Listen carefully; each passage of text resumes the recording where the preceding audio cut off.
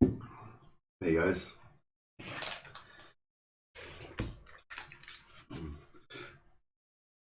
Welcome back to our possibly endless campaign. Played a few episodes of it already. I think this is currently the series we've played the most episodes of to date. So I guess it's the most endless.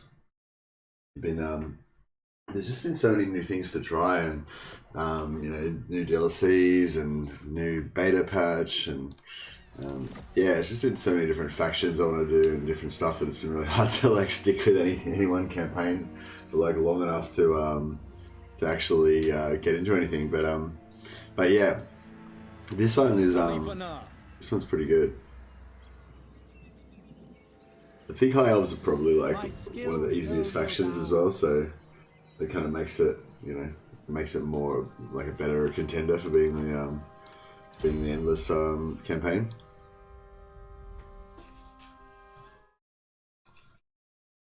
Make sure.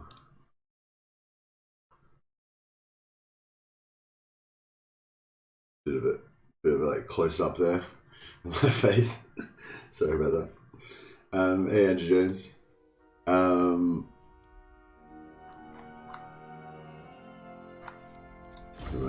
My camera a bit messed up there. Anyway, yeah, so High Elves. Thought we'd cycle back around to Alith Anar. Got to kind of get back into the campaign again and remember where I was up to.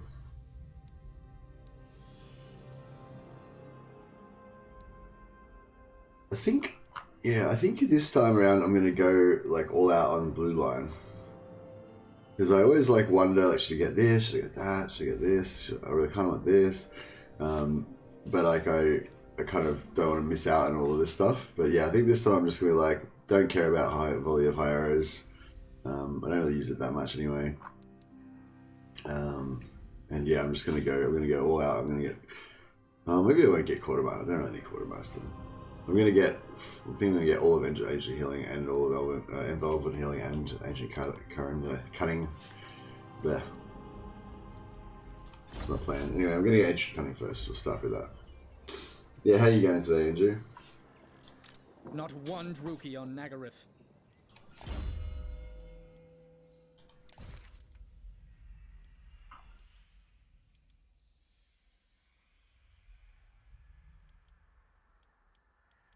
Some ancillaries to work on.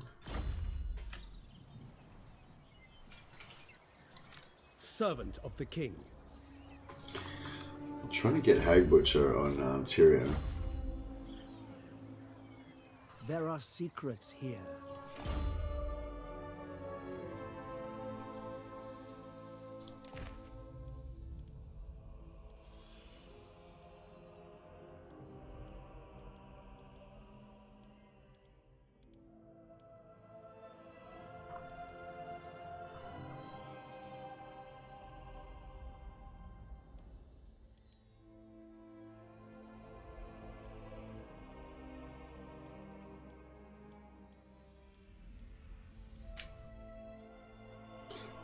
Playing some Warhammer as well. Oh, nice. What faction you play?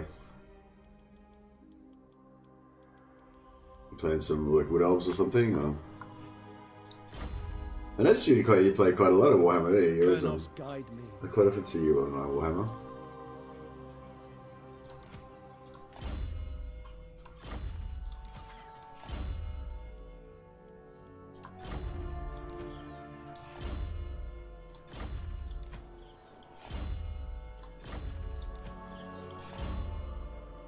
Alright. I think we need to get some court attendance in this army. Stream hype, says there was chosen. Hey! Just, yeah, it looks like it's going to be a pretty quiet one today. Excuse me. So I think we need to get some court attendance in to pump up Tyrion's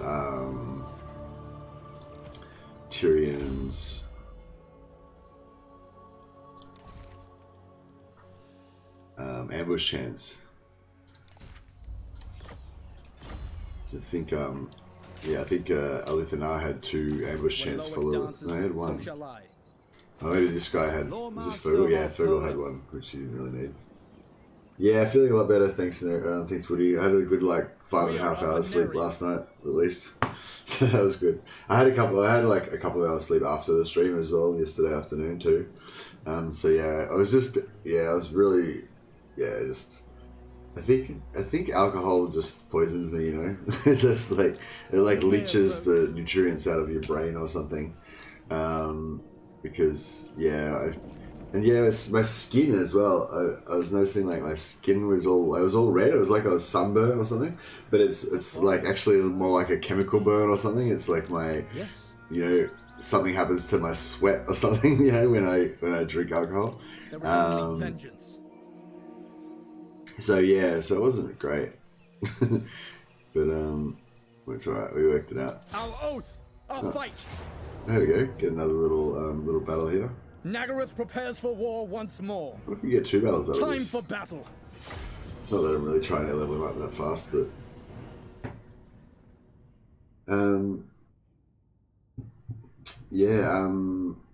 what's news that I can tell you guys about? When Chip was like, hey, no, says, why stream hype? It's like, it's not that exciting. It's just like the episode 4 of that campaign that we already played each episode. But yeah, no, it could be exciting though. I mean, I don't know. I'm always excited by High Elves. High Elves are awesome. They're just such a fun faction to play. They've just got, especially Alith Anar, like he's just got so much shit going on. But yeah, they've got so much cool stuff as well that you like. I don't know. Not always. I guess eventually every faction gets a bit boring once you start steamrolling too much. But I always feel like I'm doing cool stuff with High Elves. Wielder of the winds. Vengeance.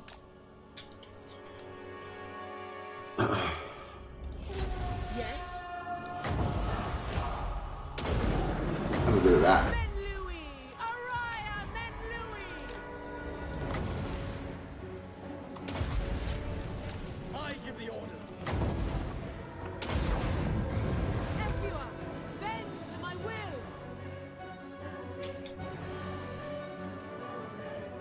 Orders received.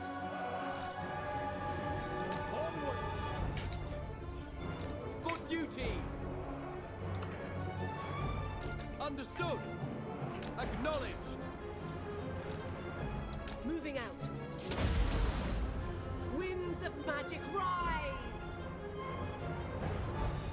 Yeah, I was very frazzled. I couldn't like remember what I was talking about half the time. It was a mess. But it didn't seem to impair anyone's enjoyment of the stream. Everyone seems to still have a good time, so I guess that's all right. The show must go on and all that. I was kind of, I don't know, I was getting a bit frustrated with my inability to get my brain to function a few times, but I was drinking coffee as well. I'm drinking coffee tonight actually as well, coffee always keeps things going. I was enjoying the campaign though. Yeah, I really like playing with Andrew, playing our dwarf campaign. It's cool.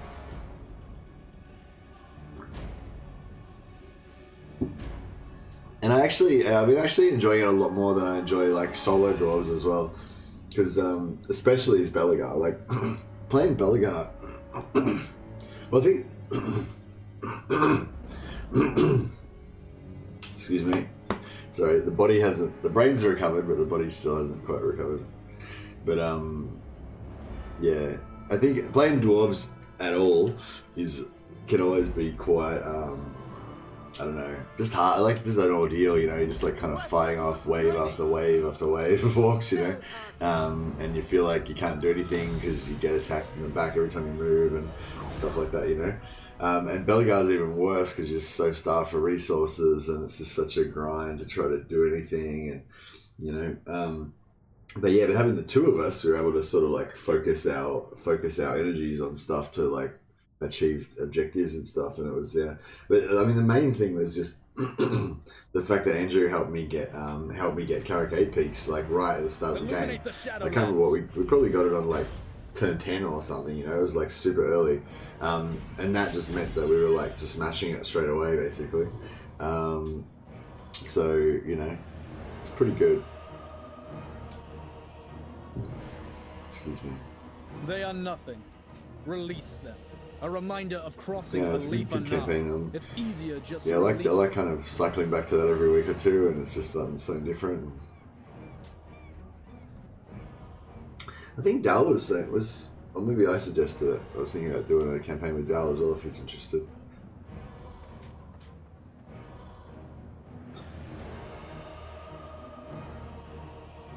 If I type slower than usual today, I'm learning how to type professionally, and now I feel like a kid learning to use a keyboard for the first time. Ah, learning to touch type now. Wow, I've actually thought about trying to learn to touch type a few times because it's such a good skill to have. belong to me now. I don't know how to touch type either. Execute them. And Alith Anar. yeah, but I've just been too lazy. Like a couple of times I've like tried, but then I've sort of practiced it for a while, but then I just kind of gave up on it, you know. Attack now. So I commend you. It's a noble ambition. You I presume. wonder if this army's going to wreck me.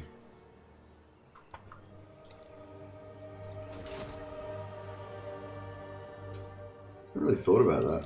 I refuse this insolence. Protector of the Everqueen.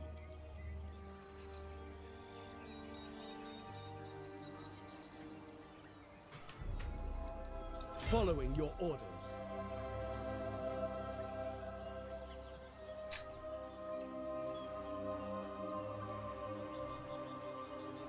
Alariel guides me. Lying in wait. Excuse me. We're recruiting down here, aren't we? Yeah. Lord Master of Hoeth. Alright, I'm gonna get checklist 2. Handmaiden of the Is this Everqueen. resistant? Yeah. Under her protection. Lawmaster. We're still going right for money. High Lawmaster. 3 armies is about the limit of what we can support, though, I think. Income-wise, we're still good as well. I mean, not income, relations-wise, I think they're still good. I'm glad my parents forced me to go to a typing class. Yeah, I kind of wish my parents had forced me to go to a typing class. Yeah, I think, Unflinching. yeah, I guess Approach and state your affairs. it's one of those things that's really useful. Especially in this sort of digital world that we find ourselves in.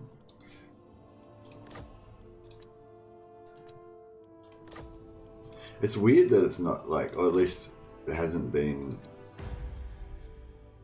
like a mandatory thing.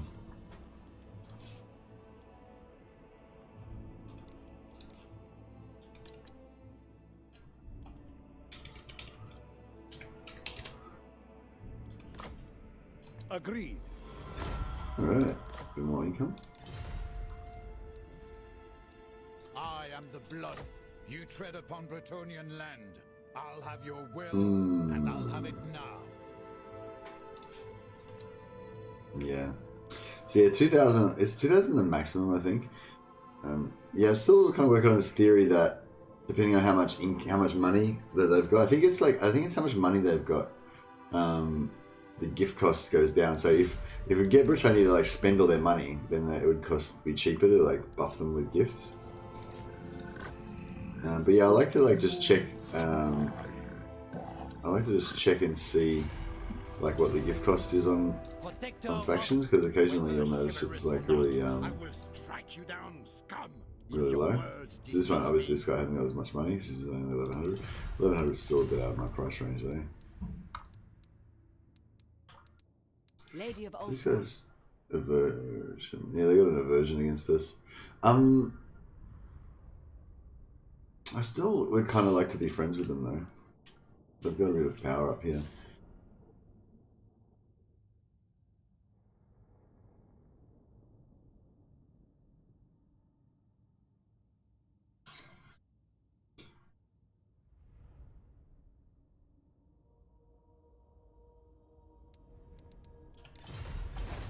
Well, we'll get another entrepreneur. I know we're maxed out now.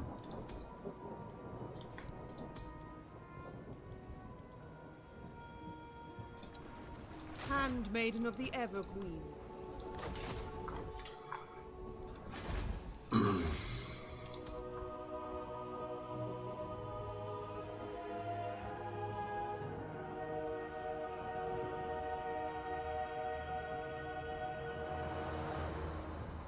Oh yeah, this one's the Homed is an interesting one. Kind of thought about this a few times, but it's like,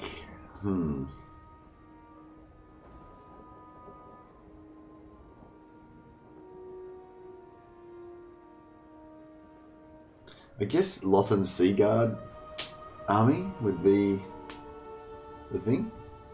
Get a Lothan Sea Guard army and then just give him like heaps of melee attack and melee defense. But he's still, he's still going to lose in shooting wars with superior shooting teams. It's not that great. Full stack of silver helms, maybe. Yeah, that could be cool. You get a full stack of silver helms and give them like you need probably about 8 of these guys. You need like plus 40 probably melee defense and melee attack to make them really indestructible in but yeah, I wonder how good that would be actually. Don't know, might be a thing to try one day.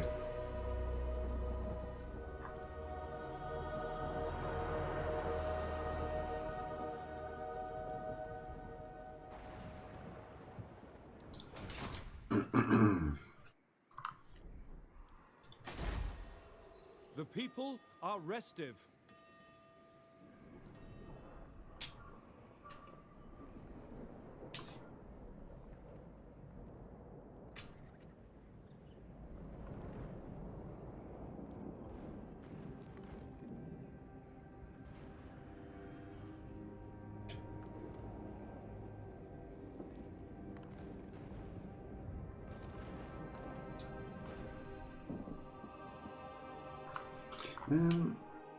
Where do I want to put a hero?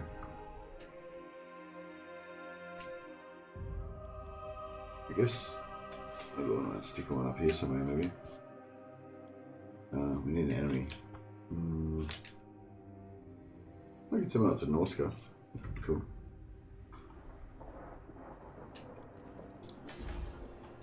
You must restore order.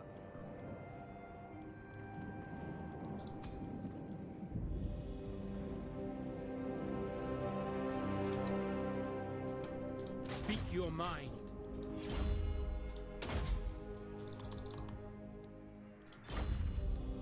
Resting for a little while. I will move momentarily. I cannot. You ask too much.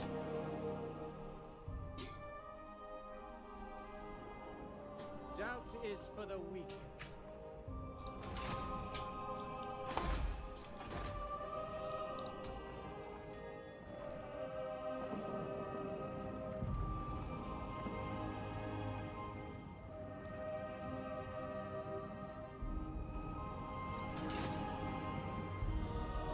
Standing by.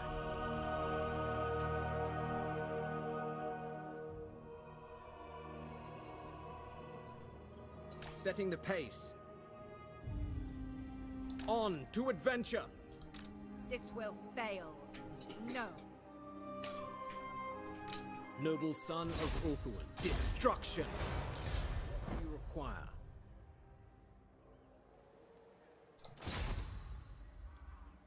There will be carnage. Anar's bidding. 7 turns This to will wait. anger my king. Mage of the White Tower. It's cool. Trace is like Moving. going. Crace? Is it Crace or Trace? I think Crace sounds better. But Creation. I don't know if that sounds right. Tracian doesn't sound right either. Yeah, maybe it's Creation. Crace. What do you seek? Hey, Woody Chopper, did you see that my icon and Dell's icon aren't the same size?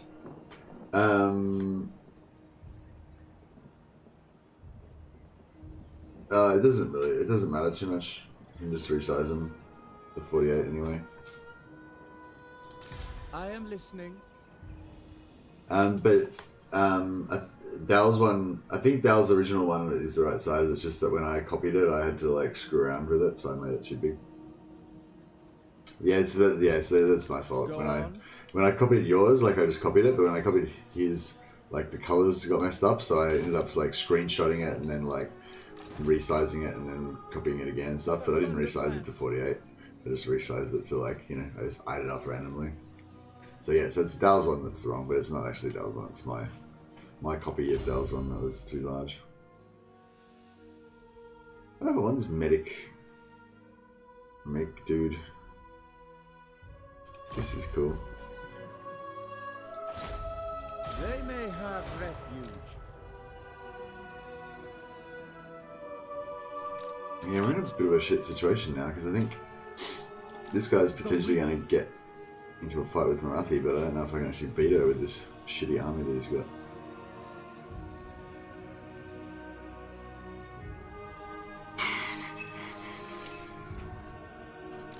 Handmaiden of Dawn's Hope. Move, Shadow Fleet. So yeah, look. So what's happened? So we've confederated all the lords, just to recap, and we're now in a war with Nagaron because Nagaron confederated Marathi, and he's just kind of like continuously sending ships down to attack the north here, which is kind of cool because it gives us stuff to do. Because you can get a bit too passive sitting in Ulthuan, you know. So it's kind of good to be getting invaded at this point in time.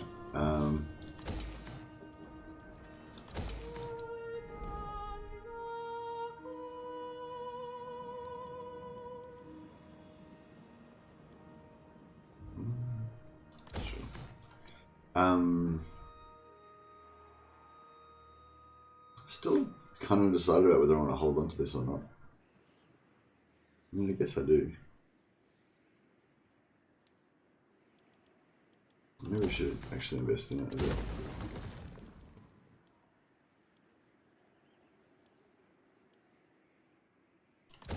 I'm probably going to lose it straight away, but yeah, whatever.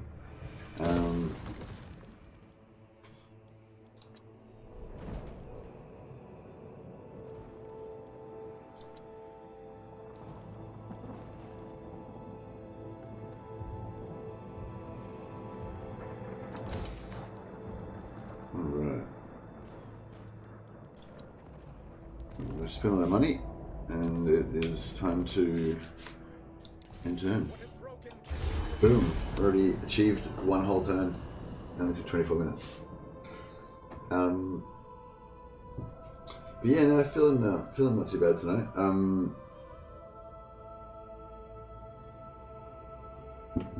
Went out for a steak dinner last night with my stepdad and my brother-in-law. So we thought we'd have a little like boys' night out without the girls. That was pretty cool. God damn it! A strong leader is needed. Actually, no, that's right. I haven't built anything in there. So.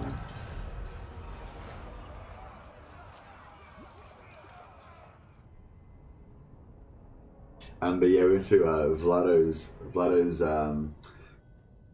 grill steakhouse. It's a bit of a historic place in Melbourne, actually. I think it opened in 1964, so it's been around for quite a long time. It's Vlado's, I believe he's an Italian guy, and he's just kind of like, I guess, been famous for just sourcing like the best beef and cooking it really well, you know, and he's got like a really they got really good wait staff there, like really experienced waiters, you know, and obviously a really good cook. But I guess the cool thing about Vlado's is that it's all about the steak. Like there's no vegetables, there's no like sauces or any of that shit. It's just, you just get steak basically. You get, there's a little bit of extra stuff. So there's some like coleslaw and some like lettuce and tomato just as a like freshener up sort of thing, side thing. But there's no like when you eat the steak, you're just kind of eating the steak. You don't like mix it with other shit, you know, so much. They have horseradish and mustard that you can have with your steak as well. But yeah, there's no like barbecue sauce or any of that shit. It's like, you know, you get that eat steak, and the steak is not even really seasoned or anything too. It's not like that's like seasoned that with, maybe you might, I don't even know if they put salt on it. It's just like really, it's just well cooked, like, you know. And sometimes, you know, you go to a steakhouse and you order it like medium rare or medium or rare or whatever, you know, and like they don't quite hit the mark, you know, and it's like, you know, your medium rare is actually like medium or rare or blue or something, you know what I mean? Whereas yeah, if you go there, like it'll be like spot on, you know. You can tell the difference between your medium rare and your rare steak, you know, and stuff like that. Pretty cool. And yeah, it's really awesome. So basically, yeah, you go there, you sit down, there'll just be some like salad on the table, and then they bring out a sausage. You get like a beef sausage made out of their like their ground steak, you know, ground like high quality steak. They use it's Australian grown, but it's Wagyu beef, so it's that like marbled, like high marble count steak, and yeah, so the first thing they bring out is sausage. Yeah, this beef sausage, just have that'll be on a plate just by itself. No nothing, just a plate with the sausage on it. You eat that. And then they bring out like a little platter with the little sweetmeats on it kind of thing, and it'll have like little pieces of steak, like tiny little pieces of steak, just like super tender, just little meat lollies, you know, and little beef hamburgers just by themselves, and also some little slices of pork, little bits of pork. And so you eat that, and then they bring out the tray with the steaks on it, and you choose whether you can only have eye fillet, porterhouse, or rump. That's the only cuts of steak that they have. So you got your choice of like the eye fillet if you want the like, you know, the really good meat with not that much marbling and stuff, you know. You got your porterhouse is kind of like your middle of the road one, you know, and then you've got your rump if you want that like really flavoursome, minerally kind of, you know, steak. But yeah, it's pretty cool. And then yeah, now they've got a new thing now. They've got they have dessert. You get pancakes with strawberries afterwards as well. So the pancakes with strawberries isn't really on the steak theme. That's just like an extra thing. But yeah, it's really cool. Like how they just really this worked out really well. Servant of the king. I'm only gonna get 1 kill out of her because she went to force march. Silly wench.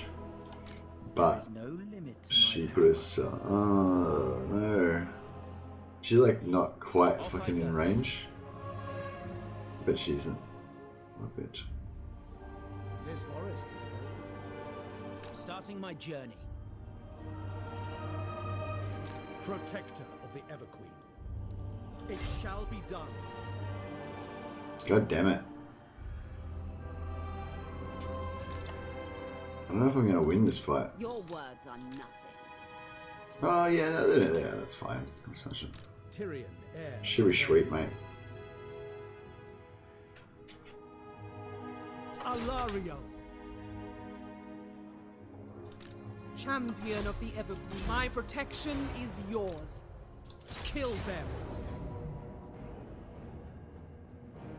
Yeah, this is interesting. What does it mean when there's like such a big thing? Does that mean that you could take heinously huge casualties, or you could take not many? It doesn't know.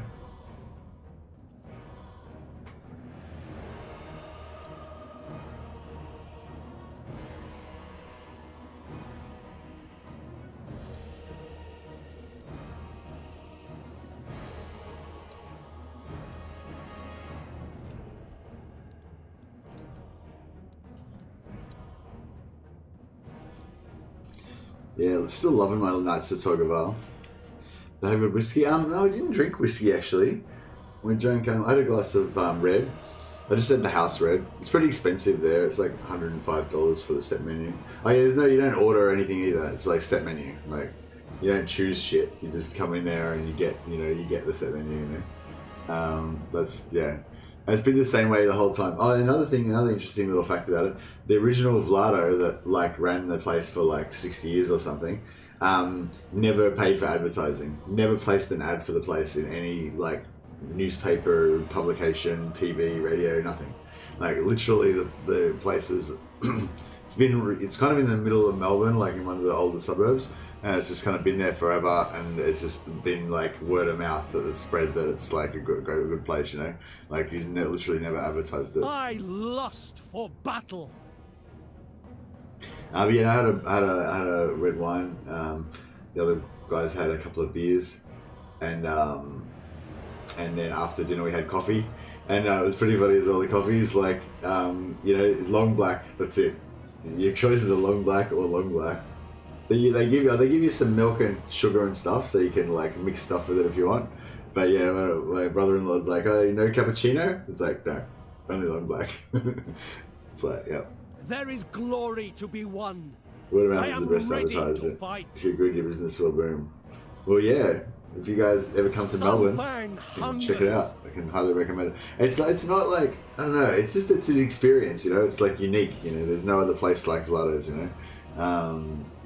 And yeah, it's just, I don't know, it's cool. Like I'm not saying that necessarily, like, that was, I guess, obviously that was Vlado's vision of the best way to have a steak, where you actually just, nothing upstages the steak, you know what I mean? Like, you know, like, and like a lot of places would be, I guess, nervous about that, you know, they wouldn't be that confident in their steak, you know, whereas here, like, you know that the steak's going to be good, you know it's going to be cooked to perfection, and you know what I mean, you don't need to hide it with sauces and shit like that, you know, it's just like, you know, yeah, I don't know, it's just a really, I know, I really like that kind of stuff, like, where you just the ingredients carry it, you know what I mean, like, it's not about spicing things up and mixing exciting different flavors and shit.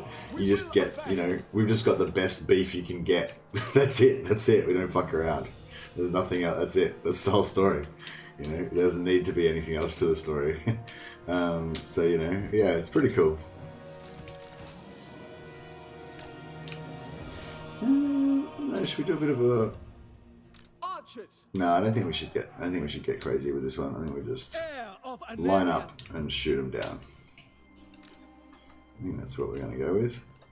I'm waiting. Put a couple of these bad boys around the place.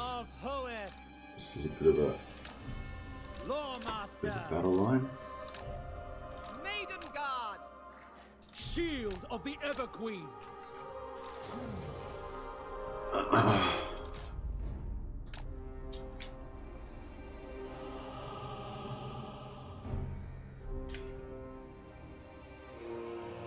For duty!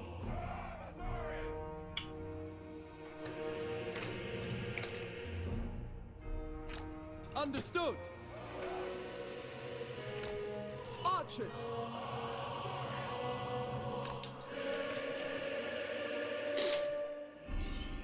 Chosen of power. I'm probably overthinking this a bit. By Alario!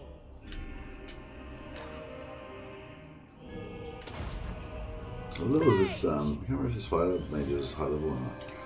I don't know. How about that?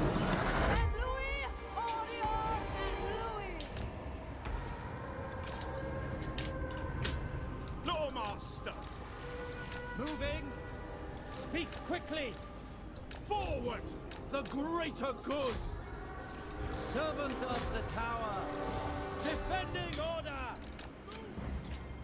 Forward! We advance! For London!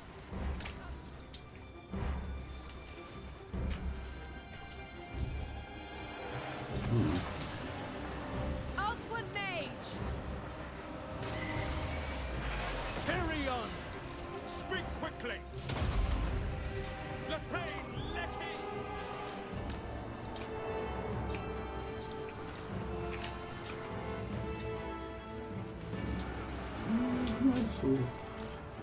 Okay, I guess.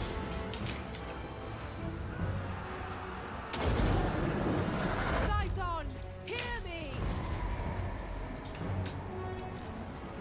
Command me. Handmaiden of the Ever Queen. I'm In waiting! the heels. Heir of They have Anarion. heels. Alright, Archers! Yes. Astute. With haste! Chosen our poet!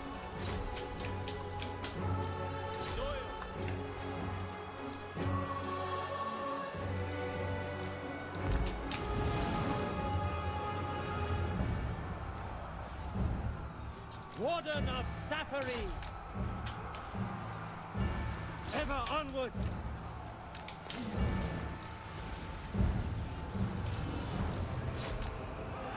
Lepain!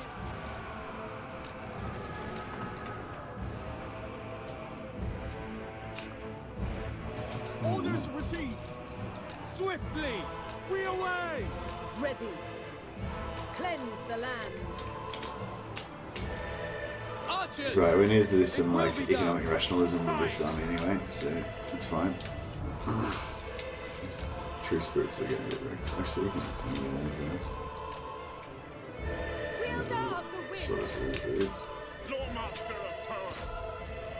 Attack! Sunfang lusts for battle. Tyrion can go 1v1 Marathi.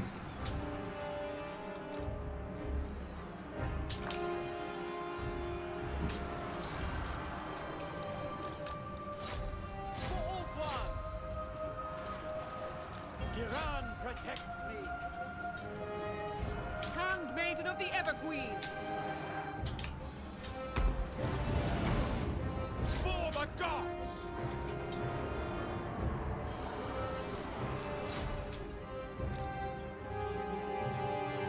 For the Everqueen.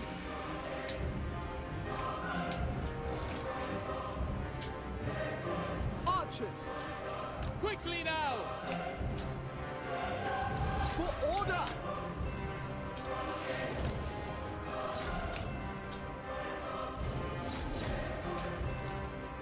For Ulthuan. Pull back.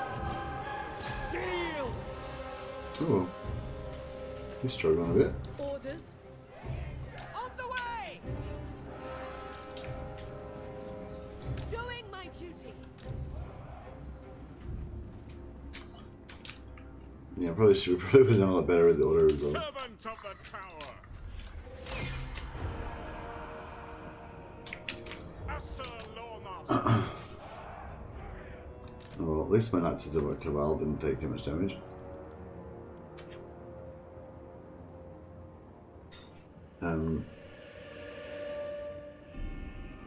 Yeah, it took a long time here in Belgium to have restaurants do cappuccino, etc. We just had amazing coffee brands, and you got the best option. You got the option for milk and sugar. Yeah, I didn't mind it actually. The coffee was quite good. It was yeah, I don't know. I like the coffee anyway. I like kind of black coffee, just so it's not bitter. You know, that's the thing. Like a lot of places, I was actually talking to a barista about it when I was in Germany. Going abroad. Kind of educated me about I it. go then. He was saying that Seeking the a lot of places when you get a long black, they screw it up because the coffee machine is set to. I don't know if any of you guys have ever worked in a cafe or anything, if you know how a coffee machine works, but it has like a handle and there's like a little cup, and then you pack the coffee grounds into it, and then you like lock that onto the machine, and it pushes like pressurized hot water through the coffee grounds, and that's how you get the cappuccino or the long black or whatever you're making, you know. So normally they're set up so that they grind the coffee grounds to the right level and everything's packed right and everything to give you a perfect single shot, which you would use for a cappuccino or a short black or a latte or something like that you're going to add milk to. But if you do a long black, how a lot of places, what they commonly do is they just run double amount of the water through, right? Which means that the coffee will burn, and you'll get like a more bitter taste. This is what the barista was telling me anyway. You know, or the other option you can do is you can just do a single shot and then do another single shot. So you get a single shot, then you pop that one off, put a fresh one on, do another single shot, and then the coffee won't burn, but the coffee will be like extremely fucking strong. You know what I mean? I'm not sure if it was burning or what it was, but anyway, yeah. Basically, he said that if you want to have a proper long black, maybe with an espresso machine, you have to actually grind the grounds differently. So they have to go and like run the grinder, you know, and grind out a special pouch for it. So yeah, that was interesting. But I don't know if that's. Well, I guess they wouldn't have to worry about, you know, regrinding it because they would have all of their shit ground the correct way for because they only do their coffee the one way. But yeah, I thought that was interesting. I wonder if they because the coffee was pretty good. Like it was just. Yeah, it was like exactly how I like my long blacks to be, actually. It was like not overly strong and not bitter at all. It was kind of like refreshing, you know? That's how I like my long blacks to be. Command me. Yeah, it was actually exactly how... I didn't even think about that, actually. I used to drink long black about the time when I got into drinking whiskey, because that's what men drink, when on my quest to become a man.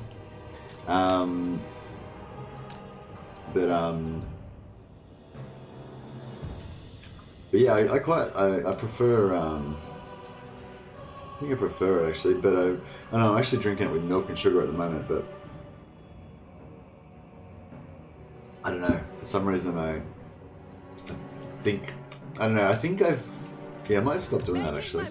I think the reasoning was that if I drink it black, it makes me more hyped up or something, like antsy. Whereas if I mix some milk with it, it'll like, you know. But I think it makes me antsy anyway, so it doesn't make any difference. So yeah, I might have to start drinking it black because it's just cleaner, you know. It's just like water and coffee. Crap.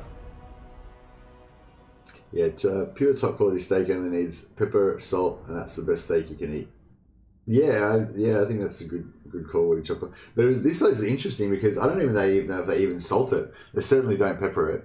You can tell if they season it before they fry it because the pepper will burn a little bit. But yeah, I don't know if they even put salt on it. It's just the they just have like horseradish and mustard. Horseradish is actually really nice. I don't know if I really have had horseradish with my steak before. It's a bit sweet, you know, like kind of a little bit sweet. Yeah, it's nice. I was actually doing horseradish. I was doing a bit of like horseradish mixed with mustard on the steak as well. I don't know if that's like, really bad form or what, but I did it anyway. It was Release delicious. them. Kill them all. Bind them. Slaves are always No, I won't useful. worry about that.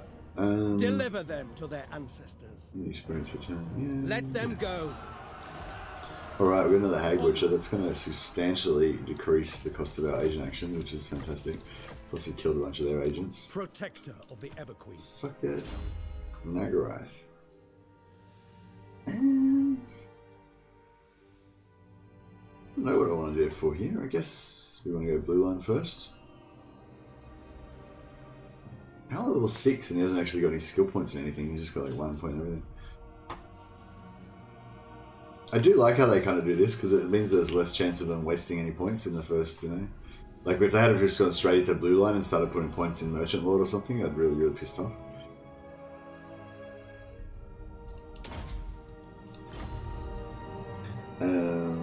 Yeah, there's different ways to make coffee. Espresso is pressed through the coffee, as you said, but we mostly filter it softly through the coffee. Yeah, filter coffee is good as well. Yeah, I think we call it like drippolator. Yeah, the one that's the one you see in American shows where you have the jug and you stick it under and it's kind of like drips through and stuff. Yeah, I don't mind drippolator coffee because that kind of makes it the way I like it as well. Like not overly strong, you know, and yeah. Yeah, no, I don't mind. That's kind of how I like my coffee, actually. I don't know if I'm a bit of a Philistine or something, but yeah, I kind of like my coffee like weak and black. Not like weak, but I don't like it to be really strong, and I hate it to be bitter. It's like I just thought that's how you had to have. Like I thought black coffee was always bitter, and that's just how you had to have it. But yeah, then I've since had good people make me coffees, and it doesn't have to be bitter. I feel like I need some Earthblood in my life. I didn't realize like no one had it. I'm like, I was getting smart with this guy and thinking, oh, I'll go for some harmonic convergence, give him a bit of mix up a bit, you know. And then I was a bit too smart. I didn't give Earthblood to anyone, so no heals.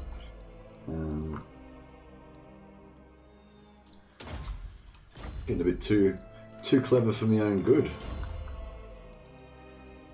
Can we get? I feel like 105 armor is not even enough to like bother with almost.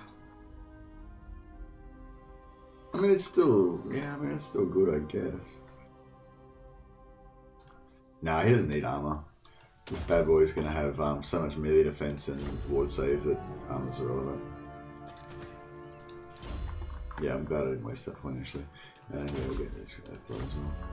Get some more heals in my life. These are the beautiful resistant handmaidens. We did actually get one of our resistant handmaidens killed early on in the game, which is pretty shit, but yeah, that's alright. Tomwood says, I will be targeting my endless rage against the Skaven instead of the Wood Elves. Oh. Good. I guess. Good. Carry on, Tom. Depending on how much energy I need in the morning, I drink it black with 1 or 2 sugars. If it's just for taste, I put milk in. Yeah, well, my theory is that my general theory is that I drink it black But as I said, like I like it to be, you know, not bitter, basically. 4, yeah. I drink it black. Unless I want like a dessert coffee, you know what I mean? If I want a bit of a lady coffee that day for some reason, I want to treat myself, then I'll have a latte and I'll put 2 sugars in it. So it's like, it might seem a little bit odd that like I go from like black with no sugar to like white with 2 sugars, but yeah, that's, I guess it just depends on, you know, yeah, it's because for different reasons, I guess. Like the black coffee is what I'll drink if I'm gonna have like, if I'm just gonna drink coffee like all day long, I'll just drink black coffee. But if I'm just gonna have like one coffee and it's gonna be like a dessert type coffee, Alith Anar. sort of treat myself type of thing, then yeah, I'll have a latte with 2 sugars usually. Now we strike. Your king calls. It's war. Well, that was quite successful. Got the hey Nuzzy, don't know if I've seen you in chat before. What faction do I enjoy the most? I think I don't know. It changes over time a little bit. At the moment, I'm enjoying Wood Elves a lot because they're brand new and they've got all these cool like new things to try out. But I think like after things settle down a bit, they're not quite going to be as good as High Elves. Like for me, I think High Elves. I've covered this ground a fair few times, obviously, but yeah, it's like High Elves, then probably like Dark Elves, then Empire. Dwarves are up there as well. Vampires, actually. I'm not sure if I like vampires or dwarves better, actually. I really like vampires because they're fun and I love having heaps of heroes and stuff, but I don't like their theme as much as dwarves. Like I just love the whole dwarven ethic, you know? Like I love the dwarfs, but they're probably not quite as cool of a, like they don't have as much cool stuff as the vampires do.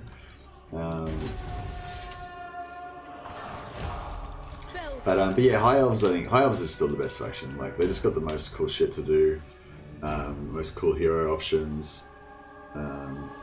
So all the elves, all the elfin factions are awesome. I wouldn't have put High Elves on that list until recently, but now they're awesome.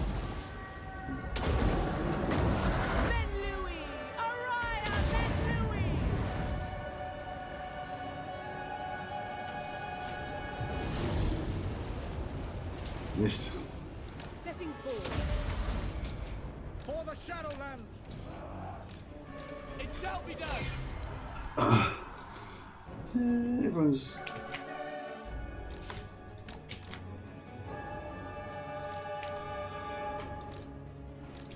I need this guy to get the experience because he's the only one that's not gold ranked now. But no, he's not gonna make it. I have to get him a bit more. I have to look after him next time.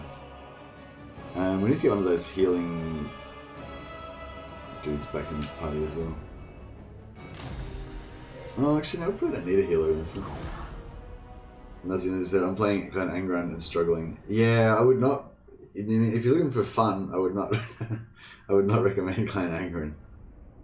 Yeah, that's the thing. Like Clan Angron is like a perfect example of how I love the faction. I love dwarves. I love Belegar's story. You know, we were talking about this last episode. Like it's kind of like Thorin Oakenshield from the Hobbit. You know, it's like this kind of almost tragic hero. You know, burdened by the weight of his ancestors. Failures basically, and this sort of like almost like honor debt. That he's got to reclaim his homeland, and his birthright and stuff like that, and he's kind of like, I guess, obsessed with that, So it's like everything about the storyline of Belegar and Angron is like totally compelling for me. Like I love that shit, but playing it fucking sucks. Like it's just like not fun at all.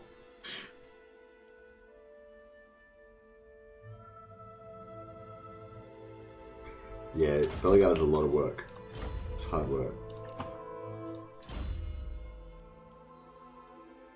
But yeah, I highly recommend playing it in co-op.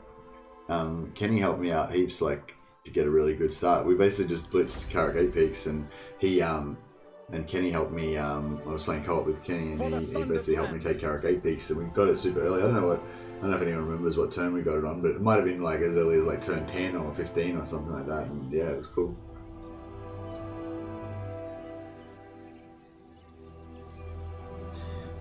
If you started with Grombrindle, you don't have to deal with them. I mean, yeah, if you start as Grombrindle, like, you have a much easier time, for sure. I hope we get Thoric Ironbrow, the Rune Lord Master, as DLC Lord in the future, accompanied by Rune Golems. I think some monsters would open up the Dwarf roster for more versatile armies. I don't know if I like Rune Golems. Really? Rune Golems are a bit like Demigryphs for me. Like, Demigryphs are, like, I don't know, it's hard to explain. It's like Demigryphs are like one of those things where, like, I think they're cool.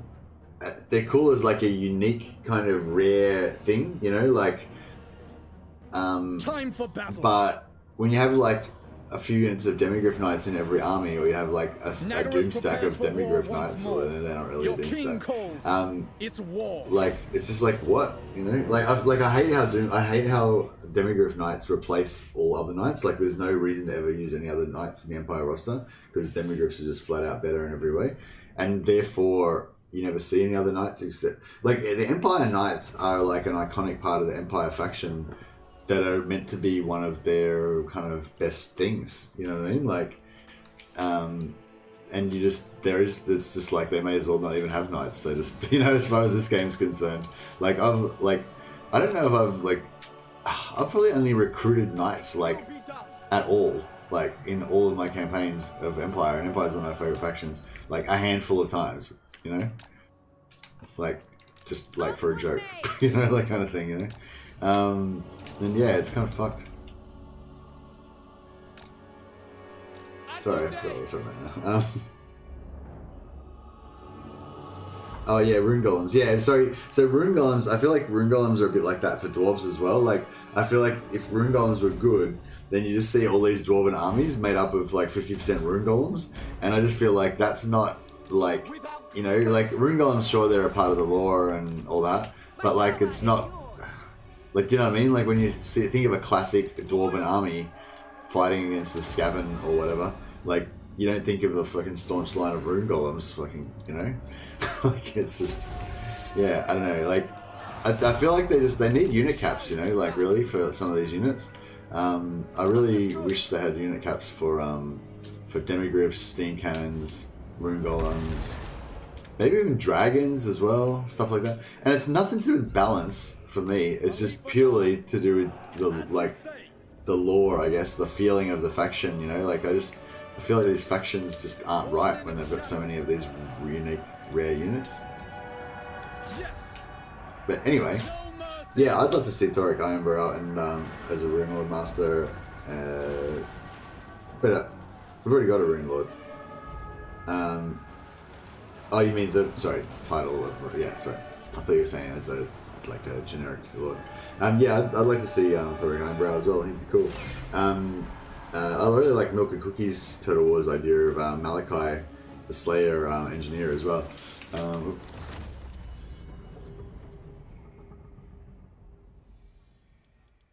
To Windows.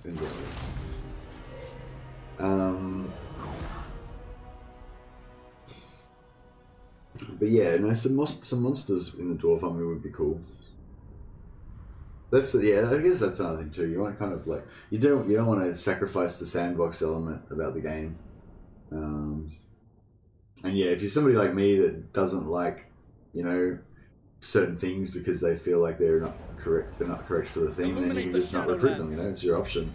I think that's always it's always good. Like, and yeah, and I do kind of try to do that sometimes. I mean, I basically, how it works out is I just don't hire either.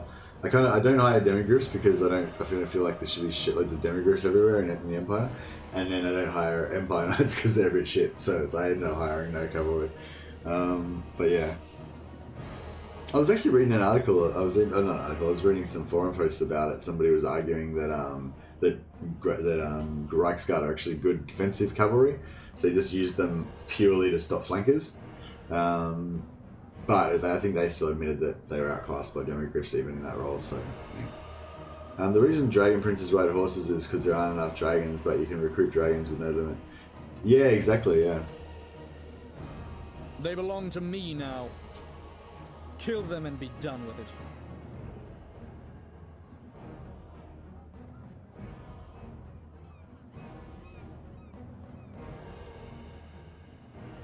It's easier just to release them. Execute them. Oh, Full-Ass Robes. That's actually really cool. That I really love that ability. That I really like this item, Full-Ass Robe. Minus 50% weapon strength, plus 50% physical resistance. It's actually really cool for Alith because you don't really want him to be in melee that much. He's mainly a he's mainly like a ranged lord. But also he's I think I just have to switch it out for this.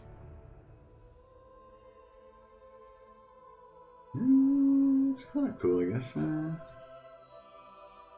Actually, you know who would be really good for? The mage, because the mage is although the mage is probably going to be on a dragon later on, but that's right. We'll give it to it now anyway.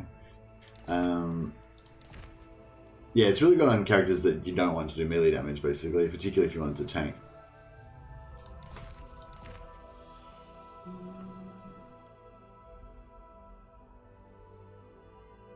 Oh, that was pretty good.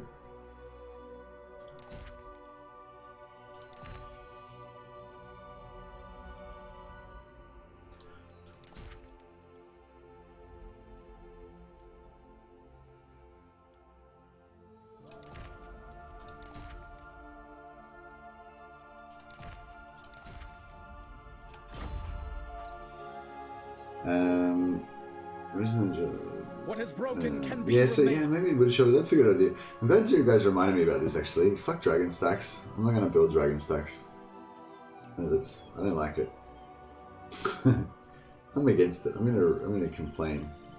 I'm not sure if I'm not sure if we should really have all like unlimited like Sisters of Avalon either, but we won't worry about that. We'll assume that there's at least like 10,000 of them, so we've got enough. How do you deal with the artillery as playing the dwarves? I'm struggling with them. Yeah, I'm not really an expert on a lot of these type of questions, Nuzzy. I'm not an expert on much, really. I guess I'm an expert on the sort of stuff that I like to do in the game, but I'm not necessarily an expert with like a lot of the... Because dwarves aren't one of my like main factions that I play, so I'm not really an expert with them.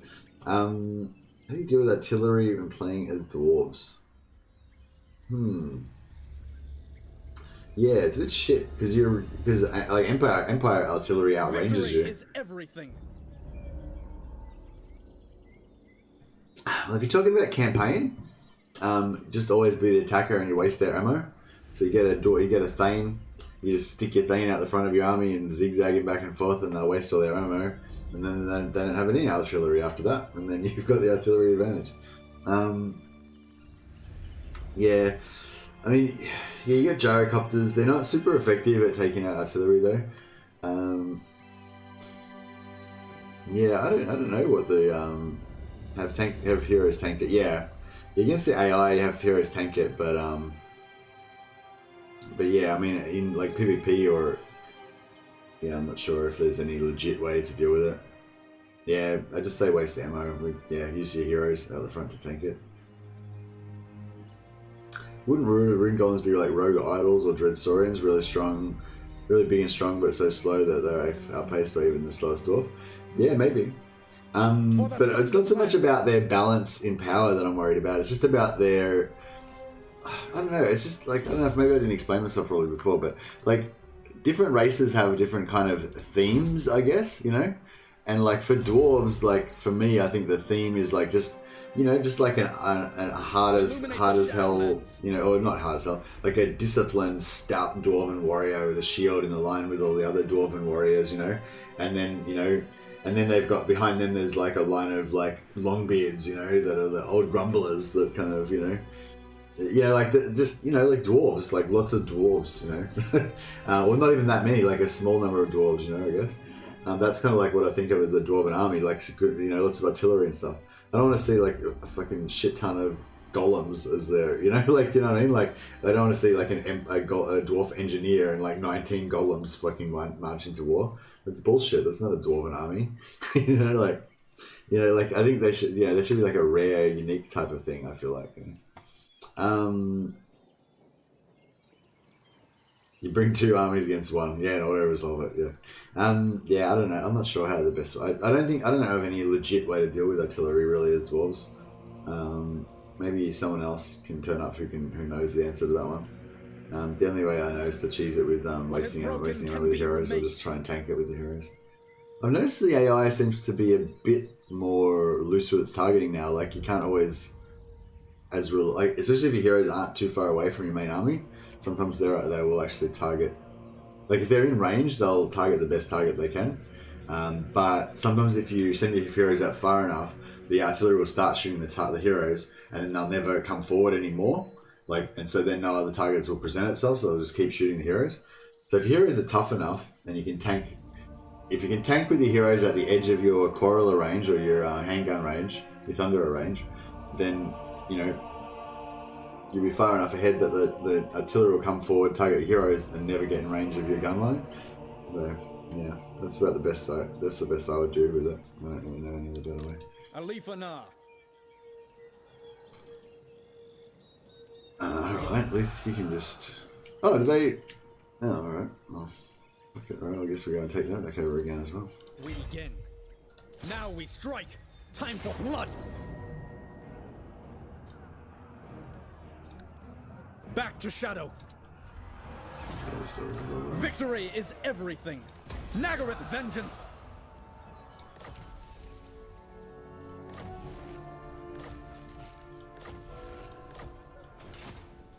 There is only vengeance. Make way. Silent travel.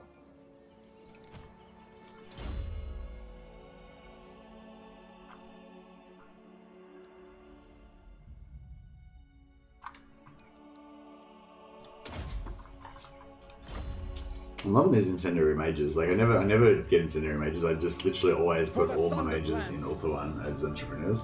So actually, this time I'm actually having mages in my armies, and it's actually pretty fun.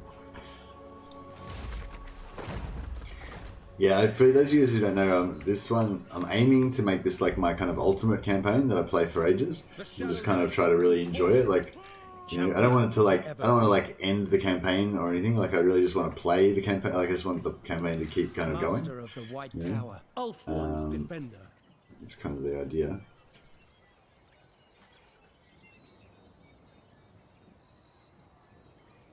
Into position.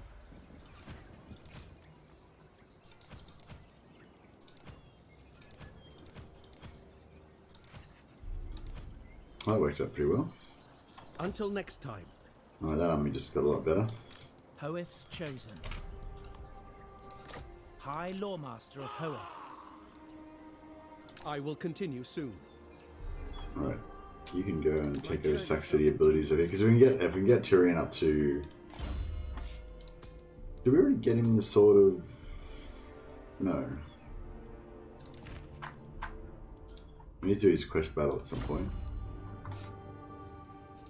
Yeah, I want to really enjoy this campaign. I want to kind of just try to do everything that I like to do in a campaign. So I want to have incendiary mages on dragons. I want to have shitloads of resistant handmaidens, and I want to put them in a white lion army and make them a crazy white lion ambush army that are really good in melee. And I want to give Teclis an army just full of lawmasters. And maybe like a couple units of swordmasters, and just have it like be a magic apocalypse, and I just want to do all that cool stuff basically. But in order for me to do all that cool stuff, I need to have a ridiculously high income, and I need to be super powerful militarily. So we're still gonna have to do all the normal things to kind of win the game basically. But just I don't want to actually win the game. I want to just keep it going for a while. That's the best way, is to always attack in settlements with walls. That way you can indeed spend the ammo and pick them up safe. Yeah, walls are instant win basically. Is there any huge difference between very hard and legendary? I don't really know actually, Nuzzy. I don't play very hard. The obvious main differences are there's no minimap in legendary, and you can't. There's no free camera. I don't think. Is there a free camera in very hard? I can't remember anyway. But yeah, there's no free camera, so you can only put the camera where your units are on the battlefield. And the main obvious reason difference is you can't save it. Yeah, it auto saves all the time, and you can't make your own saves. Excuse me. But yeah, I feel like Legendary is like. I mean, there's an argument to say that Legendary is not good because the unit balance is not great because of all the buffs that the units get. But I think that's sort of the same problem on Very Hard as well. Like, the units are all buffed weirdly and stuff, so it makes the unit balance a bit screwy. But the actual gameplay things, the strategy map stuff, like not being able to save it, having no mini-map, no pause mode in battles, yeah. Thingamabob says, I find Very Hard much easier. It doesn't have any of the Iron Man restrictions, and the AI cheats are a lot lower. Yeah, sorry about the sneezes. There's also a plus 10% upkeep from the start on Legendary. Yeah, thanks for letting me know about that thing, Bob. I didn't even. Actually, I think I did know about it. I just forgot. But thanks for reminding me. Smash it to ruins.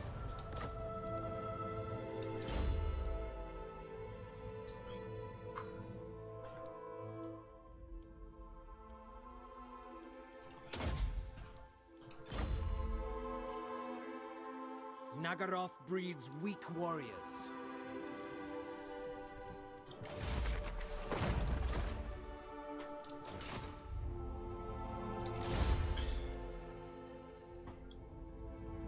Nagaroth does breed weak warriors. Druki scum. I'm liking my nobles. I'm getting some elite ass nobles. I think this guy's got the trait for yeah, assault units 15% extra casualties. Let's kill it. Let's kill some dudes. So this army's well, I only got 9 units, but yeah. We'll trash their army a bit just to practice. You have my attention. The enemy must be Oh, punished. failure. What a noob. Right, whatever, Terra. You noob. Set sail. These are just my scout assassins that I'm paying like 300 gold a turn for them to just sit around doing nothing. They keep stuffing up my assassinations. Actually, we should probably get ready, shouldn't we? Alright, so we'll send one up here. Because it's going to be either Helebron or Malekith or one of his lords. And this one, I guess we'll send down here.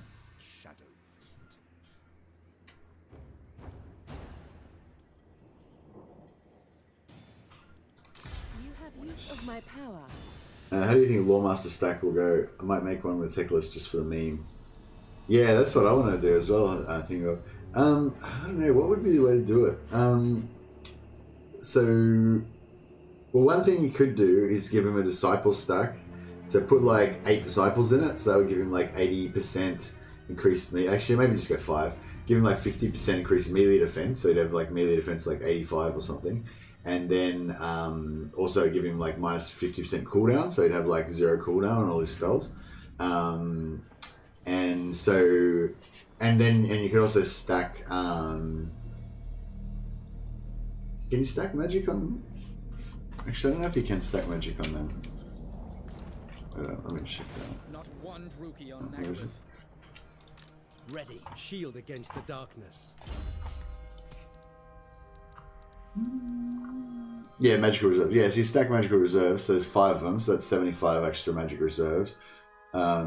Plus, he's got really fast regen. Is there any other way to stack magic on High Elves? 75 extra is not that much.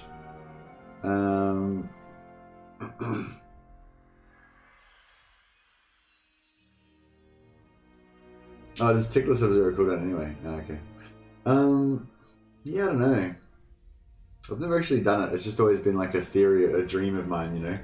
It was like something to work on after I get my White Lion meme army. But the White Lion meme army is the top priority. And then Teclis's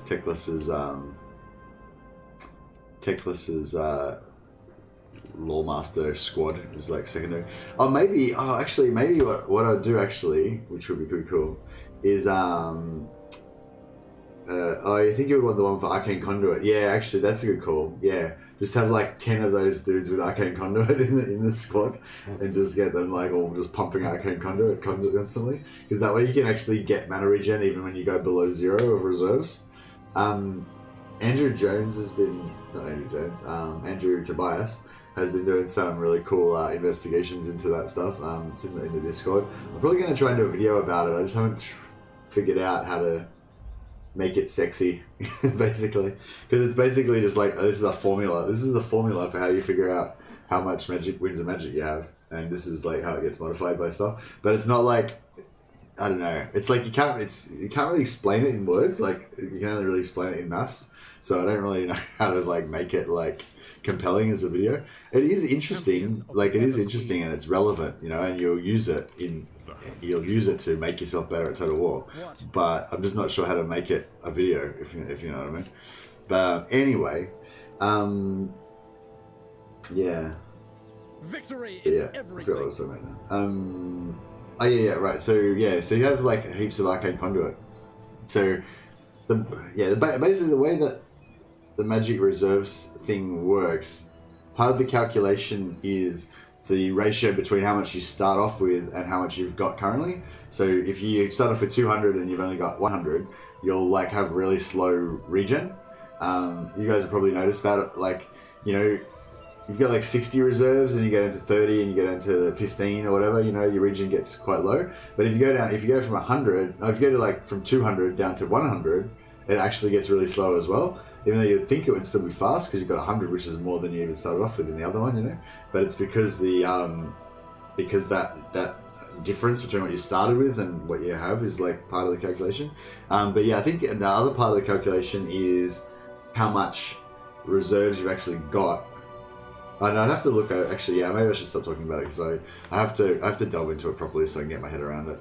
But anyway, when you use stuff like Arcane Conduit and Power of Darkness and all that, it increases the there's sort of like a multiplier, but it doesn't like, it's not like a multiplier, I don't know, like I said, you gotta put it into the formula, but there's like a multiplier that it has, and there's also an addition to your winds of magic, to your reserve winds of magic for the calculation. So when you put the formula together, you'll have like, you know, your base multiplier of 0.15, I think it is, and then you have your multiplied by some stuff and divided by some, you know, whatever, and then another factor of it is your reserve winds of magic.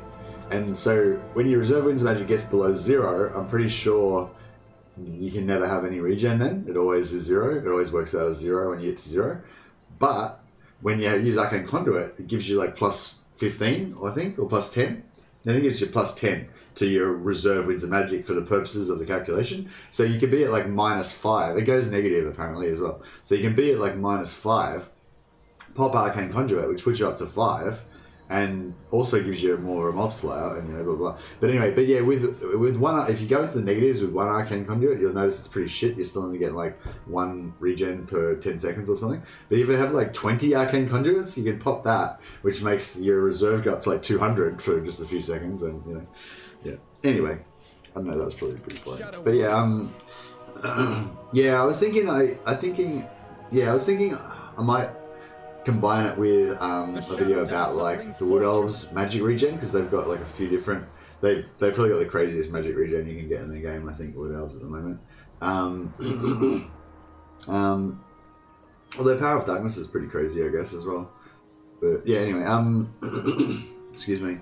So yeah, maybe I could combine it with that, but I kind of feel like it almost deserves its own video, just purely about regen. But yeah, I just feel like it'd be a bit boring for, like, you know, it wouldn't be a big draw. If I made a video entitled "This is how you calculate winds of magic with formulas and spreadsheets," like, I don't know how many people would click on that, you know.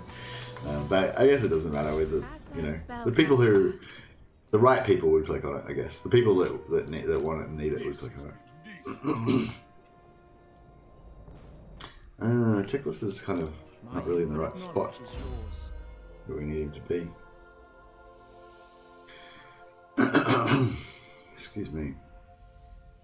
Yeah, we might temporarily retire Checklist. Oh yeah, there he is. This is the Chad Nagarath Black White Lion. High Elven Archmage. Oh yeah, some of my videos I noticed because now I've got the monetization for anyone who didn't realize. Yeah, so basically I get like a little bit of ad revenue from all my videos, so it's pretty cool. I get to see like, oh, this video made like $1 and this one made like $3 and whatever, you know. And yeah, some of my videos have gotten like restricted advertiser or whatever. Like most of them are just like monetized like normal, but a few of them have been like flagged by YouTube as like inappropriate for certain advertisers and stuff. And I'm like, yeah, like how does that work? Like did somebody like skim through my video and realized that I said fuck like 27 times, so they had to like reduce the amount of advertisers that can do it. But it doesn't give you any. It's really shit because it doesn't give you any explanation. Like it just says you can. It just says that you can challenge it if you want. You know, you can ask for them to review it or whatever. But it doesn't tell you why. You know, like yeah, it's pretty. Yeah, it's really annoying, kind of like. There's just no. It's just completely opaque. You know. It'd be really nice if they just had a little, even if they just had like 5 different categories and they're like, you know, sexual content, swearing, racism, fucking whatever, you know. So you could be like, oh yeah, I can see how that happened or whatever, you know. But yeah, they don't give you any feedback at all. It's like, yeah, it's pretty weird. Anyway, yeah, thanks for the feedback on that tech listing thing, Rob. I'll go back to the drawing board on that. Andrew Fox. Hey, Andrew Fox. I don't know if I've seen you in chat before. What I think to behold, a proper Shadow Doom stack. Do you mean the Shadow White Lions? Or yeah, I want to make a proper Shadow White Lion Doom stack. That's my ultimate goal. Well, it's not. It's one of my ultimate goals. I want to kind of do a lot of stuff with this campaign. Assuming we don't lose, we're starting to get into that period where we potentially can get killed by Malekith and lose the game. So hopefully I can kind of hold it down. How about these guys? Getting all up in my business. You like no-name green fuckers. Who do you think you are coming down here and like messing with me? What's my strength rank? See, I'm strength rank number 6, bro. Who are you? You're not even on the list, bro. I don't even know you. Does anyone know who this guy is? Here we go. Current car. You're like 33. Jesus. Gonna have to give them a spanking at some point. But yeah, we're probably gonna lose Arnheim just after I spent heaps of money on it. We'll get over there in time. I keep like not investing it because I feel like I'm not gonna defend it. But now I keep defending it. And it hasn't really developed. I'm not going to send Tyrion over there. I could send Alith Anar over there, maybe. Loic dances, so shall I. Her servant. Yeah, there's no reason why Alith can't go over there, I guess. My forces advance.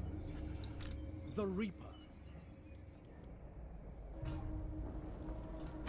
You got this, bro. Thanks, Juno. Give me the confidence I need to succeed.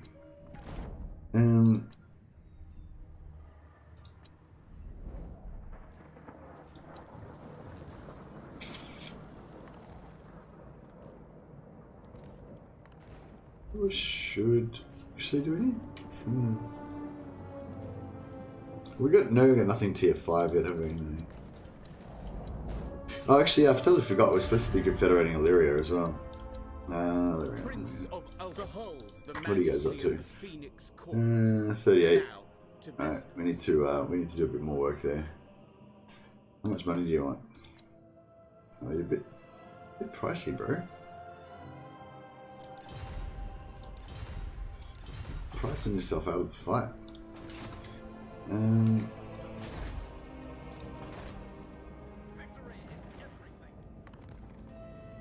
Got entrepreneurs there, but I don't know if I want to spend.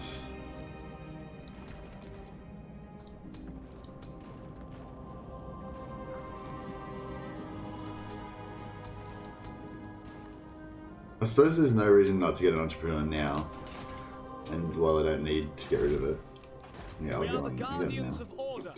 There's 7440. Handmaiden of the Everqueen. Yeah, there's like 600 gold just from that one. Handmaiden of the Everqueen.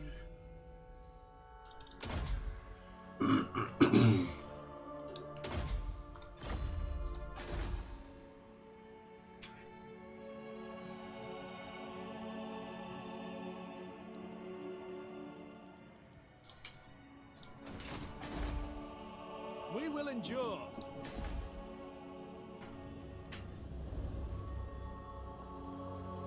We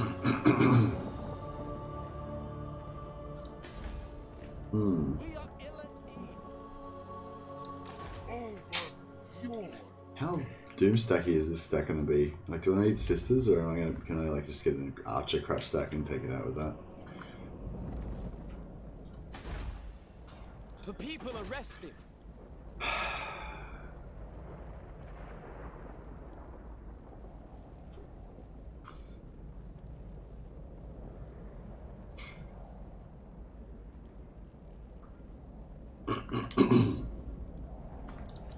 Maybe we'll get Alastar. Get Alastar back on the scene. He's already Hagwitch, you know.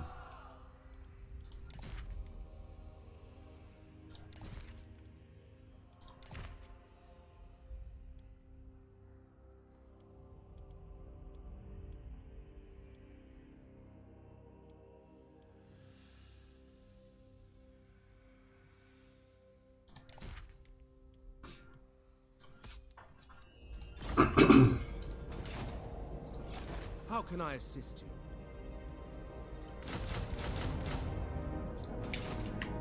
Yeah, we can definitely get another army going.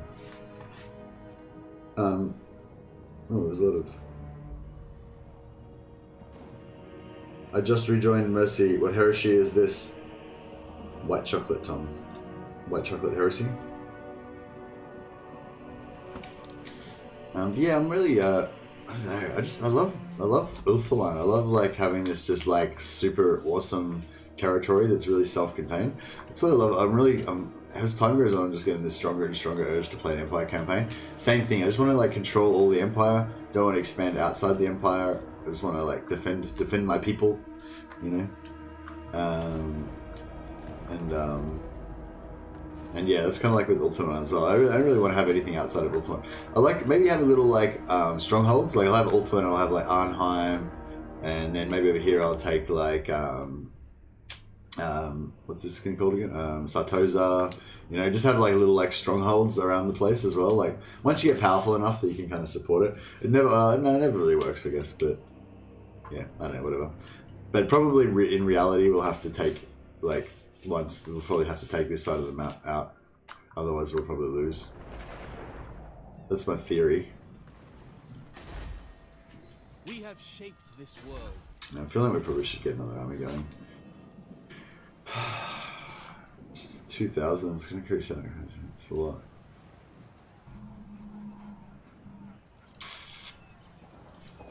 Prince Elthar.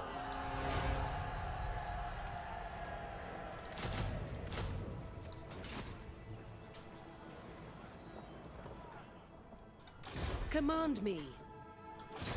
I sense items of power. I know. Oh yeah, I was going to say we haven't, like, I don't think we've done a full study of the High Elven ancillaries and their triggers, because as we were talking about with the dwarves last time, it's always nice to have a little bit of a system when you're farming your ancillaries. Hey, Roger Bloxham, RPGing. Oh yeah, doing some RPGing for the High Elves. I think maybe I should read some High Elf lore. I think that's one thing I've let myself down with a little bit with Warhammer. I really haven't read a lot of wars. Read a lot of the novels and stuff. I've only really read much. I've only really read Empire-based stuff. I think I've read all those like I've read all the like Ambassador ones, and I can't really remember the names of them now. The soldiers type ones about soldiers, and the Blackguard, the vampires, all the stuff about Vlad and Elizabella and the witch hunters and stuff. It's mainly all like Empire or Sylvania centric stuff is all the Warhammer stuff I've read, and like 2 or 3 of the Go Trick books maybe. But yeah, so I don't really know much about the High Elves. What was I doing? Oh yeah, looking at the Discord. Just check the Discord and see what trait triggers we can go for. Because sometimes you can manipulate things a little bit just to increase your chances of getting the ancillaries that you want, which is cool. Rebellion there, cool. That's fine. If it survives long enough, we might build some walls there.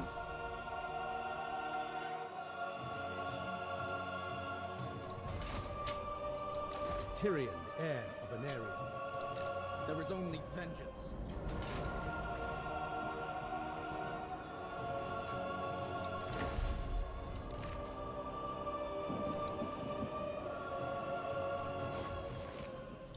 Oh, nice.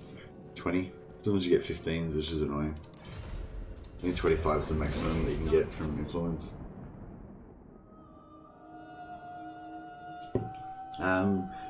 Roger.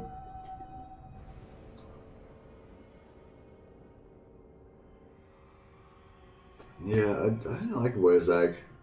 I just don't like, I don't know, I don't really like naked factions, hey. That's why I don't like Wood Elves. I like things with armor. I know he's got physical resistance and he's really powerful and stuff, but it's just, I don't know. I just can't roleplay as Wurzag, you know. It's actually a good read, not just for Warhammer fans. I mean, it varies wildly depending on which book, you know. But I'd say in general, the thing about Warhammer books, and there are some exceptions, but the thing to remember about Warhammer books is that they're not science fiction, you know, like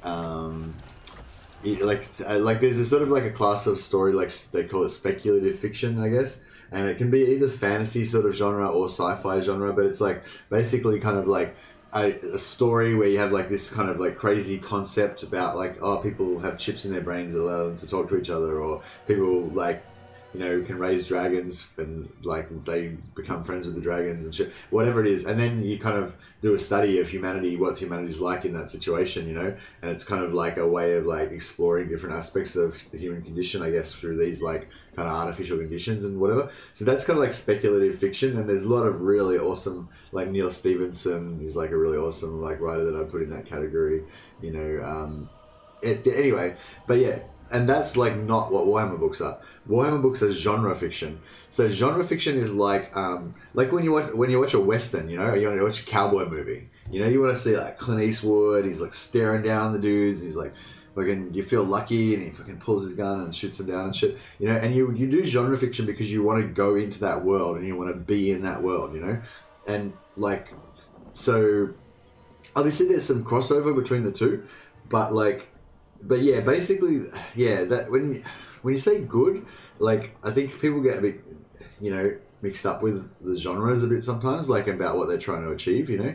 Like, Warhammer books aren't, like, they're not, like, you know what I mean? They're not speculative fiction. They're not trying to, like, but, yeah, I don't know if I'm, like, fucking explaining this very well, but anyway, the main thing with Warhammer is that, you know, when you read a Warhammer book, it's because you want to go to the Warhammer world. You want to be in there. You want to see all those little things that are familiar that you love about Warhammer, you know, plus some new things that you didn't know about. But you want it to feel right and fit into your, like, kind of view of Warhammer, I guess, and stuff like that, you know. And so, yeah, a lot of them do that really well. But some of them are good, are well written. Yeah, I guess maybe you're probably talking about whether they're well written, whether they're structured, whether they're technically good novels with like a good story arc and character development and all that kind of stuff. So yeah, I mean, probably not as much as other things because it's genre fiction. You know, it's like a Batman comic. You know what I mean? Like there's certain things that it has to always have in it. You know, like. And Batman's character can never really change, you know. You can find out more about his character, but he can't actually ever change because he's always going to be Batman, you know. It's a bit like that with a lot of the Warhammer novels. But anyway, I'm pretty sure that's not even the fucking question that you asked, so sorry about that. But anyway, but yeah, I think everyone agrees that the Gotrek books are really good. Just like great like romps, you know. And they're really good in that genre thing of like, it's basically like you know, Felix is always going to be scared and he's going to be like, you know, not really a bit reticent about getting involved in whatever this dangerous situation is. And Gotrek's always going to be, it's the right thing to do. Let's kill everyone. You know, like, and he doesn't give a shit about what the challenge is or anything, you know, and he's always just going to go in and kill everyone. And then Felix is going to have no choice but to just follow him, and somehow they'll just survive, mainly by strength of Gotrek's just ultimate ability to slaughter everything and just not die under any circumstances. And, you know, and that genre sort of aspect of it, like, it's always going to deliver, you know, you're always going to get that, there's always going to deliver on those feelings, those triggers, you know. But you know, but they still have interesting stuff in it as well. One Druki on Nagaryth. But yeah, I'd say the Go Trick books are really good. I really enjoyed the Blackguard series as well. But yeah, I wasn't thinking critically about them as, you know, judging on whether they were good as, in terms of literature at the time. I was just enjoying immersing myself in the genre, you know. So yeah, I can't really answer that question. I really enjoyed the Ambassador series. That's the last ones I watched. I read, sorry. It's about an old Empire general who's like, he's probably his late 50s or something like that. Maybe he's even 60, you know. And he's sort of retired from being a general, but he's now an ambassador because he's like so respected because of his like military service and stuff. He's the ambassador to Kislev, and yeah, it's really cool. And he ends up having to lead an army again and stuff, and because there's like chaos invasion. Pretty awesome. Yeah, it's called the Ambassador series, I think.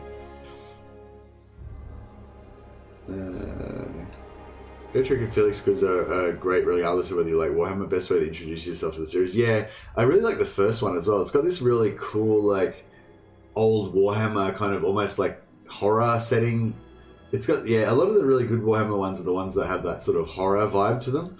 The vampire ones are good too, I think, like that. My noble got just wounded the turn I got him immortality. Nice. Gotrek is actually bad because of the supply lines, especially on Legendary. No, they fixed that, Matthew. Yeah, we'll get rid of that. Yeah, he's actually really good now. He's still like, I don't know, I still don't really like him, but especially as dwarves because you can get 10 of him. What? Can you just hire 10 Gotreks? It's pretty weird. But yeah, nice free Lord and Hero. It's really good. It's really good how you can like for any faction that can use Gotrek and Felix, it's really cool because you can just get like a free army burst, you know? It's kind of like having a Black Ark, you know? There's no supply lines for that army.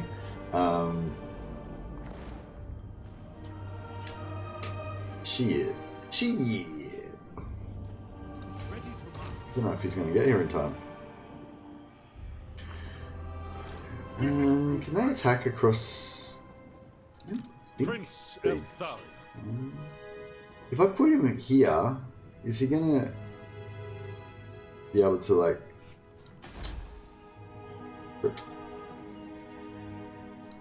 Ivresis Guardian.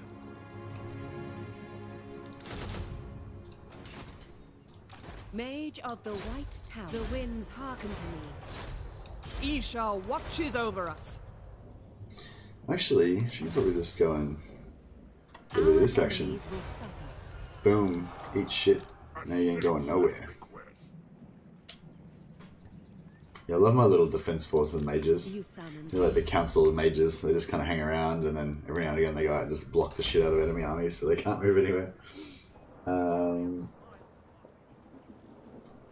get 10 Gotreks, you move in and out of the zone with the notification such as tech open. You also get it for 20 turns each time you do it.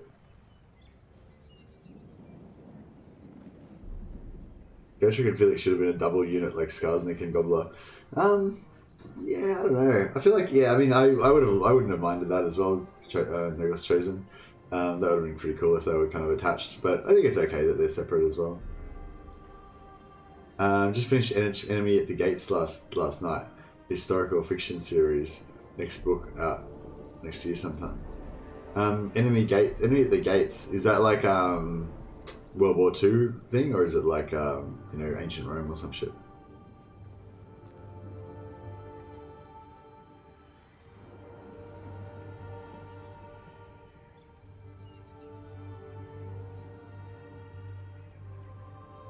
What do you think about adding Gotrek to the High Elves? Can actually, I don't know. The High Elves don't have any like tavern type buildings, do they? So they can't get him, I guess.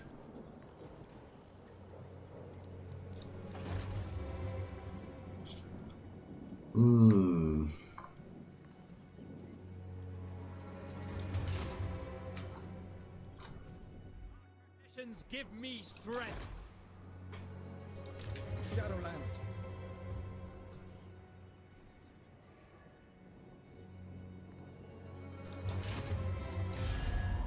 Guardian of the Phoenix. I will receive your petition in the name of the Phoenix King. Bro, he's fucking on Ulthuan. You've got the Guardian. Enemies will not get a foothold upon the homeland. What happened to that, Gilgalion? I'm pretty sure that not Drew. Mallory Hill was looking up the personalities and stuff like that, and I'm pretty sure Illyrian might be one of the ones that's got like a shit personality that won't like make any agreements with you.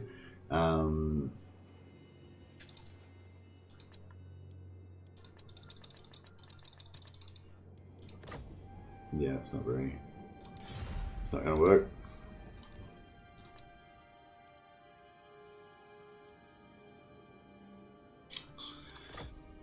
I will see to it. It's a bit expensive. Wise indeed.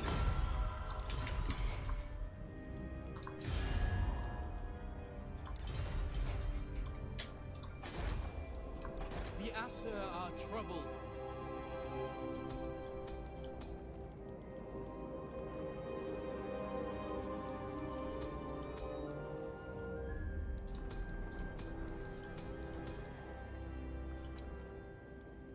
Handmaiden of the Everqueen.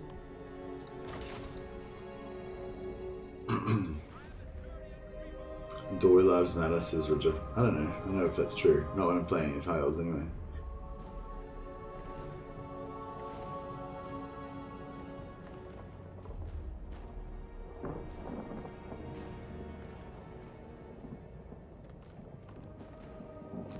Would Skaven Lives Matter ever be a thing? No.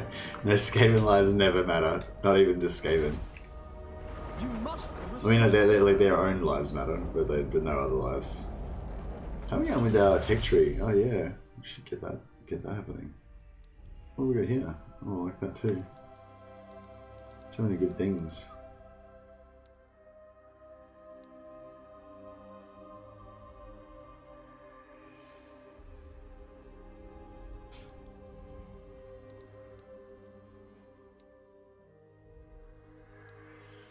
Oh yeah.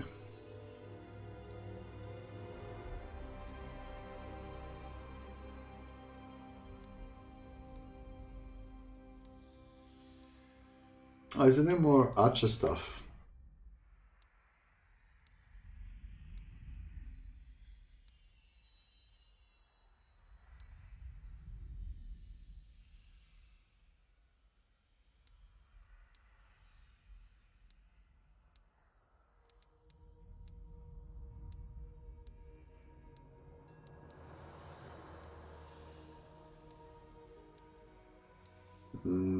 Our physical resistance and melee defense for handmaidens is pretty powerful, but it's a ways off yet. I wouldn't mind getting this. How much is that? 17 turns. That's a pretty long time.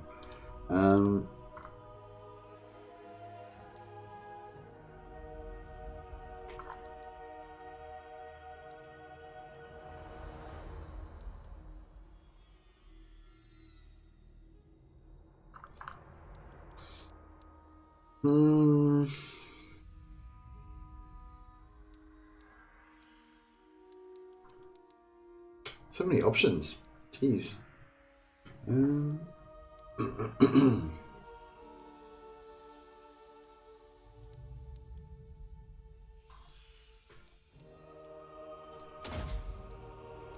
get that unlocked. Yeah. Assistants better than walkers? Yes, I'd say so. Just because their damage output. I mean, walkers are pretty good. It depends on what you're fighting against, basically. If they're low armor targets, then I'd say, yeah. If they're low armor then I'd say Shadow Walkers are better because they got the poison and they can just kite all day long. So they can pretty much just destroy anything, you know. But against high armor targets, you know. So yeah, I'd say early game Shadow Walkers are probably better, but this is just my feeling. I haven't like tested it. It's not based on any like calculations or anything, you know. I just feel like, yeah, early game Shadow Walkers are just indestructible killing machines, basically. But yeah, late game, yeah. Like if you had like a full army of like Chaos Knights versus a full army of Shadow Walkers, I think the Shadow Walkers would probably be a bit screwed, you know. But the sisters would probably own them, you know. Shadowwalkers melee and missile. Yeah, Shadowwalkers can be pretty good in melee as well, but so can sisters. Yeah, I don't know. It's sort of, and the thing is, late game as well, you're gonna have a lot more technologies unlocked. So the sisters are gonna be like super high melee defense and all that stuff. Need me? But yeah, so yeah, I think the generally accepted is the sisters are better. But I think early game, well, early game 1 you don't have any sisters, Give the word. and so they're not really an option. There will be carnage. But yeah. But yeah, no, late game, well, yeah, I don't know. You only really want Shadowwalkers in that Alith Anar's army anyway. Yeah, I would never consider taking Shadowwalkers in any other army other than Alith Anar's. Then maybe even in Alith Anar's it's not that great, I don't know. I think last time Legend did a kind of study on it, he figured that he decided that they were kind of about the same, maybe-ish, if they were in Alith Anar's army. So I assume that means he would think that, you know, sisters are hands down better for everyone that isn't in Alith Anar's army. Madness will consume the Druki.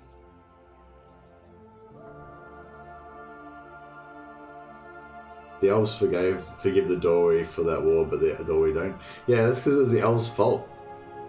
Dwarves have got nothing to apologise for. Best melee in the game, all races. Sisters of Avalon. Because they only have to melee about like 3 dudes that actually make it to them. The rest are all dead.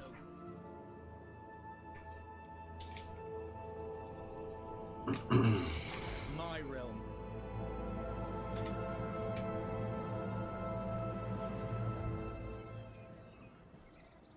God damn it.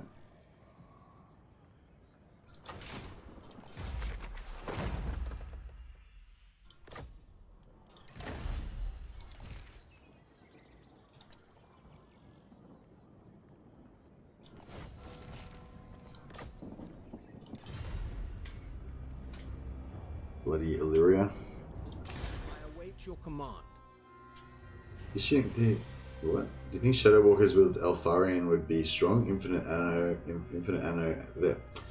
ammo equals infinite kiting. I don't even know that Eltharion got infinite ammo. That's pretty cool. What are we doing here? 24 turns still. Yeah, we're practicing our assassination now. So yeah, basically I level them up with Gather Influence, and then I keep smashing armies until they get the army killing trait, and then I start practicing their assassination skills. Their life is forfeit. Oh, that's right. We're looking up ancillaries. I totally forgot about that.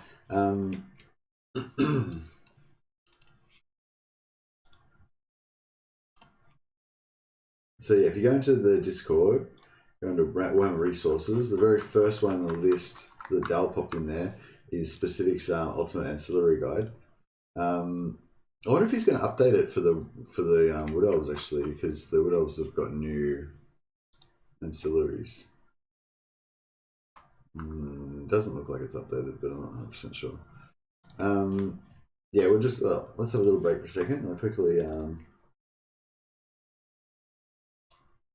talk about this.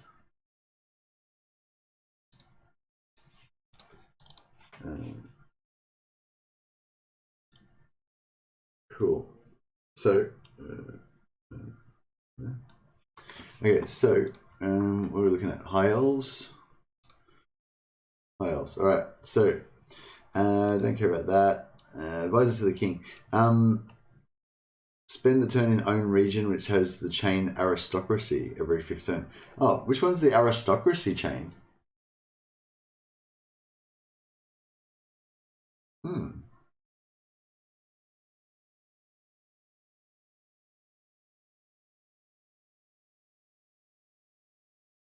And it's 25% every 5th turn, so that's pretty cool. So we have like a bunch of if we have a bunch of like growth sisters camped in a thing or something. Oh, actually, no, we'll get that from the mages sitting in Ulthuan.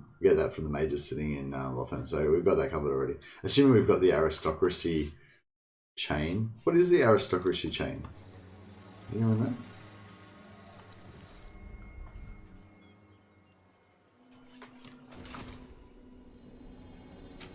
Let's just quickly check this out. Aristocracy is a noble chain. Yeah, that sounds right. Aristocracy, yeah, it is. Okay, cool. So we've got the aristocracy chain, and we've got like some dudes that are going to be sitting. They're just going to be sitting in there for ages, so it's fine. So we've got that covered. That one's quite good. Plus 12% tax rate to the local province. I don't think every type of hero can. I think you can only put it on lords.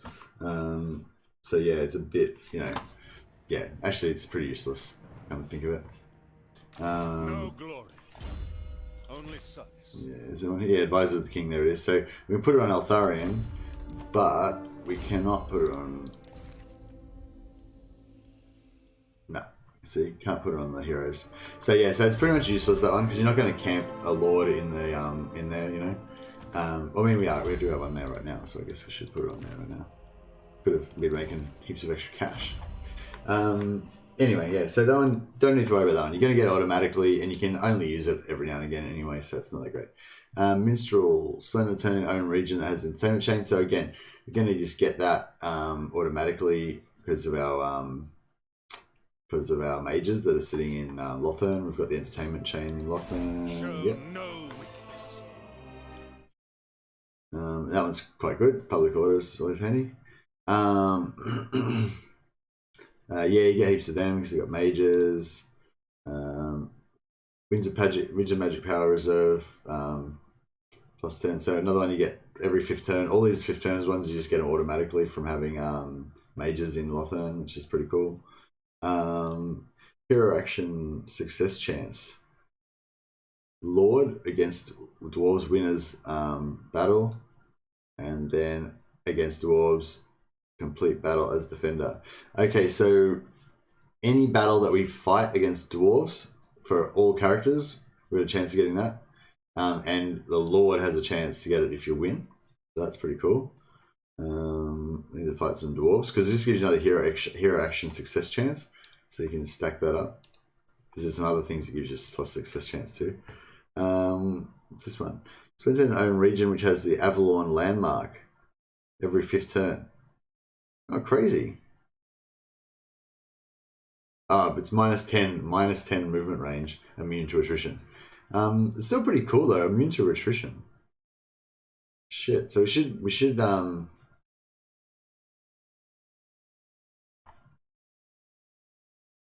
we don't have that yet. Once we get to tier 5, we need to camp somebody in Avalon to get that. It's pretty cool. Just useful thing to have. Fucking hell, melee defense plus 10 for dragon units. Spend a turn in own region which has dragons. Holy shit. I need to get some of those. Oh, it's only we can only put it on the Lord though. Still pretty awesome. Definitely need that. Enemy hero success chance. Yep. Spend it says dragons. Okay, so we need to make a dragon. We need to maybe build a dragon thing in Ulthuan, so we can get some of those. Yeah, that's another enemy hero success chance on top of the other enemy hero success chance. So we can potentially get minus 20% hero success chance on all our heroes. That's going to be really good late game. I'm going to try and get some of those. Oh, another immune to attrition. Color landmark. Hero success chance. Yeah, this one's really good. I like this one.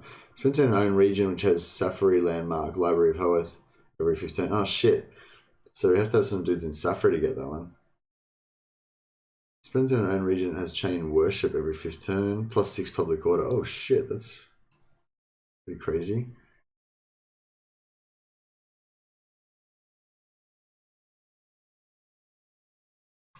Oh man, I'm rethinking everything now. We don't have enough building slots. Actually, My powers are these yours chicks, to are command. they local province? Okay, so that's cool. So if we build a temple in one of these places instead of the walls, we could put the put one of the mages in there and get that. Yeah, so okay, so that's pretty cool. We can get some of those by putting a temple in like Shrine of Ashurian or something, and then putting one of the mages in there. And then every 5th turn we'll have a 25% chance of getting that. Court Attendant. This one's we get pretty common. So hero. Perform action against another. Okay, so every time we perform an action against another character, we've got a chance of getting this. Court Attendant.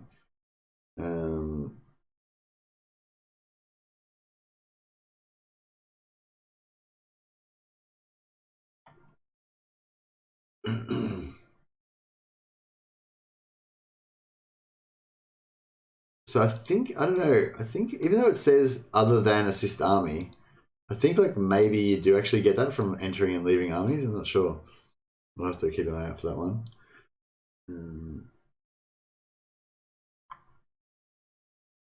Oh, here we go, Druki Hunter. Fail an action against another hero, another character other than assist army. So that one's really cool. We can just every time we fail an action, we've got 25% chance of getting that. Another character. Oh, so you can do that against armies as well. Okay, so we need to do lots of army actions. Line of sight, whatever. Yeah, whatever. Rank up and faction has 40% turn in public order. Oh, that's easy. So you're automatically going to get that anyway. All you have to do is rank up and have 40% trade.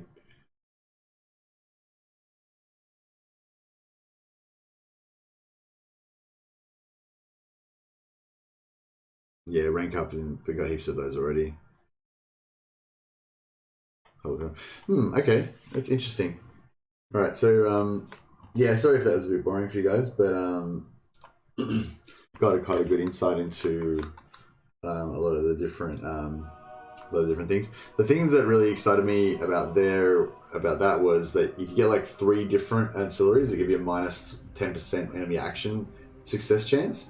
So, you know, we like eventually when we like are the global police and we're just having our agents going and wrecking everybody, we can have our agents having minus 30% enemy success chance, plus our agents will be level 40, and we can just go around like executing all the enemy dudes and stuff.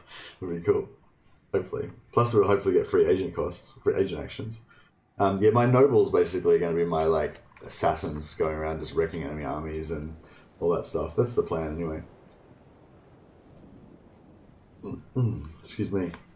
Sorry if I missed a bit of chat. Was any of this stuff directed at me? I don't see any at mercy, so I assume you guys are just kind of chatting to yourselves a lot of the time. Yeah, so I think I was only up to Thingyabob's comment. Do you think Shadow Walkers with Eltharion would be good because of infinite ammo? I didn't even know that Eltharion had infinite ammo. How does he get infinite ammo? Do you know where in the tree it is?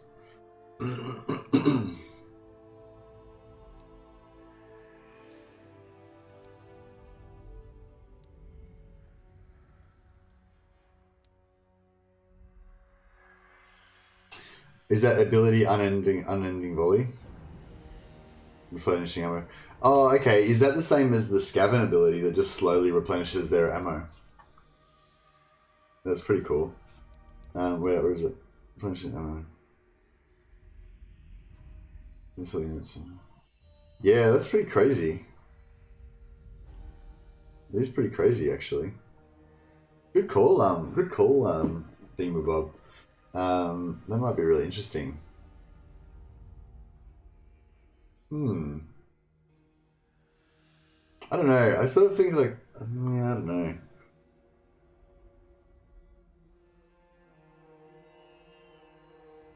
Maybe.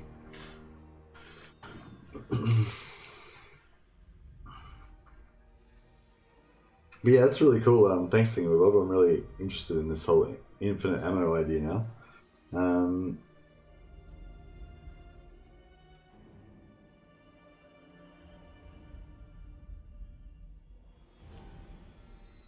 Yeah, you could probably I think a fair few people have done videos about which things are the best in melee and stuff.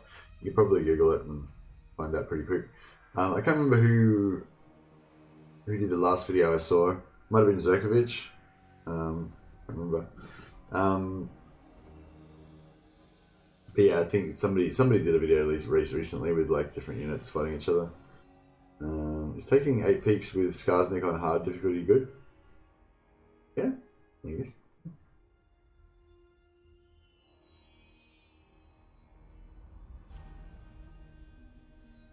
Killer, hey Mercy, Chaos on Legendary? What about Chaos on Legendary? Oh, as in terms of them being what? I don't know what's the question. Just this Chaos on Legendary. What about them? Chaos the most OP faction in the game at the moment. You mean with Archaon's plus 30% melee damage? Me, false, very wrong. Lol. They are if you do the infinite money cheese. I don't think that they are even with the infinite money cheese thingamabob. Well, how does the infinite money cheese help you? Like, you can still only have like one army. You're gated by growth. I know. I mean, I don't know. I mean, I haven't tried it, but like, you know, I imagine that I would still very easily die and lose the Chaos campaign even with infinite money. But maybe that's just because I'm terrible. It'd definitely be, you know, powerful, but yeah. Oh, is the Chaos Invasion? Yeah, the Chaos Invasion's on Legendary, yeah. Sorry, yeah, sorry, I just didn't get what you meant at all, sorry, Caracal. Yeah, it's on Legendary. I don't know if I'll be able to handle it on Legendary, but I guess we'll find out in another 40 turns. Also, so much money it breaks the game and becomes a negative number. Well, Legend got it so high it went from red to green and he broke $1 trillion or so income. Wow. Anyway, yeah, cool. So I'm really interested in this break upon the walls, unending volley from missile units. That's interesting. And they do, because they do kind of run out of ammo. That is kind of like the one thing about the Shadow Warriors. Like, you're just kiting the shit out of like 2 enemy armies with your 1 enemy army, and then they run out of ammo.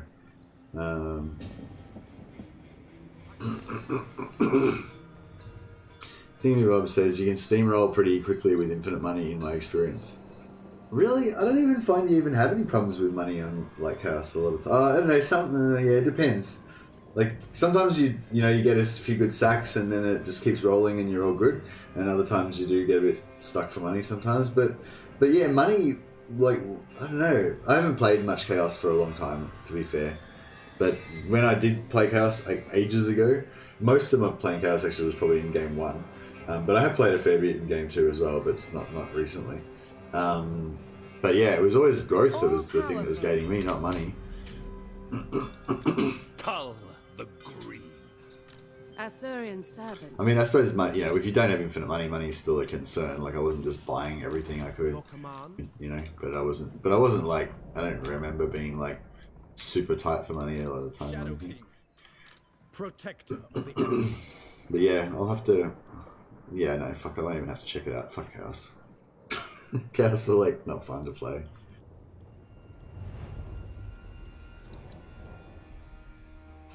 Alright, so we've pretty much spent all our money, so I think we're done for this turn. We are ill at ease.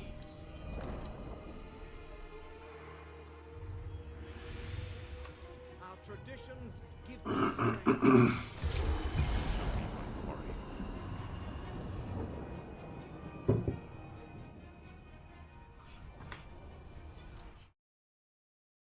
Oh, you didn't read my comments today, so apologies if you left a comment on a video. I haven't read them.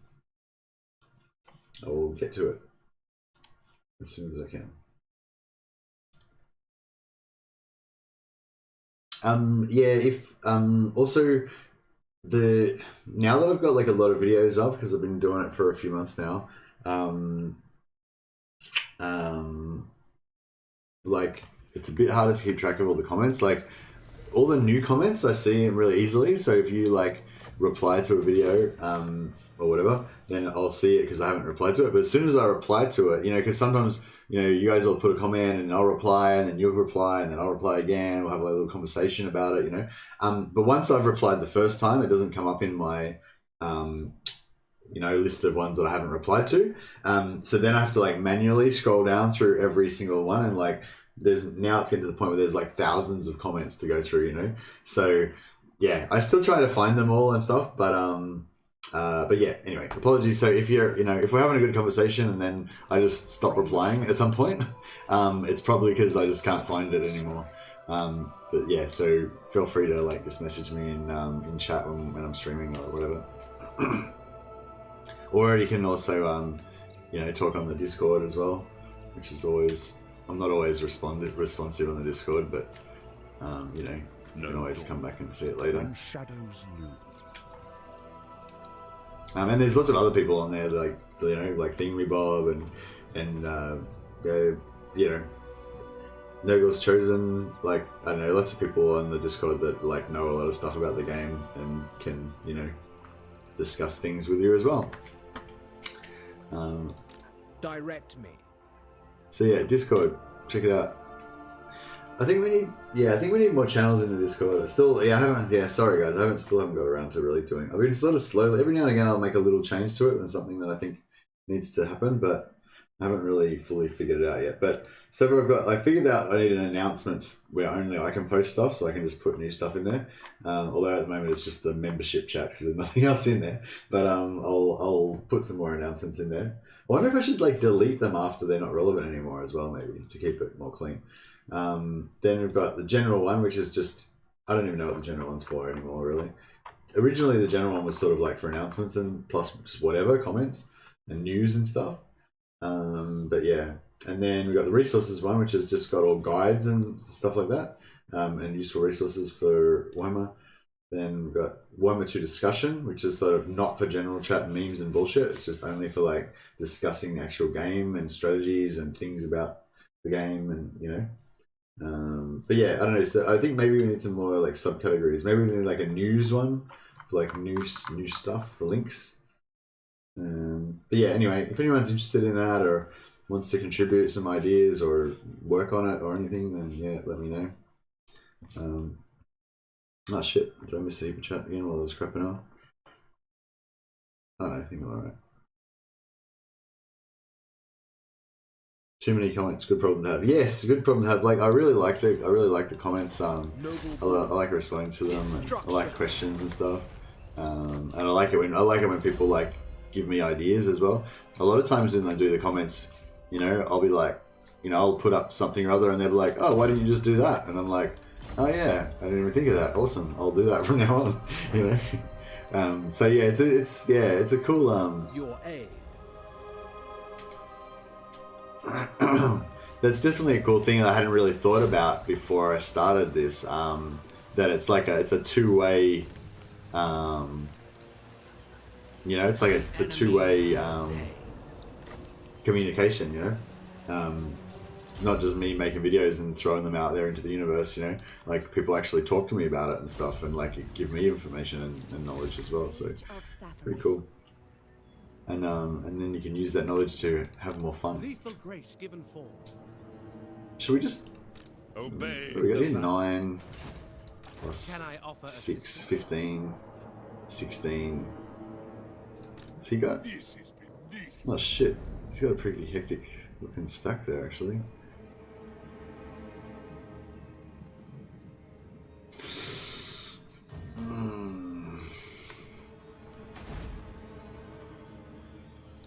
Ever loyal. I will do my duty.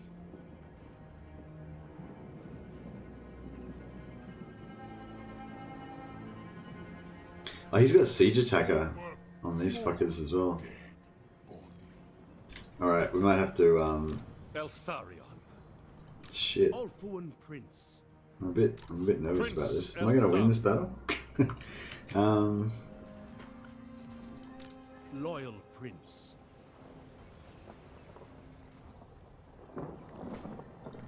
Joy is wanton. What do we got? Right, we're gonna go some archers. Archers are always good. Sisters, yeah. Maybe some staunch line of halberds.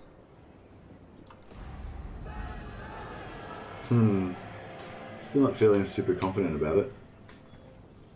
My life for Tor Ifris. Never falter. Asa Sorceress. I sense items of power. Highborn.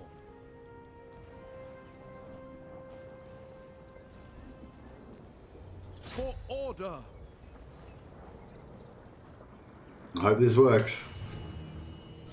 The Warden of Tor Ivres. Maybe I should get some more. I've got no more money. Duty is purpose. Ambush. Fuck. Ambush is kind of shit because I might just auto resolve it. Fuck it. This is our sworn. That worked out perfectly. I'm a genius. Their only worth is service. Coin is all they are worth. Ooh. You could go a bit of that action. Heed Ulthuan's call. And it kind of paid for itself almost.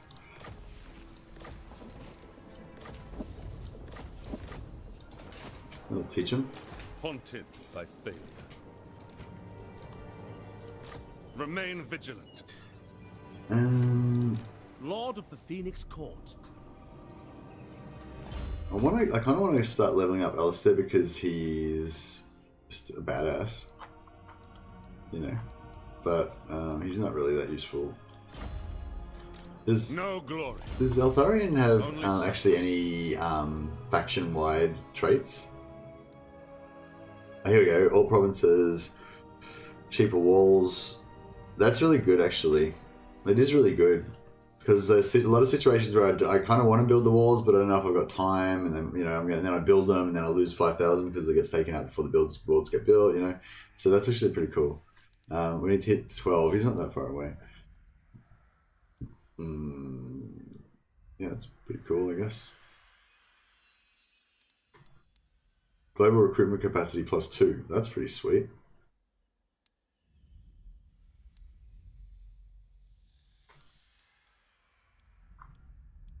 Okay, yeah, so we just need to, I just want to kind of like level all of them up to the point where they get their global skills. So this guy, no, it's pretty annoying, he's got this shit. Well, I think what I want to do with him basically is make him like archer plus flying hero. So I want to have like him, maybe maybe another incendiary mage, and also a noble on a hawk, and have them just be like a crazy assault flying crew. And then just have have like a sword master, a lore master, for a little bit of extra heals maybe, and also the tank of it, and then just have a couple of sisters. I think that'll be a good army for him. Yeah. But anyway, long story short. How can I assist you? I will avenge. Lethal grace given form. Marching out. Ulthuan expects. The winds guide me. Forward! The Warden. Spellcrafter. I serve the king. Starting out. My life for Tor Ivres. Hesitation is unacceptable. On ahead! We must not overextend ourselves.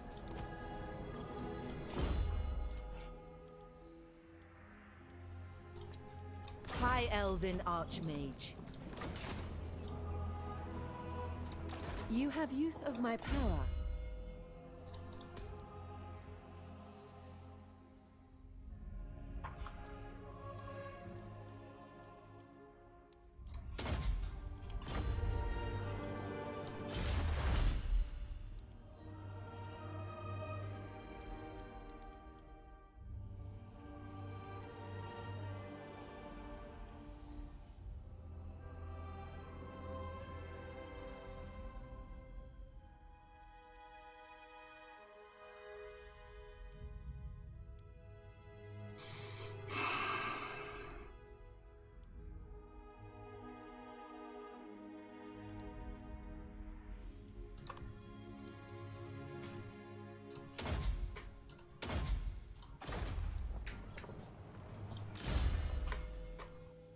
Yeah, and comments are good. I think comments are good for YouTube algorithm and stuff like that as well. Although I think one of the main things with the YouTube algorithm maybe is like early growth or whatever. Like Ulthuan. I don't really like the look of that.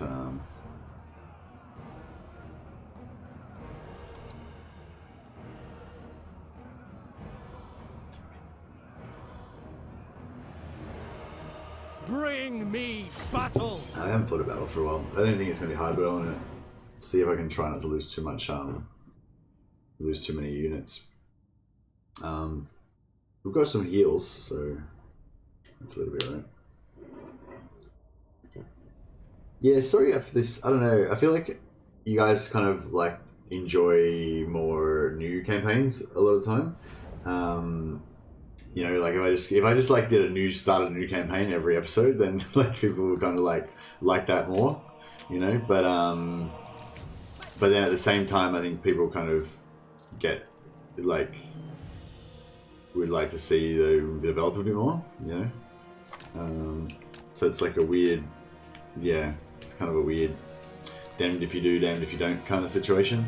I think like, yeah, people like the newness is like kind of what people want, and I like it as well. Like I get this sort of restart itis. I've always got new ideas I want to try out, you know, different faction I want to play and stuff like that. Orders.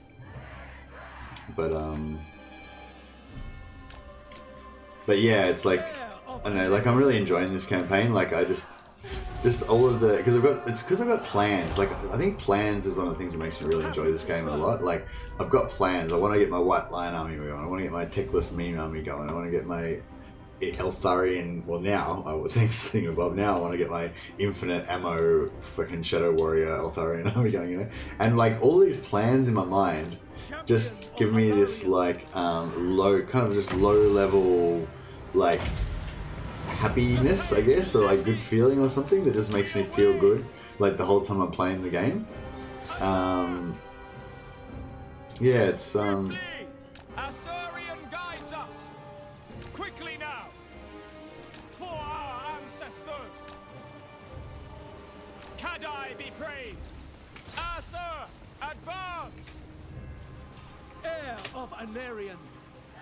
Eager for battle. Lawmaster of Herd. Assure warrior.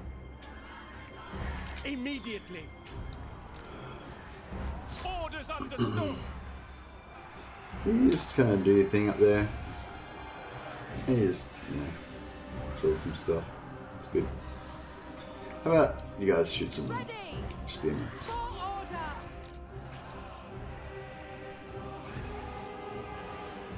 Yes. Asa, forward. Kill them. Moving out. Advance for Ulthuan. By Alariel. It will be done. Apace. Serve the king.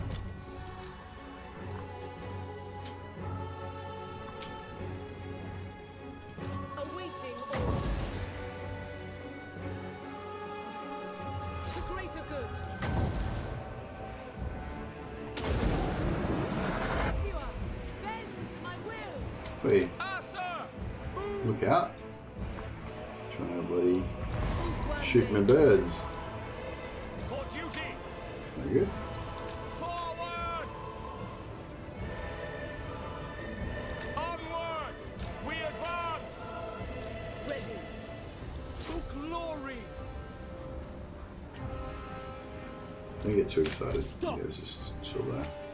Make Ulthuan proud. I think these guys are pretty good at wrecking heroes as well. Asa, Lawmaster. They're not really very good at fighting spearmen though. Yeah, so they reckon that hero. They reckon that hero a little bit, and they have not taken any damage yet. Move. No good. It's no good. Pull out. We go! Setting forth! Yeah, they're a really fun unit, these nuts. I think it'd be probably like a pretty good Doom stack to have a full army of them, like, you know, have like 15 of them with a couple of resistant handmaidens and you know, something else, life mage, or actually I don't even need a life mage because he's got hypothos, whatever it's called, that healing thing. Not Tyrion, sorry, Elfarian. Awaiting orders.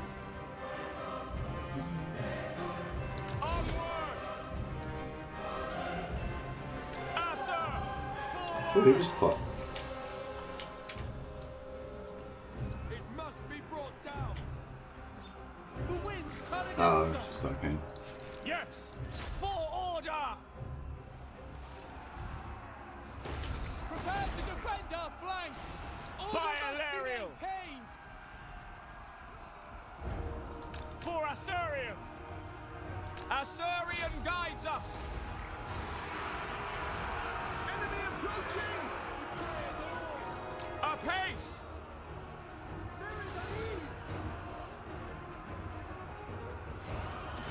Yeah, they still push through pretty good. They've got really good mass.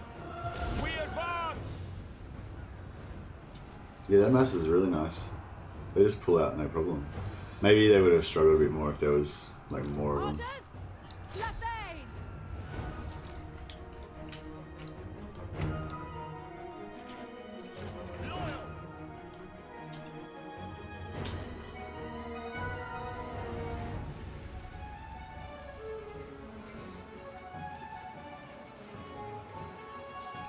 Wielder of the wind.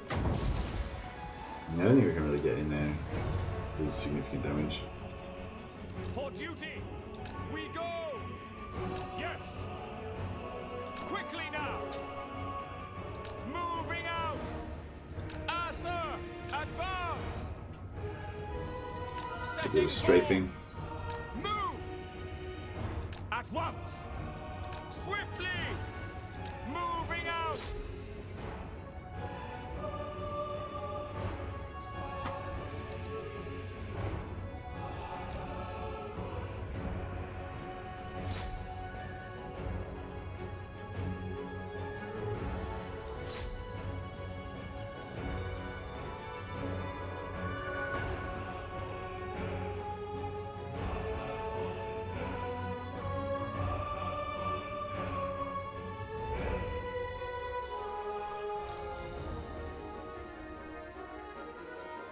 What is he doing?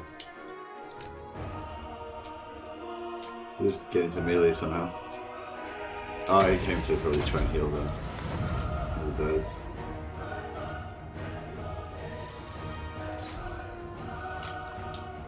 He's gonna get out. Oh, fuck it.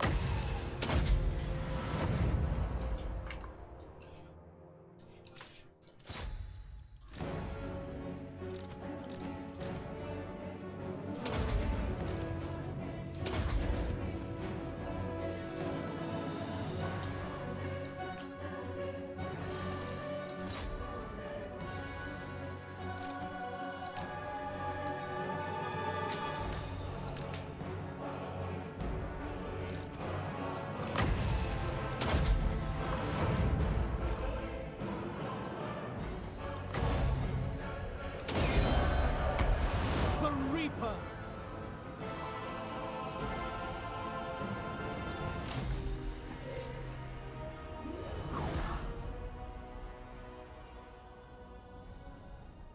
But yeah, I was just saying, yeah, like I was thinking how I was going to get around this problem is to have like one campaign a week, one campaign that I play weekly. That's like an endless campaign, where I just try to keep it going for as long as possible, basically, so that I can have some like end game content and people can have some continuity with something. But at the same time, then the rest of the time, I can still play like other ones where I just do 2 or 3 episodes, or just do like a single episode. Sometimes I like to do ones where I'm not really trying to actually win the campaign or anything. I'm just experimenting with stuff, and I don't know if that's something you guys really are interested in. That's what I was doing the other day with the vampires. I was just kind of like checking out the vampires, seeing if anything had changed since the Draco campaign. But it turned out that campaign was going really well, so I might actually continue it on a bit more. But it was sort of only really meant it to be just an experimental one, just to try it out. But yeah, so anyway, so that's, I don't know, so yeah, I guess you guys can let me know what you think about that plan. But basically my plan is to, yeah, probably keep doing what I've been doing, which maybe some people don't like, maybe some people do, which is just play like only between 1 to 3 episodes of things. So I guess, I don't know, I know I talk about Legend a lot on this channel, but I guess he's like the only streamer I really watch, so I got no one else to really compare myself to, you know. But I think what Legend does is that he aims to kind of win campaigns, but if it gets too boring and he's already kind of won it, then he doesn't like bother continuing with it, you know. So basically I think what he generally does is either he plays until he's got the victory conditions or something, or more often than that I'll hear him say something like, you know, we've gotten to the point where I'm making so much money and steamrolling so much, there's nothing else is possibly going to be able to beat us at this point, so, you know, we may as well start a new campaign kind of thing. So yeah, so basically he plays until he wins, or until it's obvious that he would win kind of thing, you know. Whereas I play quite slow, so, you know, it's yeah, I play quite slowly, so it's hard for me to kind of get to that point where I'm like, you know, Legend can quite often get to the point where he's sort of won the campaign within like 3 episodes, you know, whereas I'll like quite often be just barely getting into the mid game in 3 episodes, you know. So I guess my version of that is that I'll quite often have a really early game. I'll have it like most of my philosophy is kind of about the setup, you know. It's all about how the setting up the game that I want to play. So my objectives tend to not be like win the short campaign victory or you know, whatever. My ambitions normally tend to be like be able to confederate this lord, you know, or be able to consolidate these provinces and then have a war with the vampires, you know, for a while, and that'll be fun, you know, or something like that. So, you know, my kind of goals are much more short term, I guess. But yeah, I don't know if some people find that a bit frustrating because I quite often don't get into the mid game or the late game, but I don't know. I guess that's just how it is. I'm trying to get a bit more productive with my turn timers, like getting more gaming done, but I don't know. I think I'm probably just always going to be pretty much the way I am now, you know? He also stops campaigns when nobody watches it anymore. Yeah. Oh, okay, yeah. Yeah, that's a good call. Well, yeah, that's the thing. Like, I guess I've talked about this a bit before as well, but it's like, I don't know, there's 2 competing arguments like that, you know, like one of my other mates who's a streamer, he, you know, I was sort of talking to him about this sort of stuff, and he's like, you know, you got to do what you enjoy, you know, you can't be like just worried about the views all the time, and, you know, stuff like that, you know, and I totally agree with him, but also at the same time, it's like streaming is a performance like job, if you like, or whatever. Like it's a, you know what I mean? Like, well, I guess it's different things to different people, but yeah, like if you just want to do whatever you want, you don't care what anyone else thinks, then why you bother streaming it? You know, like why not just play offline? You know. So I feel like it's definitely like if you're streaming, then you're doing it like for yourself, but also for the audience, I guess, or whatever, people, the viewers, you know.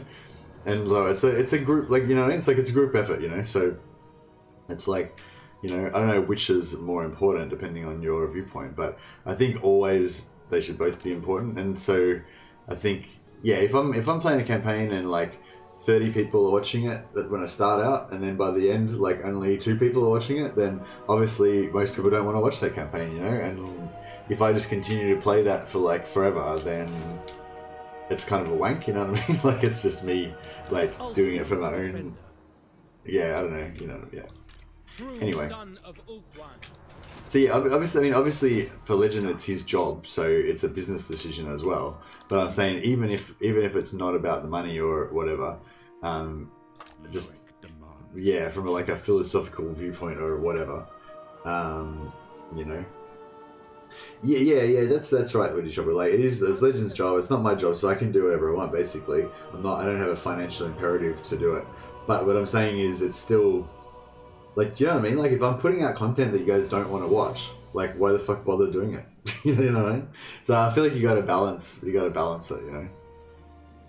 Anyway, so that's the whole topic of this ramble that I'm doing right now, is how I should balance it and stuff like that.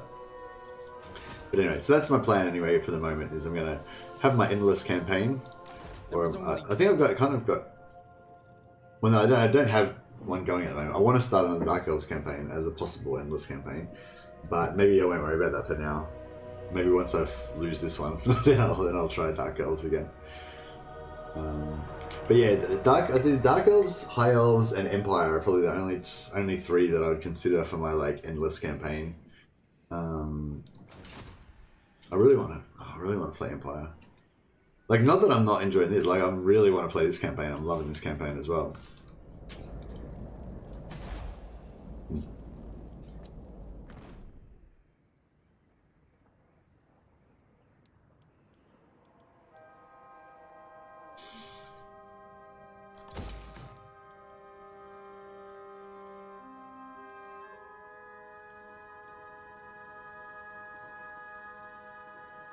I wonder if I should build a dragon thing here.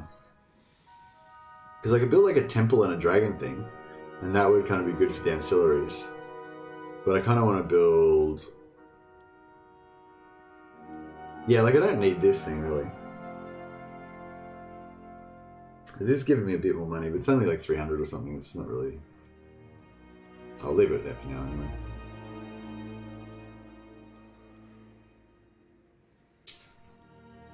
Yeah, I'm thinking...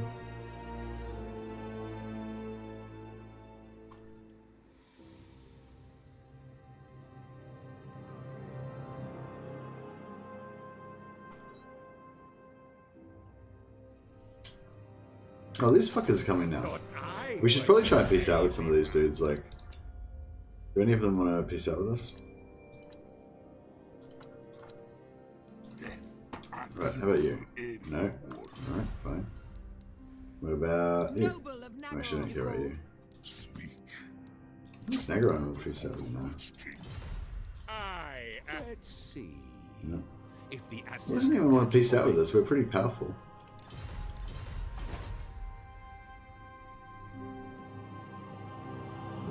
Yeah, we kind of need some sisters recruitment down this end of the board as well.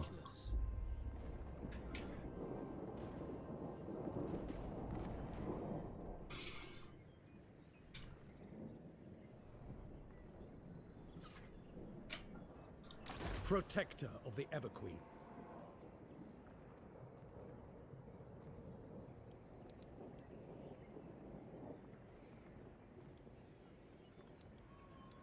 Lying in wait.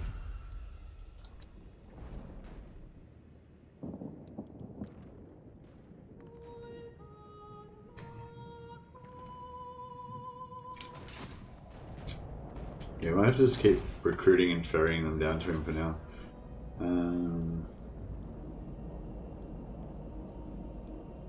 Yeah, we can use some more.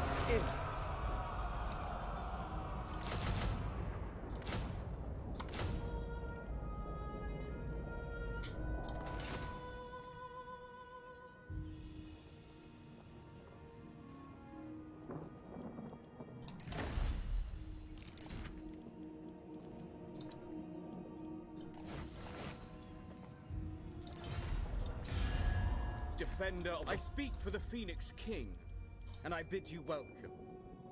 Oh yeah, that's fine. I need to, don't need any more relations.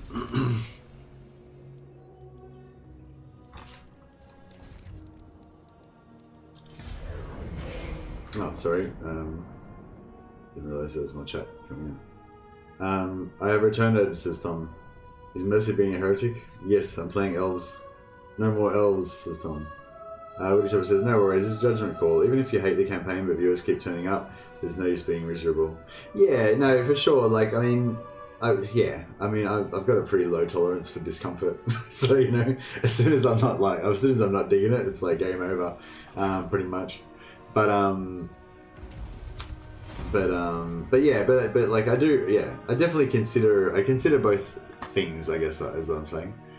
We don't have to really work hard to consider your own enjoyment, but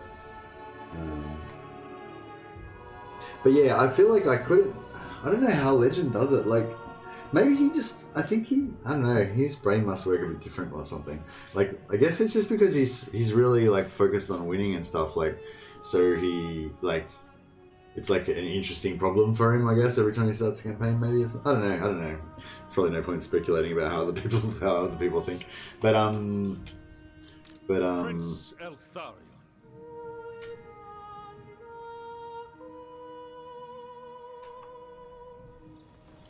Greatest of the dragon princes. Onward for oh, yeah, I just forgot I'm gonna have to disband him anyway, so not much point. Strategy beyond compare. Remain vigilant. Assume standard formation. Glittering scales, nice. Frenzy. Alright, all our sisters have got frenzy now. That's pretty good. The dragon shall wake. Prince Eltharion. No glory. Only service. That is tomorrow's destination. Calador's champion. High Elven Archmage. The Warden of Tor Ivres. Out of the question.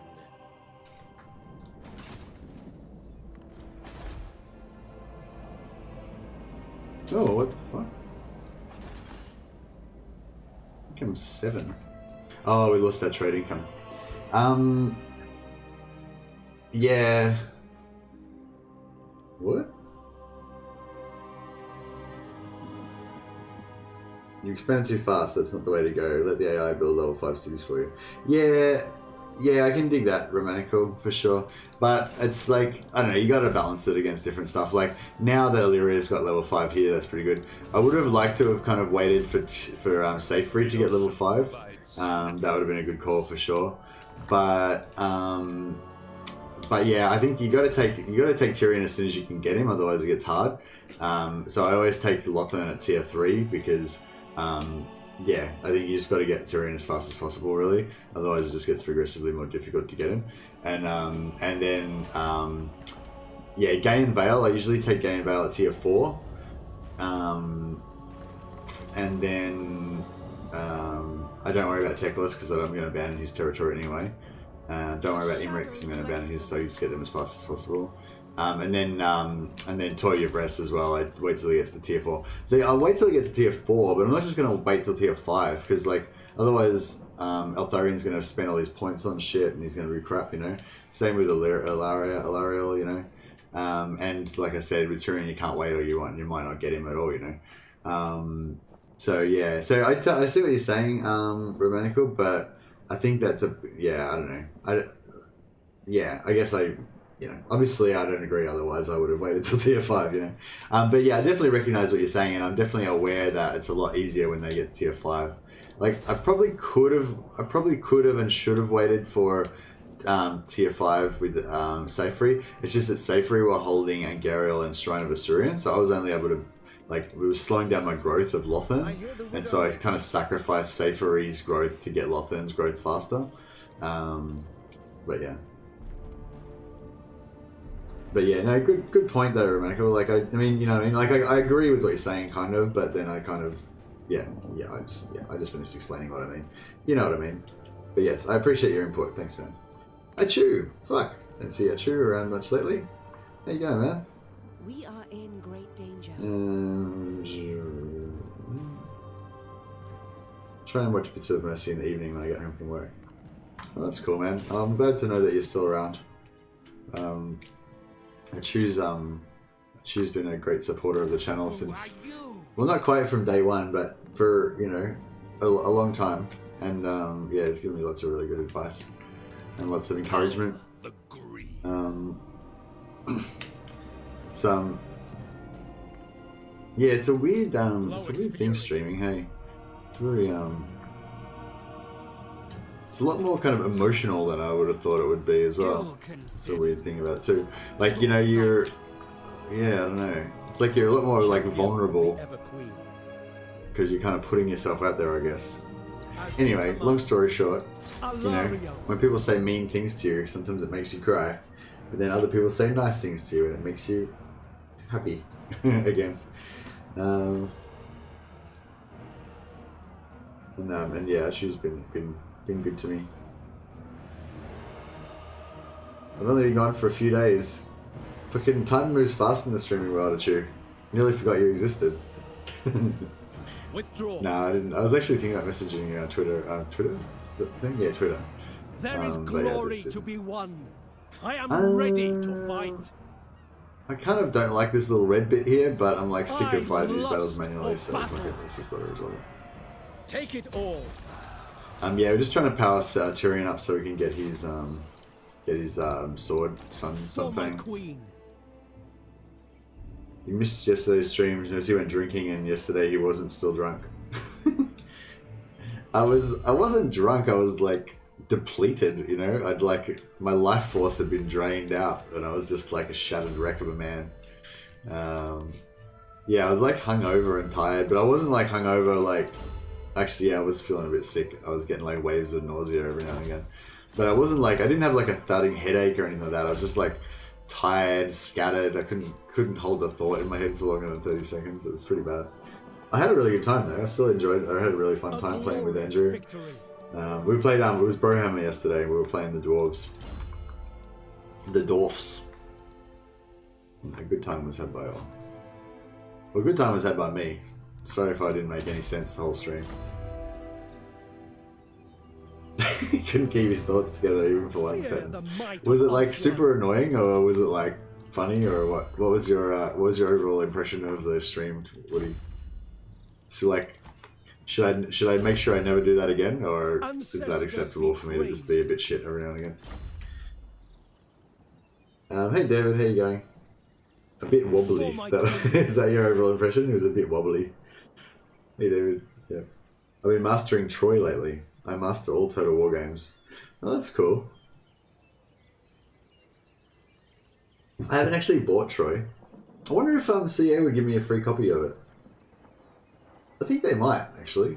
I haven't asked them, but I think maybe they would. I'm really not interested in it though. And no one's really said anything to me that like compelling to make me think that I should play it even, you know. I haven't got Lightning Strike, have I? Nope.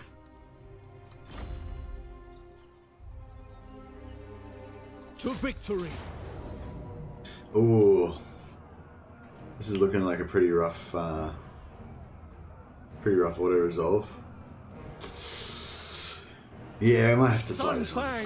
Hungers. We're up to? Troy's been a bit annoying to master.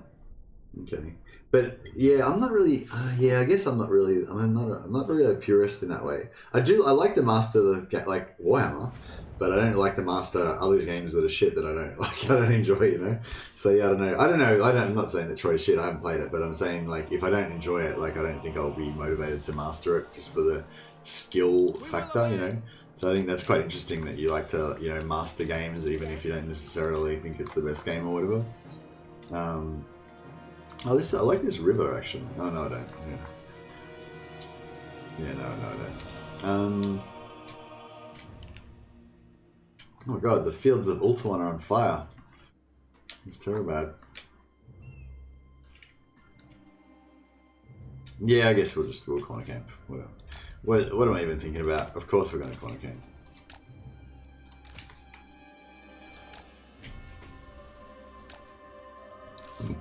Excuse me. Handmaid Children of the Everqueen! Maiden Guard! Don't know if they've even got their Lawmaster skills yet, of but Hoenn. that's fine. I'll just put my... Lawmaster! Lawmaster of Hoenn! Command me! Chosen of power! Put my healers in a Speak quickly! second group.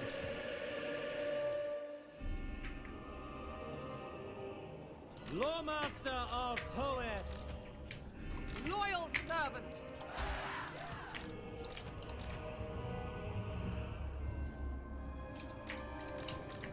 Something like that. It was fun to see for once. The funniest bits were when you couldn't be asked to play the battle when Kenny begged you to do stuff. Yeah, there was a few times that I was just like, fuck it, Kenny, you deal with it. And I think one of them was like, yeah, actually it was around that time that I started just being terrible. Like I just couldn't like play properly because I was too retarded. But yeah, it was like, I just made Kenny fight this battle by himself that was like super hard, and then he just got like trashed. I think he still won it in the end, but yeah. And then the next like two battles in a row after that, like he gave me like a couple of jobs and I just completely fucked them up, and we nearly lost the battle again. I think we won them mostly. We won all of them somehow, but it was like a theme of me just making basic mistakes and ruining the whole battle early, and then us just fighting back for like a heroic victory with just the mere shreds of his army left. Which I only did when we were fighting with his army, I'm pretty sure. Like when we were fighting with my army, it was like I kept it all under control. But yeah, sorry about that, Andrew. It wasn't intentional. I was just struggling a bit. But it was fun. I think you said I got Troy for free, but I've never bothered to play it. Yeah, I kind of feel like that's how I would be as well. I actually registered with Epic in order to get it for free, and then I never bothered to actually buy it on the day to get it for free, and then I just didn't worry about it. So, yeah, I just forgot about it. That's how little I was interested in it. The thing about Troy is nations can confederate way too easily, and it turns into a 1v1 fairly fast. Is it? Yeah. Are the battles? Yeah, I don't know. I just feel like it wouldn't appeal to me. But I mean, it probably would. I mean, it's Total War. That is like my favorite type of game.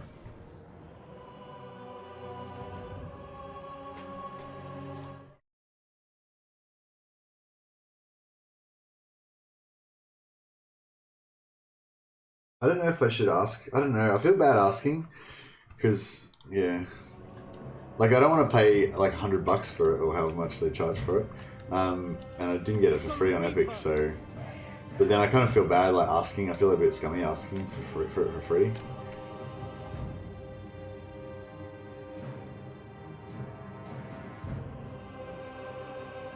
What? What's free? The Long Dark is free today. Oh, is that a different some of the game? Nothing to do with Troy.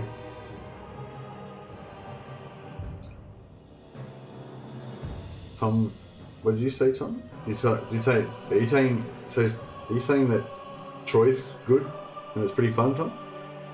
Skulls for the Skull Throne. Alright, that clears it up, thanks.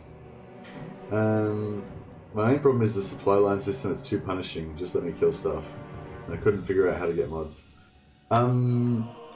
Yeah, fuck Epic Games, hey. I don't know. So, yeah, I don't know. I didn't really have... It's just, I don't know. It's just something new. I hate new things. I don't want to have to learn new stuff. But yeah. Whatever.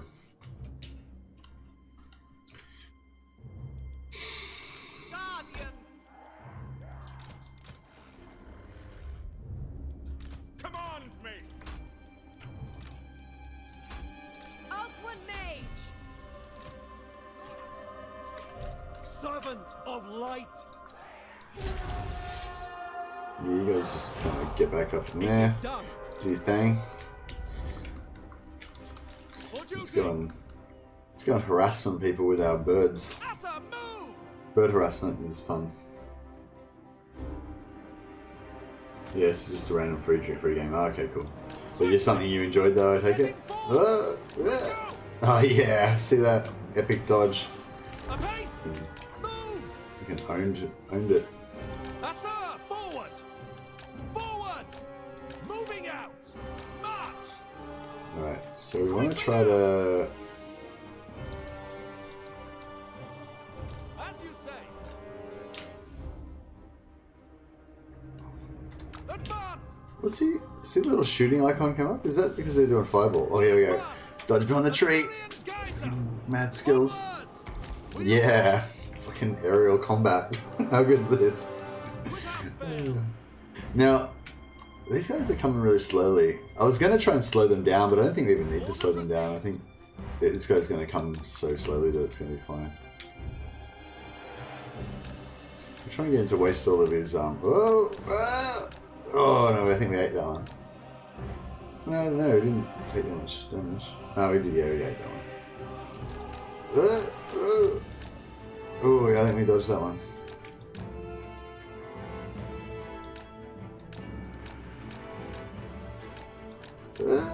Oh, yeah, we ate that one. I might fly back and get a free heal.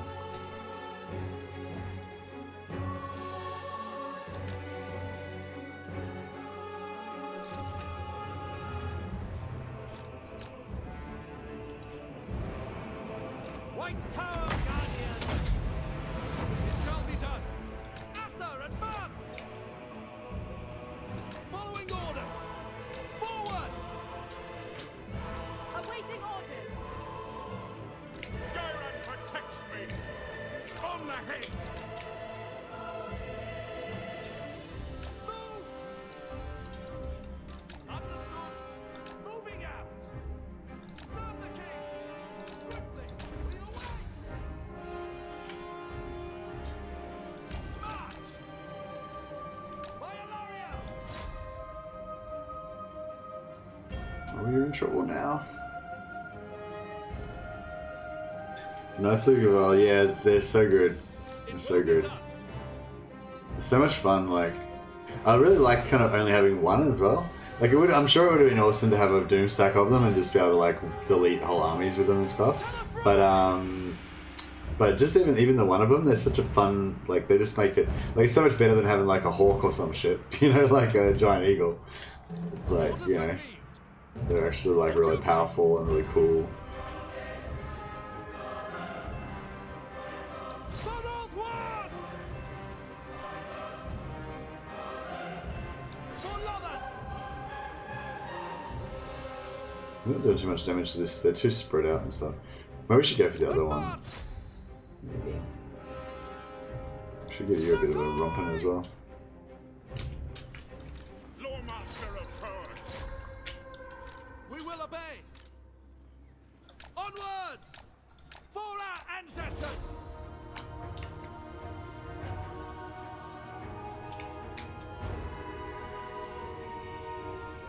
It will be done!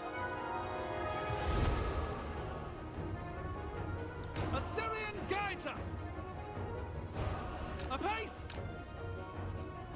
Setting forth! Asser, forward! Quickly now! We go! Asser, advance! Asser, attack! Lawmaster of power! At once!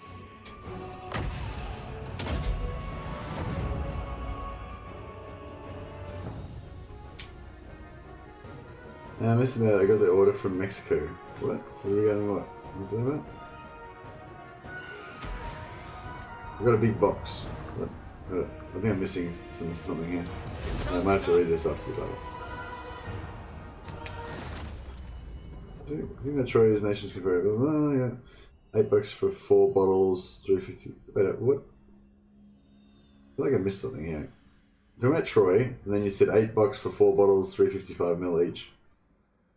And I got a big box. Of what? We're talking about beers, chili sauce. I don't know what's going on here. I missed something. I got order from Mexico. What? Chili sauce from Mexico? Maybe? I don't know what's going on. Not sure. Explain. Actually, would you do an all savage orc only campaign? No. Why do you always want me to do like really shit campaigns that wouldn't be fun? Oh, actually, I don't know. Actually, yeah, maybe I would do an all savage orc only campaign. Maybe. I was sort of saying before how I don't really like Wurzag because he's naked. I don't really like naked type characters. I like dudes that are like, oh, except for Marathi because she's like, you know, that's her thing. But like, but yeah, I don't really like wood elves like and war dancers and stuff like that because they're like really lightly armored. I kind of like heavily armored knights and stuff. I mean, it's not like a general rule, but it's like just, you know, it's like if all things being equal, I kind of prefer things that seem kind of like heavy units, you know. Assyrian guides us. Forward! Asar, advance! March! Swiftly! Assyrian willing! Moving out! It will be done! No, you can quite get a good charge off there.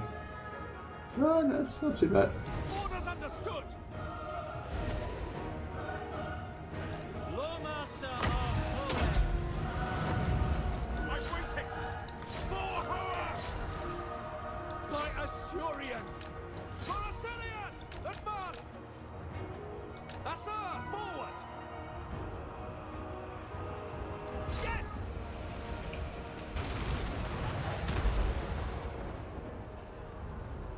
I haven't even used our fire mage yet. Oh shit, action going on. Winds of magic run!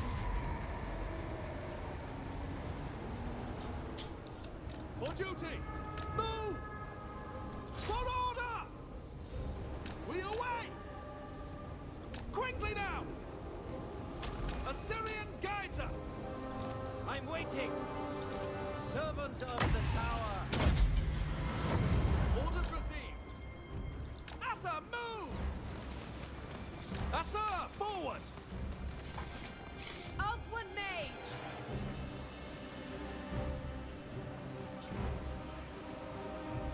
It will be done! Forward! Lawmaster of Power! We will obey! Shield of the Everqueen!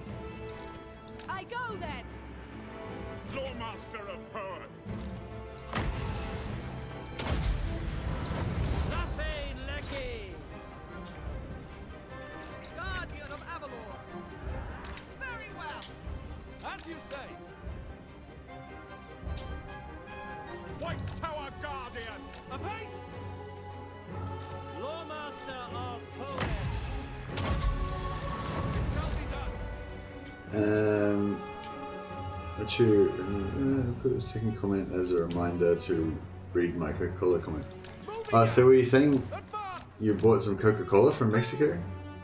God damn it, I'm confused. Sail! I'm eating a parfait. What's a parfait? Oh yeah, I only just found out what canapes meant. I always thought canapes were like some kind of like French pancakes or some shit. But canapes just means like little like finger food, you know, like little things on trays that they bring out for food. So it can be like little mini hamburgers or, you know, little bits of fried fish or, you know, prawn fritters or anything, you know. But yeah, I thought it was like, I don't know, for some reason I always thought canapes meant like, you know, what are those like really thin pancakes? Can't remember now. Anyway, whatever. That's not what they are anyway. Canapes are finger food type things. Have you ever in your life had a real glass bottle of Coca-Cola imported from Mexico? I bet not. Why would I want a real glass bottle of Coca-Cola imported from Mexico? Why wouldn't I get a real glass bottle from Australia? Oh, it's made from sugarcane. Well, we also grow sugarcane in Australia as well.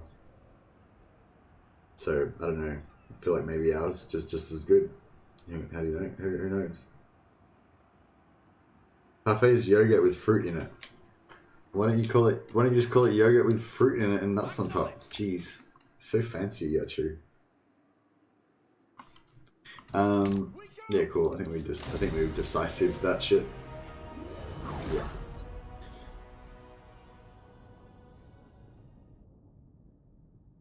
So that battle was like pretty unimportant battle, you know. It wasn't particularly difficult battle, but it was fun, and it was fun pretty much purely because of the Knights of Togaval.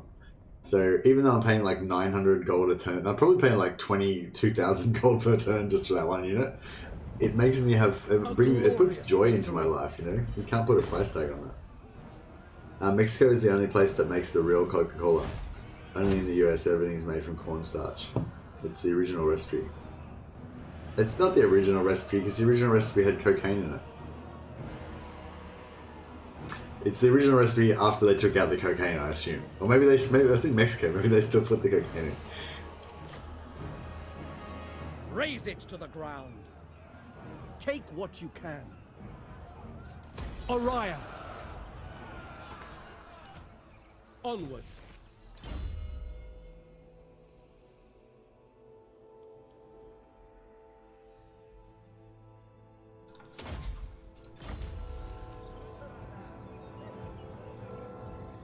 Yeah, but yeah, I'm not into pop, you know, and Coke and stuff like that. Yeah, that's true, isn't it? I'm pretty sure I heard that the original Coca-Cola had cocaine in it, and that was why it was like so popular. But then obviously they had to take it out after a while. But yeah, but then the damage had been done. Yeah, as I was just saying, I don't like soda.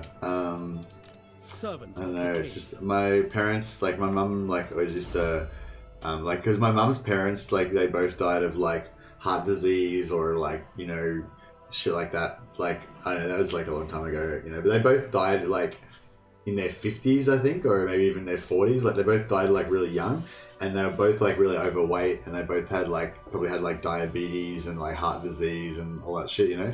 So my mum was really like, you know, like every meal had to have like vegetables and be somewhat balanced and everything like that. Like, they didn't, obviously in my mum's days, they didn't know as much about nutrition and stuff like they do now, but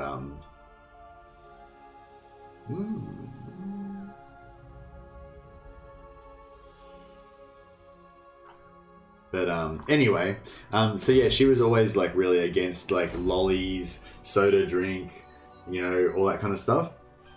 So yeah, no, I do drink it. Like, I just don't like. I'm not really like. I don't. It's sort of like it's sort of like, to me, like drinking soda is kind of like eating a bag of lollies. You know, like, you know, I don't know. Do you call them lollies? I don't know. Whatever. Like candy. That's what you call it in America. Yeah. You know, when you're a kid and you go to the shop and you get like, you know, you just give them like 20 cents or $50 or whatever, and you get like a bunch of lollies. I don't even know if they do that anymore. Anyway, you know, when you're a kid, you love lollies, you know? They give you, like, sweets, you know, candy. And kids love candy, you know? But when you get a bit older, you're like, candy's fucking disgusting. It's just, like, piles of sugar, you know? I still like, you know, chocolate cake and stuff like that, but I don't eat candy. It's just fucking, it's just sugar, you know? And that's basically what pop is. It's just sugar mixed with water, you know? Plus some, like, different types of acid and some chemicals and shit, you know? So it's just not, like, I guess, like, I don't consider soda to be like food, you know what I mean? Like, or like if it's like a nice like juice, like fresh juice blend or some shit, you know, I feel like there's some nutrients in that, you know, like that's feeding my body something, you know. Whereas soda and stuff, I don't, you know, I don't consider it to be like a food really. It's just like candy. You know, it's just something that kind of makes you a bit sicker. But yeah, but I do, but I don't know, there's certain times like we used to have a tradition where we used to always get a big bottle of Coke when we would buy pizza. You know, I don't know if you, in your family when you were growing up, did you guys have like a, you know, one day a week where you would get takeaway or something like that? I don't know, like our mum used to cook every night, but we'd have like once a week on like a Sunday or something, you know, maybe we'd have like takeaway, or I think at some points we'd have like two days a week when we were a bit richer or something. I am ready to fight. But yeah, so having Coke with pizza is like a bit of a tradition. I don't do it all the time, but every now and again. I lust for battle. No, it's not that I don't like the carbonated drink. It's like, it's not that I don't like it. It's just that I don't like. Yeah, dude, you get that. That's what I was saying about the candy thing. You know, like if you eat some candy, like I don't know, do you still eat candy? Like, does anyone here still eat candy? Like, I don't know. Most people like they don't like to eat candy when they get older because it's just sugar, you know, and it's not, you know, it's not that satisfying.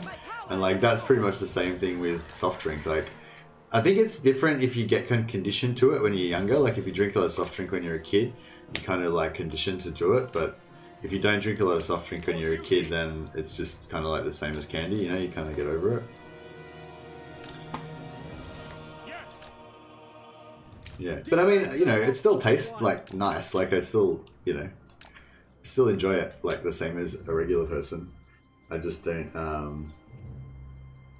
Yeah, Hatron's bringing some interesting stuff to the conversation. I didn't enjoy candy as a kid and didn't really develop a taste for it till I was much older. That's crazy. Depends on the candy. Did your parents like give you candy when you were a kid, Hatron? Or like did you have the option to have candy but you just never like your parents like go on have some candy and you're like no I don't like it, yuck, you know? Or did your parents kind of like not really give it to you that much and so you never got used to it kind of thing?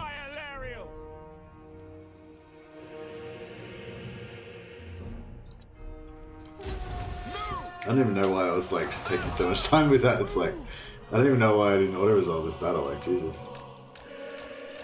Alright, I think that's that sorted. Heal anyone? No. Swiftly! Oh, damn it! I shot one of our birds.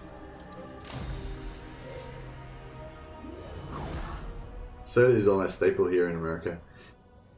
I had the option, didn't care for it. Oh well, that's interesting, H. I've never really heard that before. I wouldn't. I mean, I'm sure there's other kids that are the same. You know, a lot of kids can be picky with different types of foods when you know, and then you kind of, and your tastes change when you get older. But yeah, I just hadn't actually come across anyone that said that before. Fear the might of Ulthuan. But yeah, no, I don't really. I'm more of a savoury guy. I love carbs, you know. I love potato chips and, you know, twisties and Cheetos and tubes. And I don't know if you have the same types of crisps in America, but yeah, like, yeah, potato crisps, Into position. bacon, cheese bacon balls, Servant all that kind of stuff. But yeah, I'm not eating any of that stuff at the moment, obviously, because I'm on diet at the moment. But yeah, we go. I mean, I feel like a bit like. Oh yeah, I forgot I was supposed to be doing that. Oh well. Damn it. The people are restive. I was just supposed to sack this. I was already a bit naughty, like staying there for that. I was just meant to sack this once and then fuck off over here, but I forgot. Ready for orders. A brief interlude. I never tire. I shall go. You guys at war with those guys? Yeah. Why has he only got a half a stack? What's he doing? Oh, he's got some stacks over here somewhere, doesn't he? Dark-hearted fools. Oh, maybe. What do you require? Smash it to ruins. I need to get this over and done with. Maybe we can fight them. I will lead the Asur. The Asur actually, I'll fight it, and then I'll throw the battle. Soda is almost a staple here. Milky M&Ms. Yum.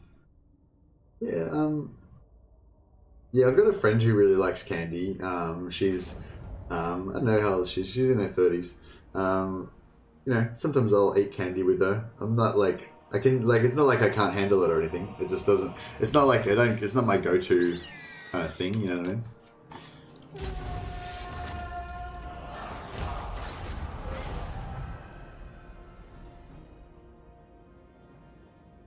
Oh, they auto took damage. What the fuck? Okay, so that's interesting. So next time I need to... say somehow they took 254 losses even though I conceded defeat. It just auto-resolved the rest of the battle. That's weird. It's weird how it auto-resolved it, but... like... oh, maybe it auto-resolved them chasing me down. Like it auto-resolved it as if I just made everything flee. And yeah, that makes sense. The catapult couldn't get away, so it got smashed. The bird like flew away really fast and whatever. Hopefully they'll just take it. Oh no, I thought sometimes like I feel like I've had some times where I've done that, where I've like, and then like the enemy's just automatically taken it like straight away. But yeah, no, it didn't happen, I guess. I like hard, no one chocolate nut. I'm like, oh, Hadrian's like, nah, I don't like chocolate at all. Or I didn't when I was a kid. And I said a bit of both. Like holidays, I get tons of candy, and I'd get it at corner stores. So I don't know, I'm just picky with my candy, but I'm not a huge chips fan. Yeah, it's weird. I'm the opposite. I kind of really like crisps, but I don't really like candy.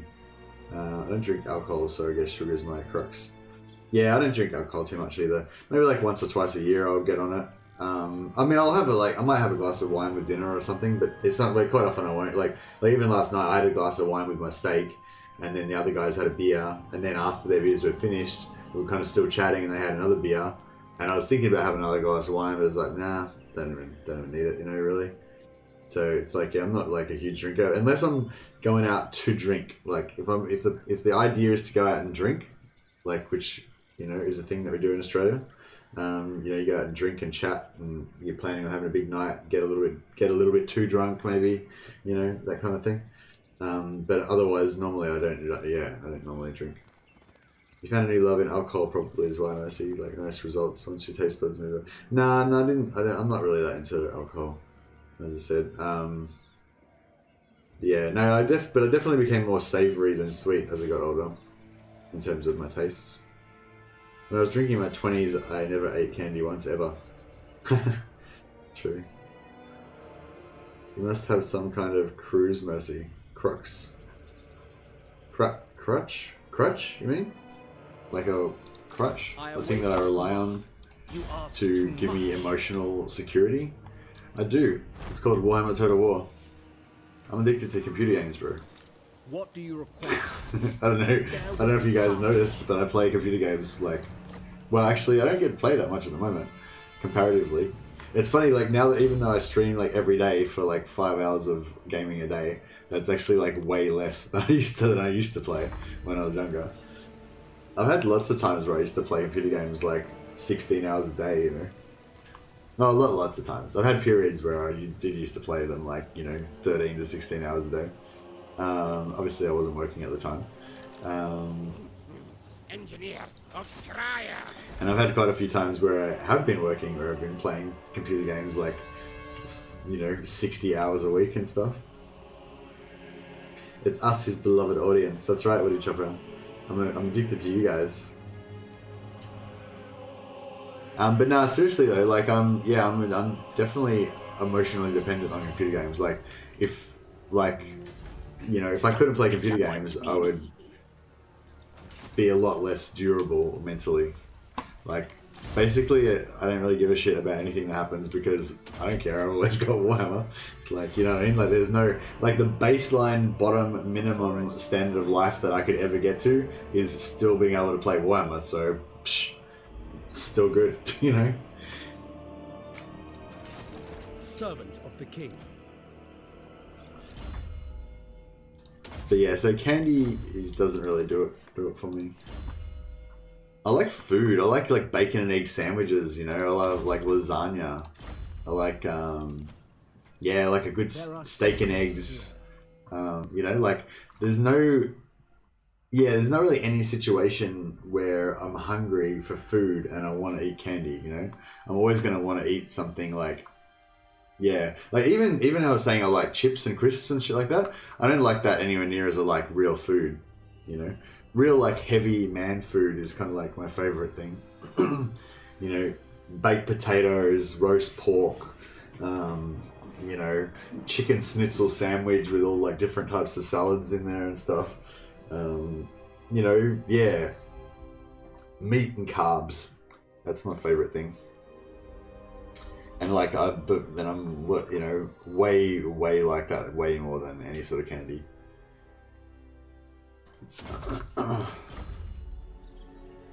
Yeah, like I fantasize about that sort of food. I don't fantasize about candy. I'm like, meh. Lawmaster of Hoeth. What are you gonna do, Lawmaster? You need to get your ward save, obviously. Oh yeah, I'm loving these. Is this one of my resilient? Yeah, resilient. Look at this bad boy. 30% physical resistance, with 10% miss up. So soon he's gonna have 40%. He's gonna have 10% ward save. Then when you level Teclis up, he's gonna have another 10%, so 20% ward save, plus his 30, so physical resistance 50%. He doesn't even have any items on. Such a badass. Such a badass. There's another, give him another 5% there. Give him some melee defense. Give him another 12% ward save. What a boss. But yeah, I was thinking about like, yeah, techless with like an army of how many would you need? So just say we give him like, yeah, the disciples. I told Legend about the disciples. Like, I don't know if he probably already knew anyway, and he was just like straight away like, nah, they're useless. It's like pretty much. I can't remember exactly what he said now, but it was like I was all excited, like, oh, Legend, we found this new hero, disciples. It's got like 10% reduced cooldown plus 8 melee defense for the attached lord, and you can stack them, so you can have like 8 of them in your army and have your lord have like, you know, 100 and something melee defense and like no cooldown. And he's like, yeah, but there's like, you know, heaps better shit that you can get for high elves, so wouldn't bother, kind of thing. You know, it's like, oh, all right, go back and try and find something else cool then. But yeah, he's completely right, of course. But anyway, so yeah, so I think my I think for my I don't know, it's probably not even gonna work. But if we're gonna have a mean techless Lawmaster army, so this is like the predominant troop type in the army will be Lawmaster heroes. Then I think what we need to do is get most of them be resilient and have them with like 90% physical resistance. So we'll have a staunch line of Lawmasters with their two-handed swords, just like have like just 8 of them forming the front line of your army, like spaced out, you know, about a unit and a half apart, and then have you know, have like 11 of those other Lawmasters that have the Arcane Conduit, so you can just like pump out a Winds of Magic regen, and then just have Techless like dropping bombs on everything while your staunch line of indestructible Swordmasters hold the line. How about that? Beautiful. I'll try it out. No, wife doesn't make me breakfast anymore, Chew, because 1, she's lazy, and 2, no, it's not like she's lazy. She's not actually here, but no, because I'm on a diet, so I don't eat breakfast anymore. No breakfast, no lunch. So yeah, shit out of luck, Chew. You aren't gonna. It's gonna probably take me about 3 months to lose the weight, so you're not gonna get to see me eat on stream for at least 3 months. So sorry. I could pretend to eat. I could like eat the food and then just spit it in a bucket, like off stream. How about that? I don't know if I'd get as many. I don't know if that would be as appealing to people though.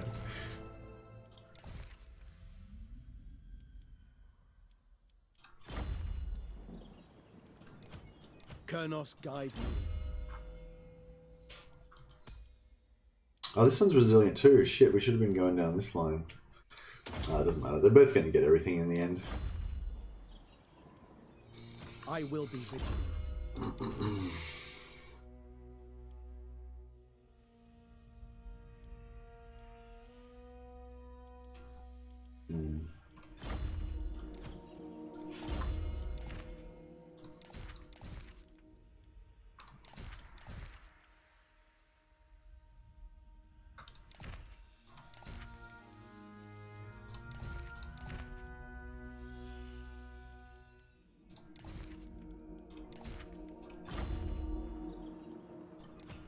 There are secrets here.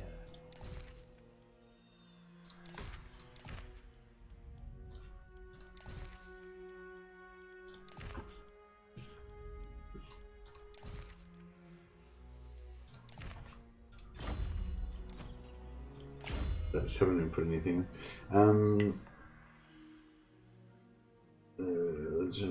One thing I think I've always meant to try is Noble Stack for the trait that gives bonus movement range.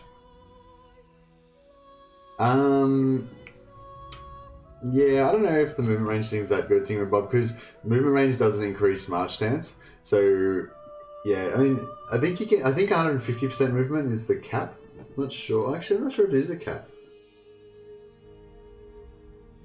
I kind of feel like I remember there being a cap, and it was 150, but then I kind of, I'm not sure if that's right or not. Anyway, yeah, I don't know if like that movement range is that good. I mean, it is good, but yeah, because it's like you can't like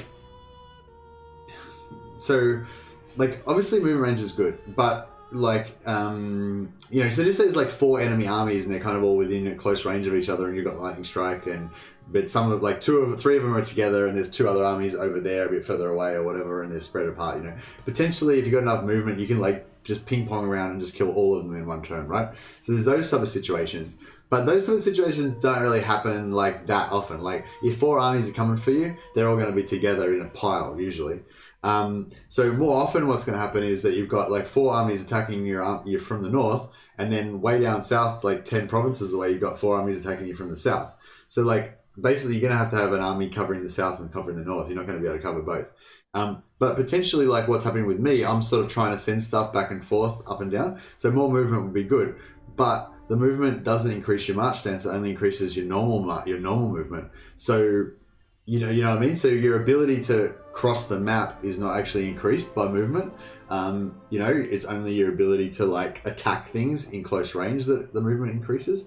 So yeah. So anyway, that was just I don't know. Yeah, I don't mean to kill your dreams or anything, but yeah, you could stack 5 nobles and have plus 50% movement range, and it would be cool. But it might not be as cool, you know, like I probably wouldn't necessarily go for it. What I would like to try though is the one that gives you like the really powerful, like, yeah, that one we were looking at before that gives you the really powerful silver helms or really powerful archers or something, but I don't know if it'd be that good really.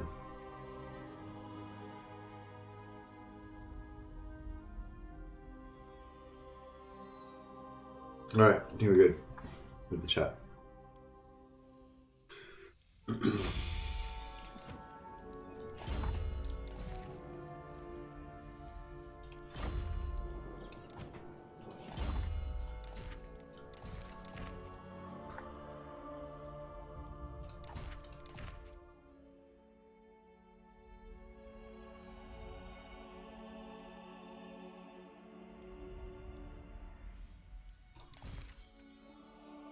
Oh yeah, this is the Disciple.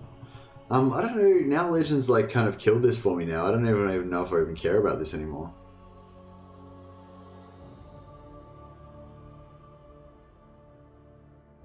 And the thing is too, it's a cooldown, minus 10% cooldown to all spells for accompanying Lord.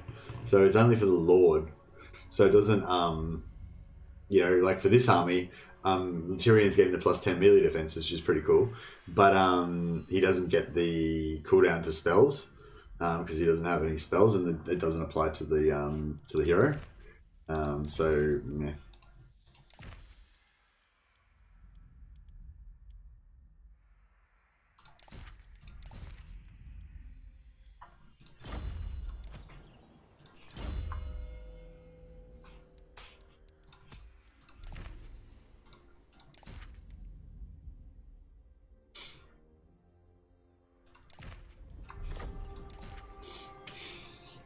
You guys hear my nose whistling? My nose is still messed up from the other night of drinking, I think. I did the OP Seaguard once with Alfari and got them to 120 melee defense. Oh yeah, that's exactly what I was talking about. Sorry, Seaguard. Yeah, Seaguard or Silverhelms. I'm not sure which one would be good. Oh, actually, the other one, the one I think might actually be good is the Reavers with the bows. What are they called? The Illyrian Bow Reavers or whatever they're called. That one might be cool. Is Eltharian's thing with melee infantry? No. Actually, yeah, that could be cool. I wonder, is Eltharian's thing with archer infantry, or does it work on, you know, ranged units as well? Like, would it work on Illyrians? I don't know.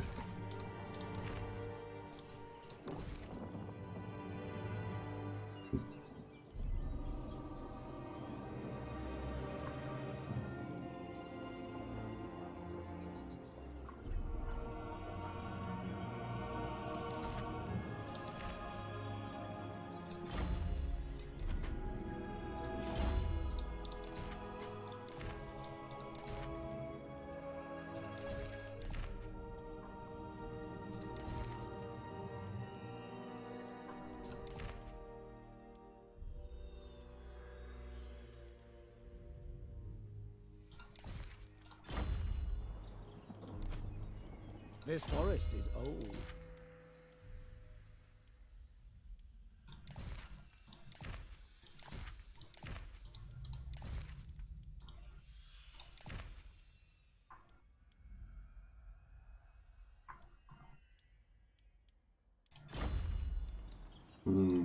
Tyrion, heir of Anarion.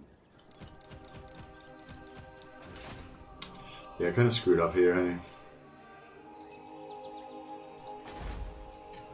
You must restore order. Foolish request. I can't really afford to put another army there either. Prince Eltharion. Out of the question. Obey the vow.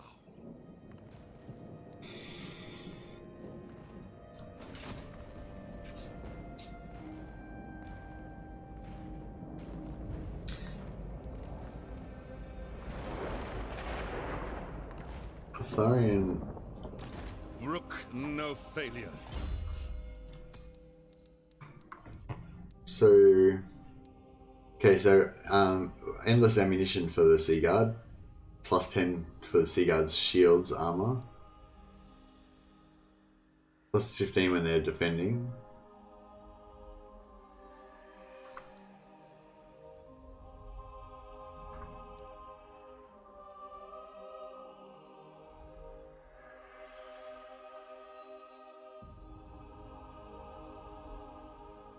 Gives them plus 12 melee defense, plus 8 melee attack.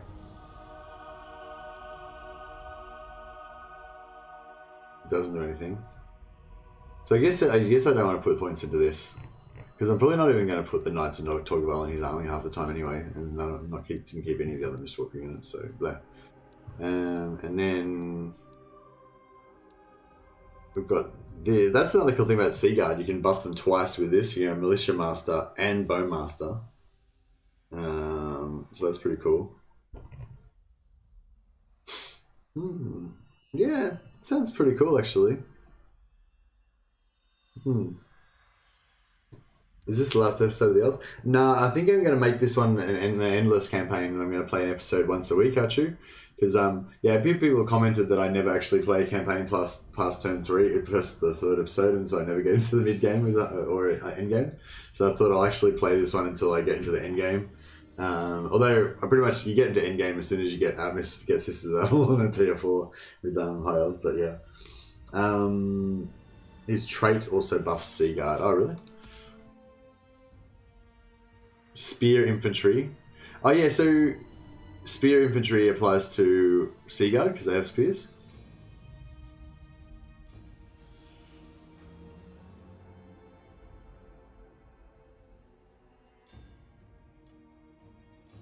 Cool. Yeah, I mean, it's annoying how they've got the short range, but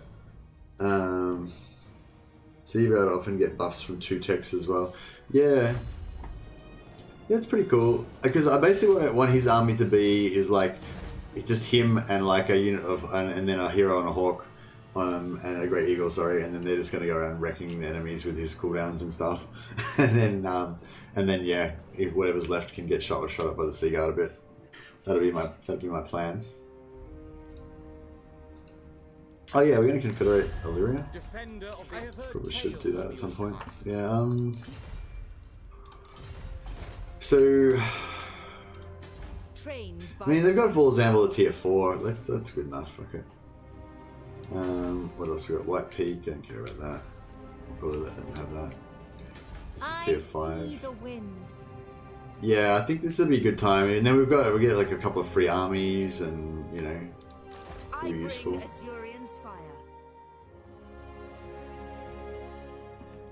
Yeah, let's do it. Let's pull the trigger on that shit. Oh, we should probably just get some more, try and get some... Yeah, I should have tried to buff my relations with these guys before I did it. How much is it? No, it's 1,000, it's pretty expensive. We can do some info... actually...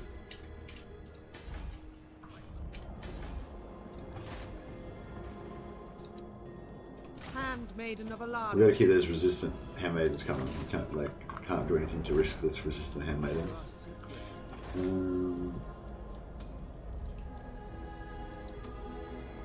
Nobles.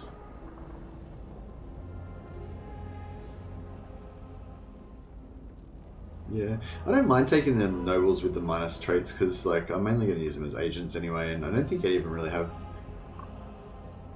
Oh, I don't know. Yeah, once we so we need the agents to get the influence in order to get the more, in order to get the better agents. So.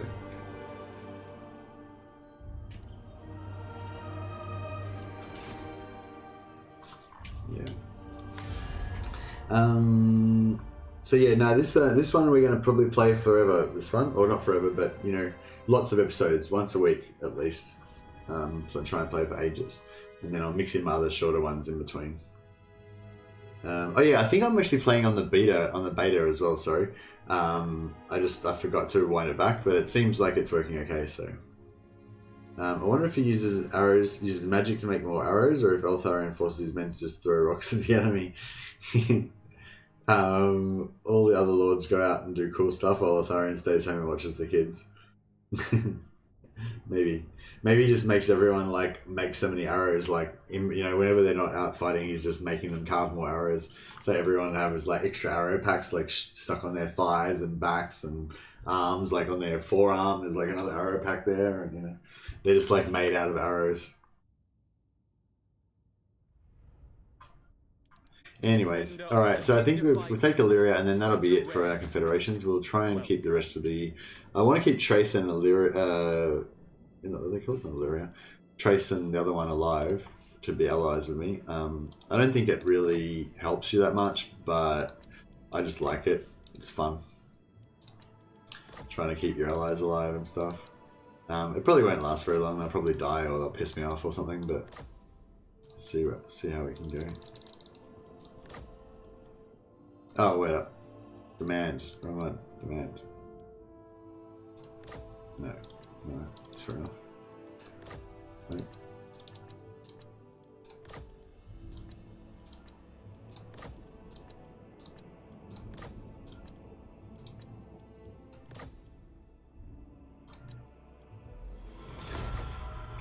Boom. Alright, so we should be strength rank 1 now.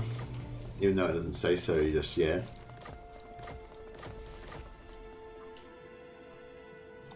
You have use of my power. Handmaiden of the Everqueen. Defender of the Everqueen. Medic. I don't know if I want medics.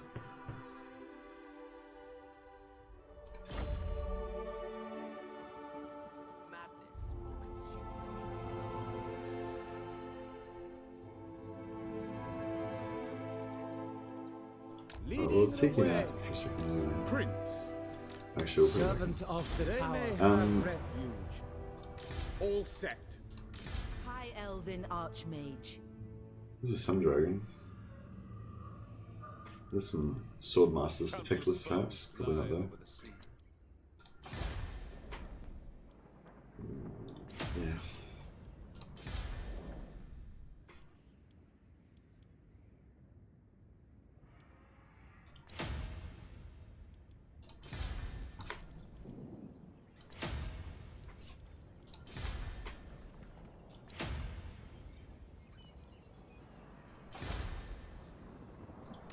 I hear the Kadaf. No.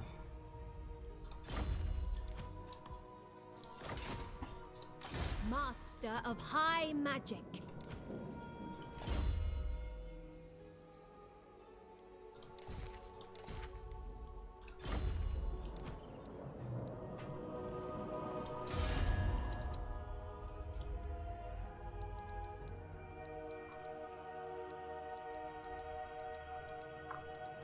Princess, to what do I owe this displeasure? Yeah, I don't think that would make any difference.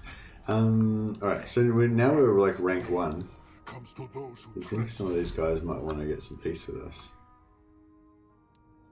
Aye, your timing could not be bad. Nope. Malekith, I will walk over your shadow. Cruel, I could cut you down in an instant.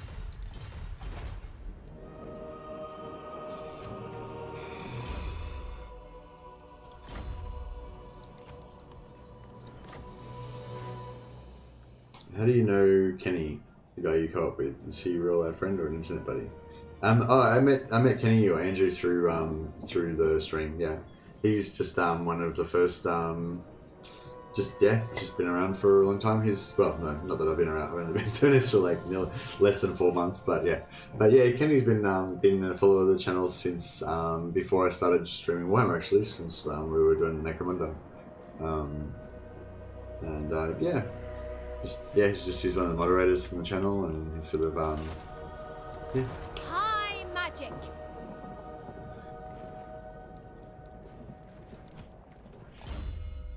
fecund.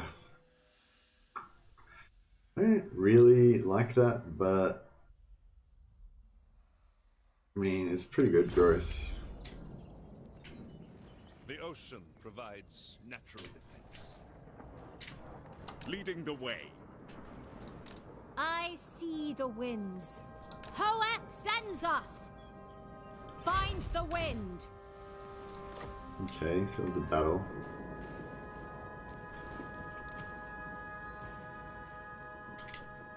Oh yeah, we think we're putting an army over here. Scholar Supreme.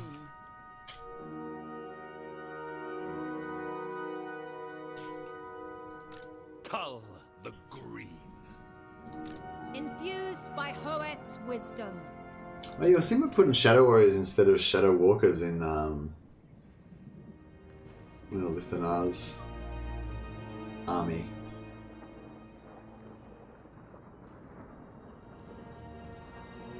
But anyway, it's not going to happen right now.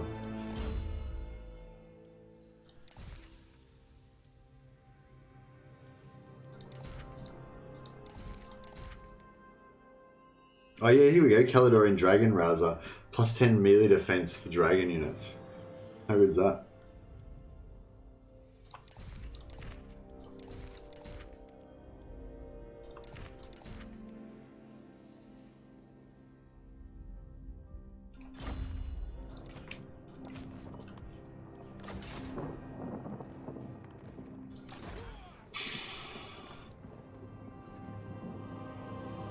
Actually, next co-op you do Mercy, in my opinion, be a Combinator and just lay into it hard.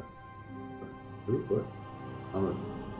You're going to be a commentator and just give it a shit? Yeah, that'd be cool, true. You should get on voice chat with us and you can just pay out on us. Let's go. Oh, you mean like just ham it up? Yeah, that'd be cool. Yeah, you could pretend you're like Bruce, I can't remember his name now. The guy that does the UFC announcements. That'd be pretty cool. Master. Yeah, no, I can't keep that. Not possible. Do I want this hero medic? I don't know. Not really.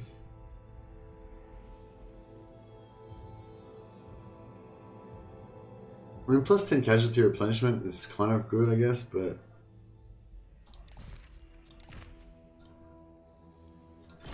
it's not really what I'm after. Is he immortal? No, he's not immortal. There we go.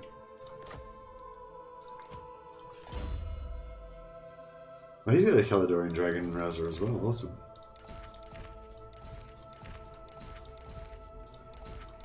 Yeah, I love confederating as High Elves. You get so many cool like gear and stuff. So much cool gear and stuff. Actually, that's a good call. Whoever that was saying that you should wait to confederate till later. Another good thing about that is that they get so many ancillaries and stuff, and so many like unique crafted items and all that kind of stuff. It might actually be worth like bringing one of them back, like farming the confederations. If we're going to play this campaign forever, you know, it might be a good idea to let Tyrannok get. Is it Tyrannok? I keep forgetting the name of this faction. Tyrannok, it is Tyrannok, yeah. It might be worth getting letting Tyrannok get wiped out and then like revive them again. Confederate them and then let them get wiped and then like revive them again. Guardian. But yeah, we shall see. Can't get any sea treasures or anything. No. Can't attack anything. Get rid of him. Our tradition.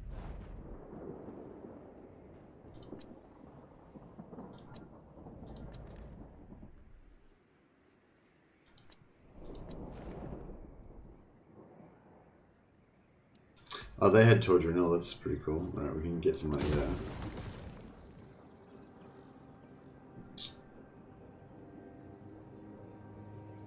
So we can probably take that out too.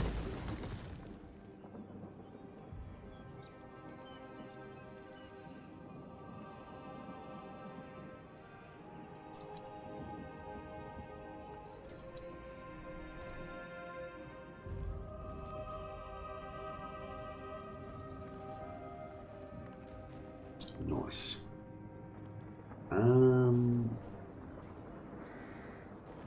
Probably should upgrade the vintner just to get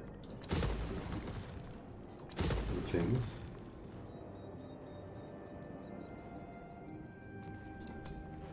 I feel like you need walls here because it's right near the Griffin Gate, but oh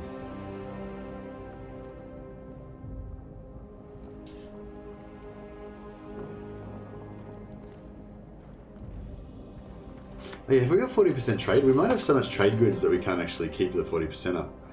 68%, 14%. Is there like an overall like thing that tells you how much trade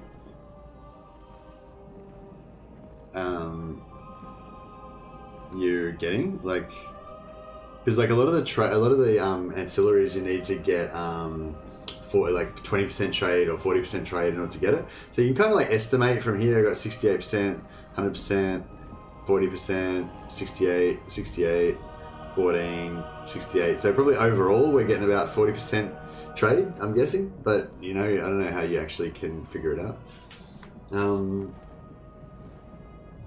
Skulls for the Skull Throne. Are you going to commentate like a wrestling commentator or a golf one? Bruce Buffer, that's right. Sorry, Robert. Yeah, you're right. Bruce Buffer. Lego chosen like in the Family Guy show. Like the one episode where the commentators were talking about how ugly this one dude was and then they threw an apple at him. I didn't see that episode, but it sounds terrible. Anyway. Yeah, so I kind of want to keep that. We should see. I feel like we've got dragons here and we've got dragons there as well. Like, how many dragons do we need?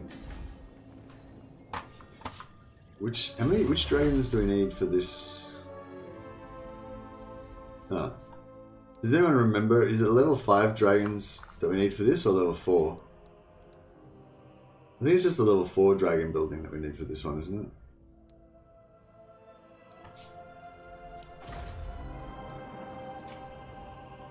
Because I kind of want to get rid of the dragons on Tor Elia and just kind of keep the dragons on Vol's Anvil just for like, you know, theme purposes.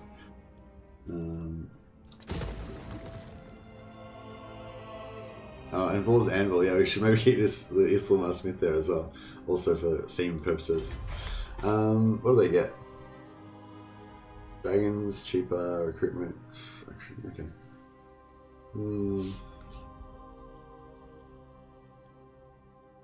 So yeah, maybe we won't keep the Smith there.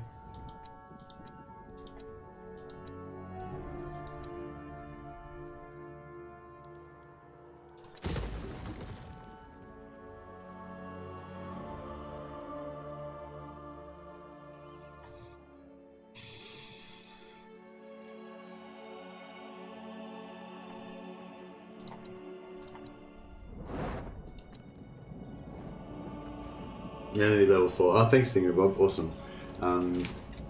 That means I can get them a lot more. I need a cash injection right now, you know. I want to get rid of this as well, but I just want to get to level 3 because I haven't done the wine yet. Turn out the lights behind you for atmosphere, since James Martin. Alright, that's a good idea. I don't have any lights on behind me. I think that's daytime here, James. So there's just light coming in through the window. I've got the blinds closed, but that's as dark as it can get. I need to get like a black backdrop or something, don't I? My little niece is coming to visit me this morning. She's like one and a bit. She just started to talk. Last time I saw her, she was able to say a few words. I think she can say a heap of words, like maybe like 20 or 40 different words, but only just like Trained by the White Tower. I don't think she fully understands like how to structure a sentence or anything yet now. She just sort of knows. She just sort of associates certain words with certain things, you know. And sometimes she sort of says she can sort of say a little sentence, but I don't know if she realizes that like she doesn't realize it's made up of parts. That's that like whole series of sounds is one concept for her. You know what I mean? But yeah, anyway, it's pretty. Yeah, I don't know. For those of you who have kids, like you're like, yeah, I know about that because that happened ages ago. And for those of you who don't have kids, you probably just don't know what I'm talking about at all. But yeah, I don't know. Kids are pretty cool. I never used to really care about them before, but now that I've got a little niece, I'm like, yeah, they're cool.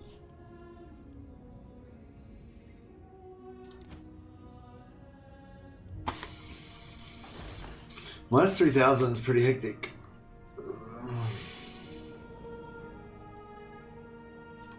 Champion of the Ever Queen. So yeah, we're kind of screwed here anyway, and probably Tyrion's not even going to be able to beat these two armies. No, he probably will. We can probably beat them. And then this guy really needs to get over here, but I've already suicided Arnheim. A bit foolishly. Yeah, no, I've already suicided Arnheim, so fuck Arnheim. Alright, yeah. So, Alith, you badass. You can come back over here and just sort these pricks out. Move. Alith, the badass.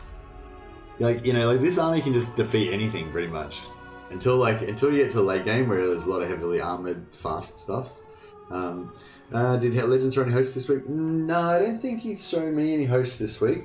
Or maybe. I don't know, I feel like he did one a few days ago. Maybe? Yeah, I can't remember when. Actually, I can probably tell by my stats. Yeah, I can tell by my stats. If I look at my videos, I can tell when he's thrown me a host because those videos will be good. When did he give me a host last?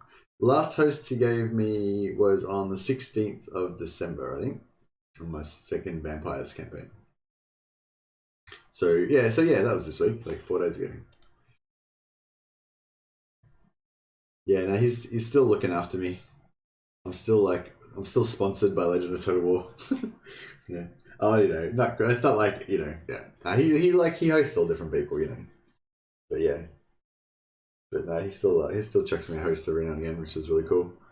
I actually managed to get, because I had one video go a bit viral the other week, and I actually managed to get a lot of new subscribers, a lot of growth just from that one video, which I actually did myself. That was me. I did that. Ridiculous. So that was cool. Well, obviously with you guys' help, with all the help of you guys as well, because you, I think, you know, when a lot of people watch a video, then it boosts it, and then like it pushes it out to more people and stuff. But yeah, I got like 250 subscribers from like one video that I made. It's pretty crazy. Like that one video is pretty much done like better than everything else I've done put together. It's pretty crazy. But yeah, I guess that's just how it works. Black it out. This is a world beyond the world we inhabit. Yeah, good call. I need yeah, I think Legend's got like a full sealed box where he films his stuff in. That's what I need. That'd be cool. But you know, one day maybe. You never know. Oh yeah, so what do you do once you've maxed out a province at tier 3? Do you want tax rate or like Reaper Patrols is kind of good, but yeah, I guess you go tax rate. Mage of the White Tower. Lilith protects me. Guided by light. Hish guides me.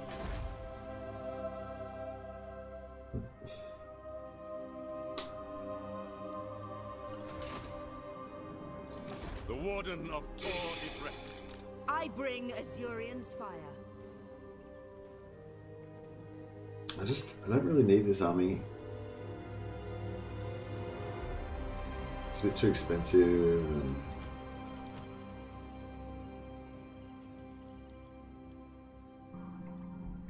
And I don't. don't know what I don't want. Actually, we're thinking about giving we're thinking about giving. Oh, but wait, no, but see, that's the thing. Like even super buffed Lothan Seaguard are still aren't going to be as good as Sisters of Avalon, are they? I didn't think about that. Thingamabob says money. Yes, I like money. Is that what you're saying? What about money? Are you saying I should make money in the game? Or are you saying I should make money in real life? Alright, well we definitely don't want this crap. Fuck that shit. Get rid of that.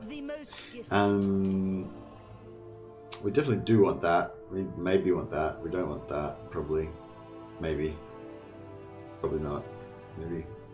No, we don't want that. Archmage. Limitless talent. True magic. It's still like a lot of money.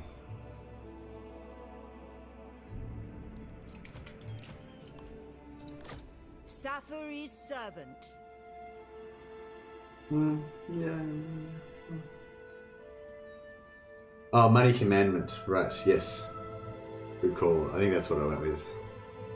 We're on the same wavelength. The world is in need of mitigatory The world is in need of mitigatory the darkness of Warhammer.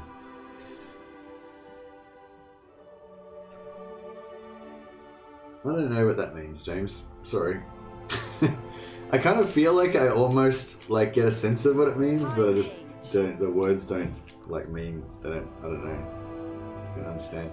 I feel like I shouldn't delete this dragon because it's like kind of like how we were talking before about how the units are unique and stuff like that. You know, it's like if I had a dragon, I wouldn't just delete it so that I could just make a new one whenever I felt like it. You know what I mean? So like maybe for roleplay purposes, we should keep this dragon. That's what I'm saying. Duty is purpose. Trained by Actually, the White Tower. Nah, maybe not.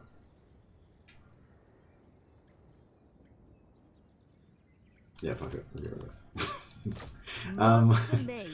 All right, we're in the green again. That's pretty good. Shaper of Fates. Full speed, Asya!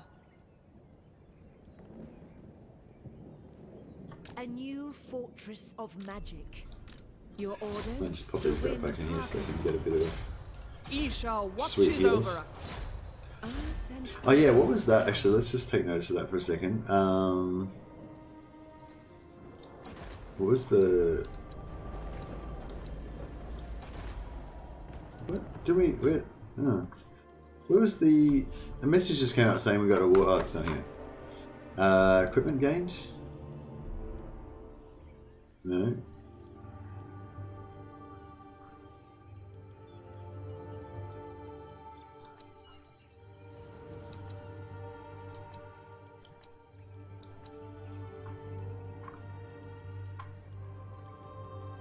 Follow again, here we go. So this guy just gained a court attendant.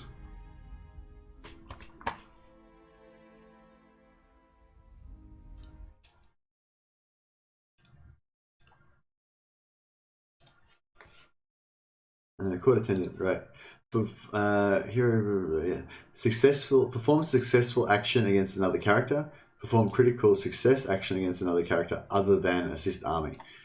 So yeah, it's weird how that says that, but basically, so ignore this one because it's other than assist army, but this one performs successful action against another character, including assist army. So it's so weird how, like, you know, yeah. So anyway, yeah, so we got 5% chance every time. So basically you can just get these endlessly or just exiting and leading and joining the army again.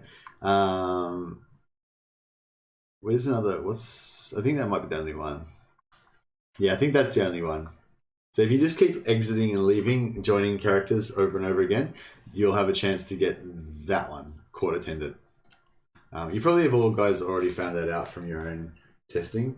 But yeah, I think almost every faction has like one of those that you can get from just leaving and rejoining, leaving and rejoining. The ones the vampire count gets is the one that gives you plus 4% movement rate, I think. The ones, there's a few that Empire get. They get like the thug and the other assassin type one, and maybe there's another one I think. But yeah, so there's sort of a few that you can do.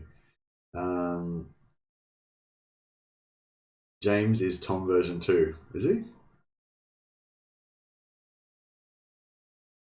Warhammer. Sorry, press the wrong button. Too much gin and tonic. James is like the older, drunker version of Tom. No worries, James. I feel you. Mystery and the Ancient Gods. Nice. I like Mystery and Ancient Gods. Sure, I'm down.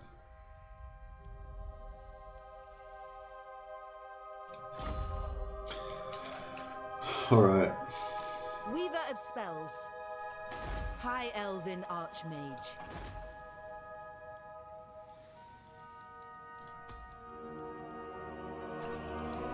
Alright, we get another mage, we get another lore master. Medic. Oh cool, we're about to get a new one. That's good. I need to save some influence now. What cheap ones we got? Pale and Wine, Pale and Wine. Yeah, I feel like I like Pale and Wine. It's good.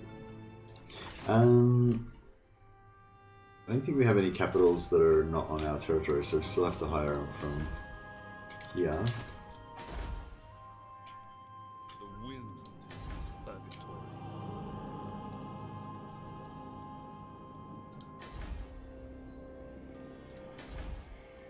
Assyrian guides our hands.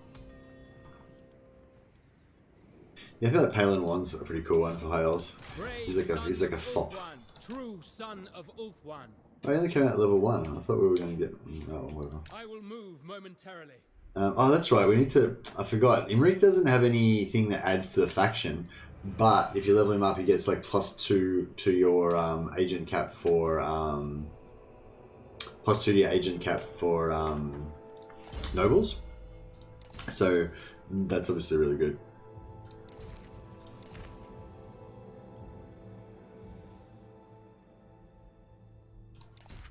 Oh yeah, you got the dragon armor. This is one of the rarer ones.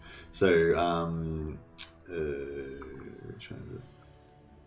this one, food taster, really common.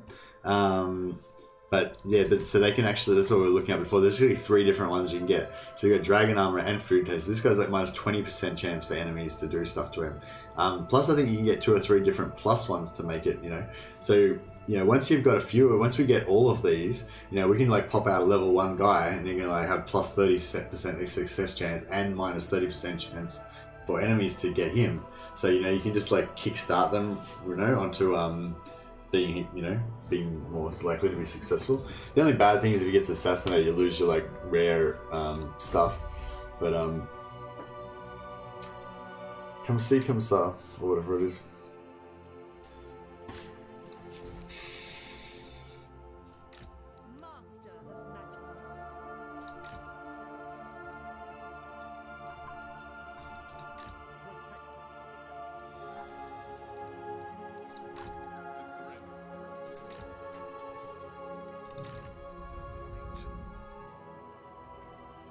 I walk, shadows coil. How much time? I think 3 more turns now. I'll try not to stuff that up this time. Poop for the poop god, indeed. Skulls for the skull throne system. There can be only one. That's true. There can be only one. James is an individual. He's got his own motives and operating procedures. Thanks for all your knowledge, by the way, Thingy Bob. You're like a walking encyclopedia of Total War. It's like, what do I need for this? Thingy Bob. Over to you, Thingy Bob. You dare. Yeah, Thingy Bob's one of our science badge holders. Has been which is an award that I give to people who teach me stuff about Total War. Oh well, I quite often learn things like during the stream, but like I guess it has to be something that's like really, when shadows loom. It's got to have a bit of wow factor to it, Don't just give them out to anybody.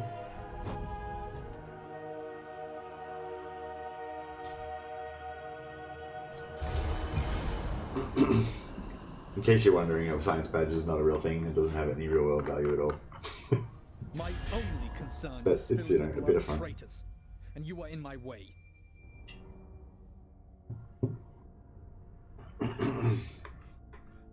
Call my allies for help. Do I even need help? Like, this dude's only got like 2 provinces. Like, does a lion cower when cornered by the rat? As Tyrion would say. Yeah, we need to do Tyrion's quest soon. Blood alone moves the wheels of history. Martin Luther. I'm liking these quotes, James. I didn't realize they were all quotes. Were the other ones quotes, or did you? I thought they were just like original statements that you made up. They're still cool either way. But yeah, that one's a good one. Blood alone moves the wheels of history. It's kind of true. I mean, I don't think it's true, like absolutely, but Your reach grows yet further. but yeah, there's definitely historically, there's definitely, well, yeah, I know what I'm saying. Themselves.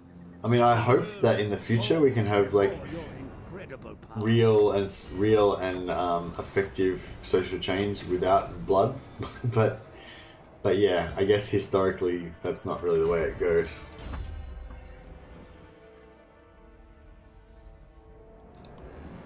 And that was not an invitation to get into a discussion about politics, by the way. That was a discussion about history, not politics. History.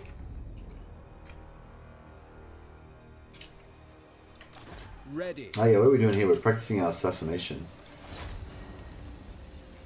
Daggers in the dark. Failure. Not much good to me alive, are you, Terra?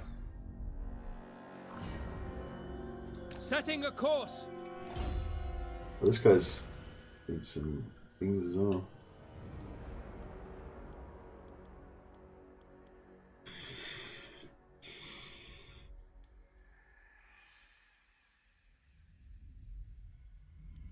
Is that one of the Law Masters? No, he doesn't need that.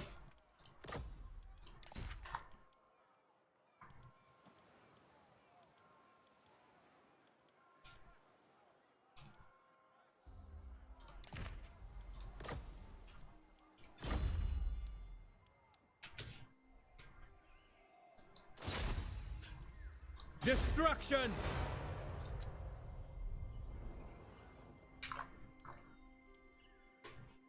Set sail. Catch wind. Your request. It's a quote, says Neural. A people without the knowledge of their past history, origin, and culture is like a tree without roots. Marcus Garvey. Yeah, it's a nice one. There's a really nice Roman quote actually that's like very similar to that. It might be a Marcus Aurelius one or something like that. No, it's not Marcus Aurelius. It's a Cicero one. Cicero was a really cool writer actually. He was like I don't know. Like I mainly know most of what I know about Roman history from watching the TV show Rome. You know, but I've watched quite a few YouTube videos and stuff I guess as well. But yeah, Cicero is apparently like a really good writer. Yeah, but anyway, yeah, one of his quotes is a bit like that. It's something along the lines of, it's not quite so much about like studying history, it's about Madness. like remembering your own history, like your own family history and stuff like that, and kind of like, yeah, I can't remember it now. Maybe I should Google it. I love how the Romans are so focused on achievement and like getting glory and honor for your family and like growing the power and prestige of your family and stuff like that, you know? It's such a cool, like, specific kind of mentality that they had, you know? And I feel like it goes a long way to explaining why they had so many, like, you know, great leaders and stuff. Like, I mean, I guess it also fed into their folly a lot of the time, you know? But, you know, there was, like, that thing where they have the two, can't remember what they're called, like, two bosses of the Senate. And they would both lead half of the army, half of the Roman armies, and you'd only have that seat for like 1 or 2 years, and that means that there's only like you can only campaign with the armies in summer. There's like a campaigning season, so basically you just had that one opportunity to win a great military victory that would cement your like glory for all time and stuff like that. So they were like super highly motivated to like, you know, do really well and win glory and stuff. But, you know, that often led them to doing really stupid shit as well. Cicero quote about Remembering history.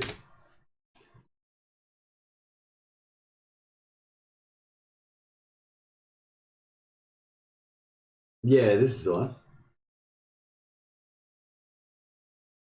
Maybe I was reading a bit too much into it, but yeah. To be ignorant of what occurred before you were born is to remain always a child. For what is the worth of human life unless it is unless it is woven into the life of our ancestors by the records of history? Pretty cool. And it's sort of like got that same thing of like you know, those who ignore history are doomed to repeat the past. Kind of, it's got a little bit of that in it, but it's also got this sort of undertone of like your family and your ancestors create history, you know, and what is what and their lives wouldn't be worth anything if their achievements hadn't been woven into the history and honor of your family, and you continue that on. You know, like I don't think it's not really that relevant in modern society, you know what I mean? But it's, yeah, I feel like it's so, yeah, it's such a Roman quote, you know? Like I love Rome.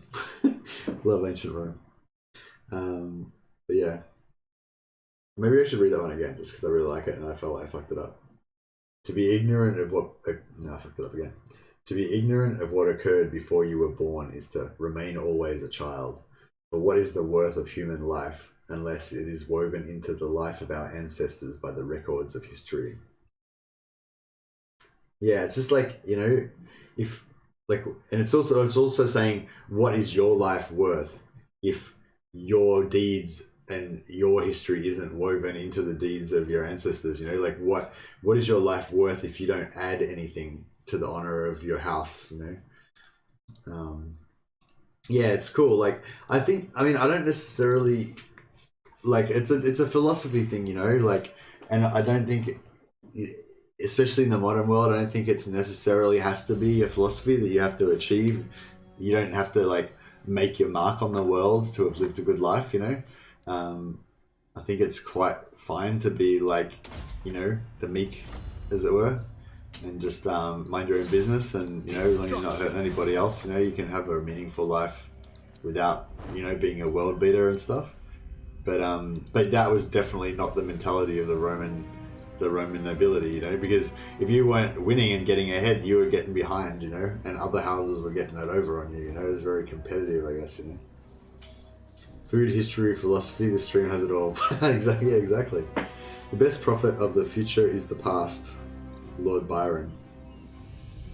Yeah, a lot of smart people are big on history. Oh, they just fucked off. They're like, nope, fucking Alith Anar's here. We're getting the fuck out of here. Yeah, and rightly so. You just piss right off. Come back when you got Marathi. It's not even worth bothering with you until then. This guy's not. He hasn't taken it yet. I've got no garrison. Oh, this is just annoying. Oh no, the garrison's still there, that's right. I tried to suicide them, but it didn't work. Alright, we'll try and save it, but I know they're just going to take it like the second before I get there. It's just going to be a waste. Yeah. Oh well. Yeah, I'm sort of thinking about keeping Iron Spike because I've got Iron Spike and Moonshard. Yeah, fuck it. I'm not. Yeah, there's no point to keep. Yeah, I may as well. Yeah. All right, cool. Is this tier 5? No. It'd be good if it was tier 5, but it's all right. Maim, kill, burn. Says Tom. Good. James says, "Condemn me. It does not matter. History will absolve me." Fidel Castro. All right. I don't know if that one's quite as good as some of the other ones, but. Yeah.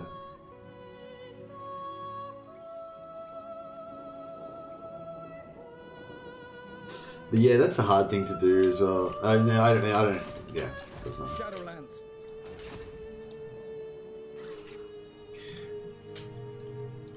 Servant of the king, as you command.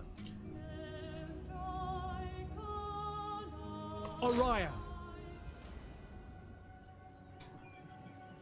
The Phoenix Court will never agree. Sealed. Bring me battle. Take what you can. Poor Cathic's having a bad time, aren't they? Just A not having glorious fun. victory.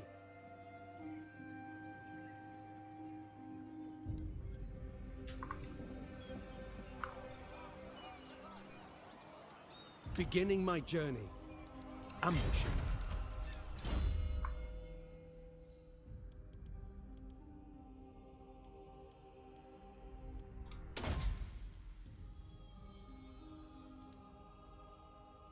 I'm just got one more level to go.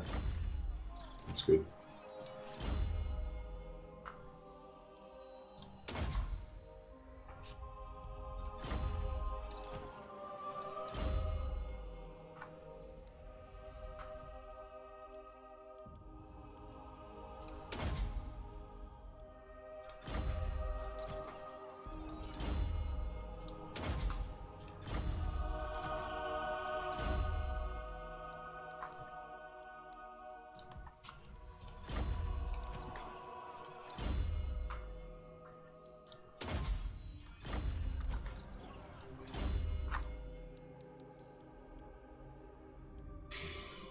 I don't know whether to go to the Bard Ithilmaster steed or the Elven steed.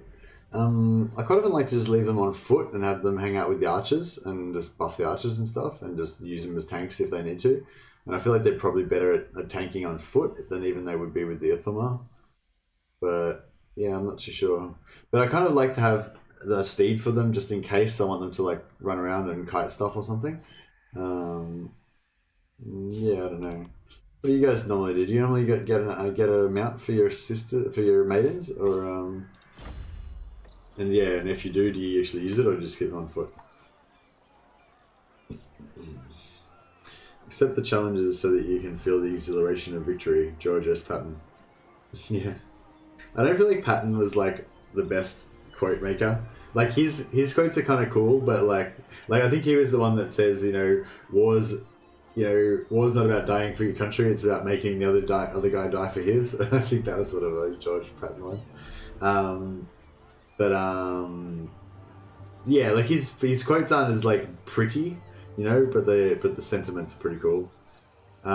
Oof, I think I'm going to stop my campaign for a sec, maybe even for today. I'm getting cross-eyed.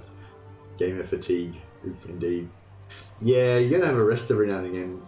Go and watch the new Mandalorian episode. Just came out yesterday, I think, or the day before. No, it's a pretty good one actually. Lots of action. Lots of fighting. Fear the might of Ulthuan. But yeah, I feel like that's one thing you get better at when you're older. Like, oh, This smells fishy. I wonder if I can auto resolve this. Magic's unleashed. Be prepared, Asur. Haunted by fate. On ahead! What do you seek? They are under my protection. The Archmage marches. Oops. What? I bring Azurian's fire. In search of truth. Knowledge awaits. No, that's Student of Teclis. Yeah, this guy is Able. looking. Get you in there. I will share my experience. So now, hopefully we can auto Asur resolve. Sorcerer. Wrath of the Heavens. Ooh. Yeah, I think it'll be The fine. winds of magic guide us. Shit.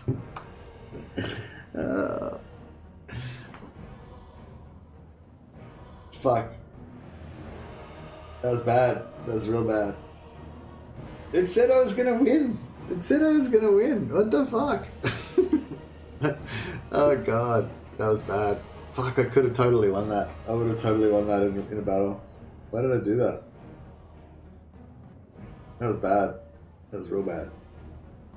I mean, it wasn't that bad. It wasn't that bad. Let's be honest. It wasn't that bad. It's fine. But it was like, it's a bit embarrassing. I gotta say, I'm a little bit embarrassed.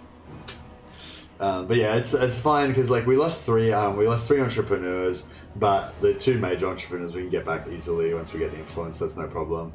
The maiden entrepreneur, I was going to replace her eventually anyway with a resistant one, so that's no big deal. And the noble was nothing anyway, so it's fine. But yeah, that was bad. Restart, says Woody Chopper. Shut up, Woody Chopper. I'm not restarting. No, this isn't a restart situation. This is an Alt F4 situation. Even if you win, you take too many casualties. Oh, I don't care about the casualties because I would have just refreshed, would have just replenished them all anyway. This is fine.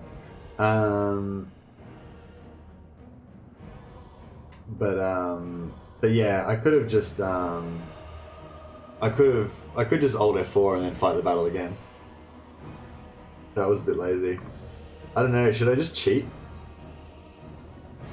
I don't need to. I mean, it's not a big deal. Like, his army's fucked now. Like, he can't attack anything anyway now because he's got no infantry left. But I kind of want to fight the battle. Restart, says Joker. I'm not going to restart.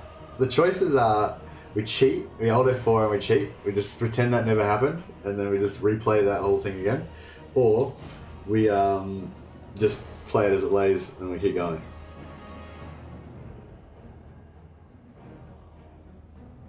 Men in auto resort lost many units. Yeah, we would have lost many units. Alright, come on guys. I feel like I kind of want to cheat, but I don't know. Should I cheat or not cheat? Who's got an opinion? So the choices are: we Alt F4, everyone pretends that never happened, we don't speak of it again. Later on I'll go and edit that out of the video. Didn't happen. No, I won't really bother doing that, but you know. Cheat, everyone's cheat. Either we cheat or we just be a man. We like fucked up, take it on the chin. Like, you know, you gotta face up to the consequences of your actions, and we just, you know, deal with it. I've got 3 cheats. Anyone else want to weigh in on this topic? Cheat, 4 cheat, 5 cheat. Hey, wait, Woody, you already voted twice. All right, we've got no one's arguing against. What about you, Chu? Chu's my main advisor, so his opinion has a lot of weight. Is Chu still here? Or did he go?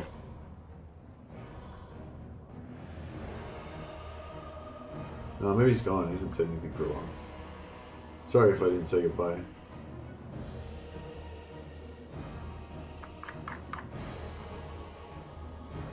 Cheat. Be a man and cheat. Alright, I'm gonna be a man and cheat. I'm gonna own up to my responsibility of owning this cheating. I'm not gonna make any excuses. I'm just gonna be like, I didn't want to lose, so I cheated.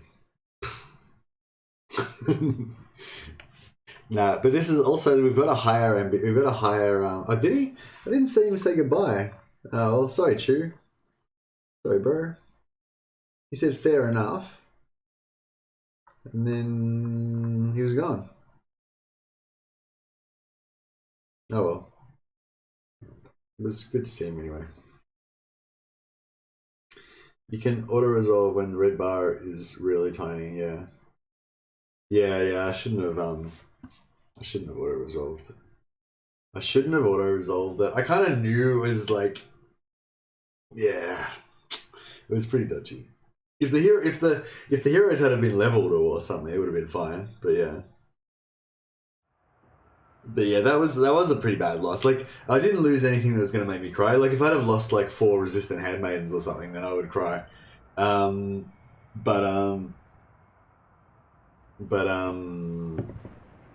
okay, yeah. But yeah, if I'd have lost like 4 resistant handmaidens, I would have cried or whatever. But you know, with that, I didn't lose anything really that valuable. It was just a bit of time. It would just take me time to replace the entrepreneurs to build up the influence. But yeah, it wasn't that big of a deal. So yeah, wow, I've got a battle. Never seen this battle before. This is the first time trying this battle because that never happened. Remember, guys? Shh, we don't talk about that. But yeah, I was gonna say we've got like a higher cause here because we're trying to create the ultimate high elf campaign, you know, and everything's kind of gone pretty right so far. Actually, I've already cheated this campaign. I feel like I already cheated earlier in the campaign as well. This is like my endless cheat campaign.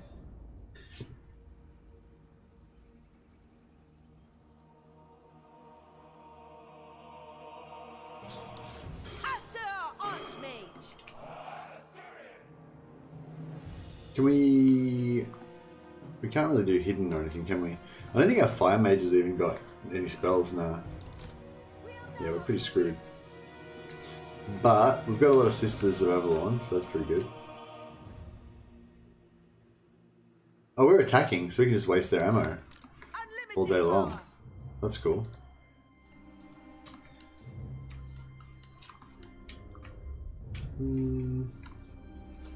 Yeah, I feel like if we just set up on the back line here, we should be out of range. Are we going to be out of range? I don't even see where their artillery is. Didn't you cheat in the... Oh, maybe it was the Dark Elf one. Yeah, I cheated in something else, I'm pretty sure, as well.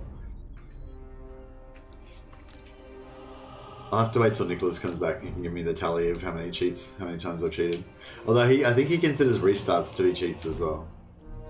I feel like there's a clear difference. Restarts and autos and Alt F4s are different. Alt F4s is like straight up cheating. Restart is just like admitting that you suck and then trying again. Who's gonna be our best ammo dodger? Probably. Who's got the best resistance? 15, speed 36. 15, speed 36. Yeah, they're about the same. I guess this guy's gonna give us less. Losing this guy's health is going to be less, not going to affect the reserve bar as much though. So. Orders received. Acknowledged. For duty. Yeah, so we can pretty much just put them in a line. For the Everqueen. Put them here or something. Quickly now. And then we put all these guys at the front. These guys are invisible, so they can kind of do whatever they want. A bit of vision. Alright, let's get some artillery. They're shooting?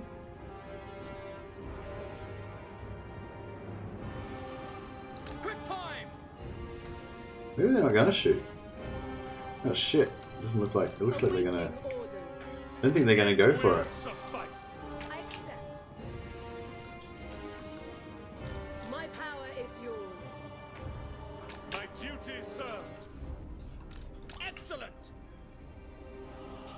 Oh shit, have we got anything fast? If we could like fuck up those artillery, that'll be pretty sweet. Check out this artillery, it's chasing my archers. Of course. My power is yours. Together! Glory awaits! We will obey! Advance! Asser forward! Orior! At them! Yeah, this is gonna hurt. Orders. Loyal.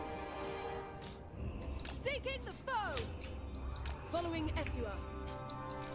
Archmage repositioning. Yeah, mortars. Oh dear, that's not good. Shadow warriors! Seal! Yeah, this is gonna be a mess, isn't it? Alright. Yeah, that's not gonna work. It was a bad idea. It's a bad idea. Don't worry about it. Just get in there and just get rid of them. End them rightly.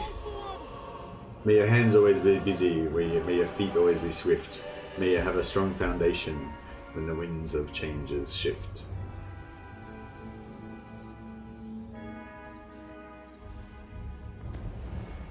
First Star Wars and now chat. Why must you always leave me, Chewie? Shadow warriors! Alright, I think we've sorted out that artillery just about. We didn't take too much damage. Some of the sisters are struggling a bit. But not too bad. Oh, we got mortars as well. Yeah, alright, I'll throw anything going. Solo that, I guess. Acknowledged! By Alariel!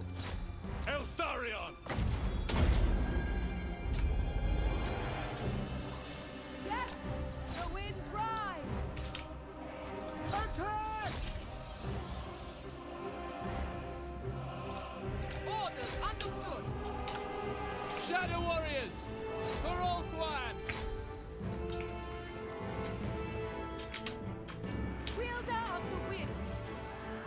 go then. For duty. We go. To battle. Glory matters not. What happened then? Eltharion. Oh shit. Northern Seaguard. That was an error. We will As obey. well. I need that fucking order. Battle call. Damn it, for that one. Death to all. As you say, Asur, advance. We away. Orders. Yeah, this is not looking Making that my great. way. I'm really done. Noble. True magic is mine. Altharion's gonna get fucked as well. Northern Seaguard. For order. Attack. Yeah, this is not really working out, is it? Defending order. Ancestors. Ready. It is done. As you say. Calling the I could winds. have, yeah, there's probably a lot of spell opportunities I had there as well. Cyclone. Hear me. Northern Seaguard. Jeez, this is probably gonna work out worse than the Elder stuff. As you say. Asur, withdraw. Without fail. For duty. Acknowledged.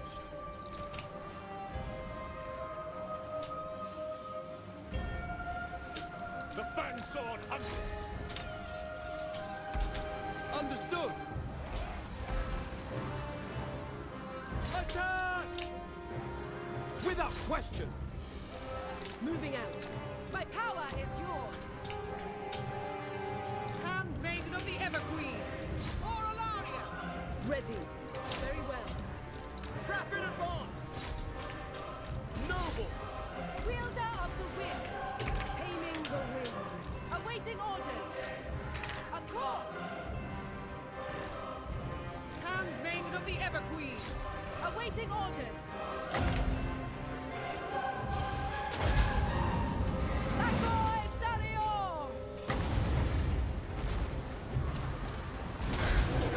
That's pretty shit spell, but Observe my radiance! Orders. Northern Seaguard. Move! I really need someone Yes. to Maintaining order. My pick power out is this yours. fucking artillery. Kill them. Jesus Christ. Dauntless. Eltharion.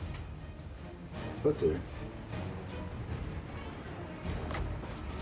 Yeah, he's gonna die. Not really. Loyal Guardian. It is done. Archers. Onward. Understood. March. Back. Agreed. Lathane. Attack.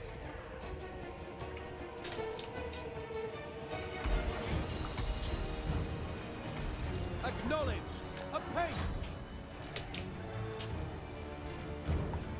Maintaining order. Spellcaster.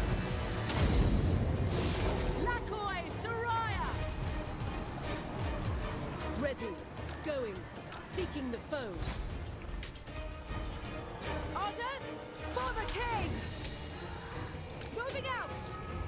Asur, move! Northern Seaguard. Weapons ready. To The the Lord's not fray! really dying very fast. Brave and true. Eltharion. Awaiting orders. Ready. Going. Onward. Cleanse the land. I summon the wind. Lathane! Moving out.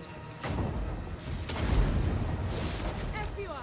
Bend to my Just will! his bullets aren't doing very much damage. It's pretty cool. I thought Ulthuan was like really powerful, but Eltharion. he seems to be. Jesus Christ, this is like shooting the shit out of my dude. Eltharion moving. Eltharion. Yeah, there, Eltharion. Go and kill those fucking immortals, for fuck's sake. Robin Seagull. As you say. Purify! Ariel! Holy shit. Archers! Go away. Quickly now! Oh, that shot. What shot? Oh, what happened then? You just blew the shit out of these sisters.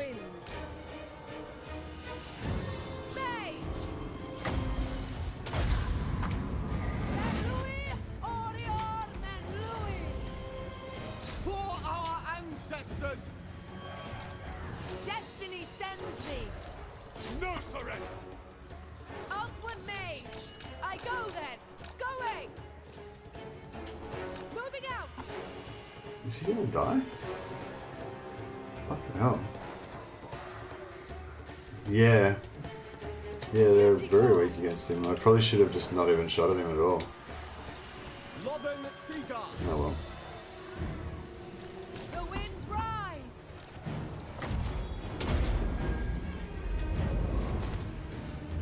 Ulthuan mage. This is fleeing.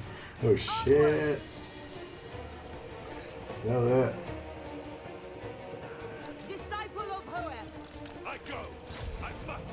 Asur Archmage. High Mage. Ulthuan mage. Alright. Surely Seagull. that should do it. Finish them! The greater good.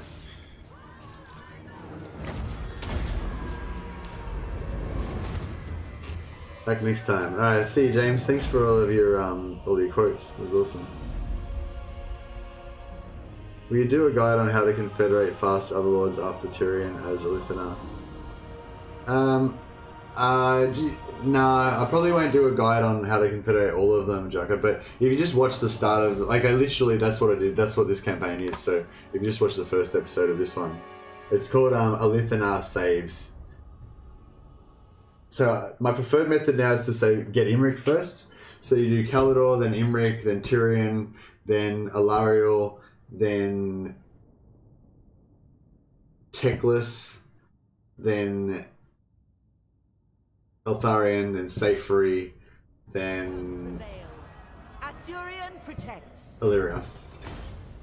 That's the perfect order to do it in, I reckon. Somebody else did mention earlier that it's better to wait till they get to tier 5, but I don't think it is for me. Like, yeah, you can sort of say maybe it is in a way, but yeah, I don't think you want to do it with the Legendary Lords because they will level up too much and put their skills in the wrong things and all that kind of stuff, which is no fun. Even if it doesn't really matter that much for the campaign, you know. Perhaps their master values. And set but sail. yeah, but you do, like, once you get to the later ones, like Illyria, I got it at tier 5, and I try and wait for Seyfri to get tier 5. But like, yeah, I take the Tyrion as soon as possible, tier 3. Don't worry about Teclis because you're going to abandon his settlements anyway. Get Alariel wait for Alariel till she's at least tier 4. But yeah, anyway. So yeah, no, I'm not going to do another guide because it'll be really long as well, probably. You know, but it's pretty straightforward. You just use your influence and your money. I think the thing that people overlook a lot of this is using gifts. Quite often, if you check the gift cost, especially early in the game, it's really cheap. Sometimes it's like from 280 to 400 gold to do a small gift. So if you get one for like 280, even if you're not planning on confederating them straight away, just take advantage of the cheap gift cost and just pump like 10 of them into it, you know? And you get like plus 100 relations for like 3,000 gold or something. It's like super cheap, you know? So yeah, but even if it's like 400 or something, it's really cheap, you know? Once it gets to like 1,000, 2,000, you can't really afford to spend money on magic resistance. Oh man, magic resistance 15%. Wish I'd have got that on Prince Eltharion. Eltharion. Got on this High stupid Elven mage lord that I don't like. Beast mage. Oh well.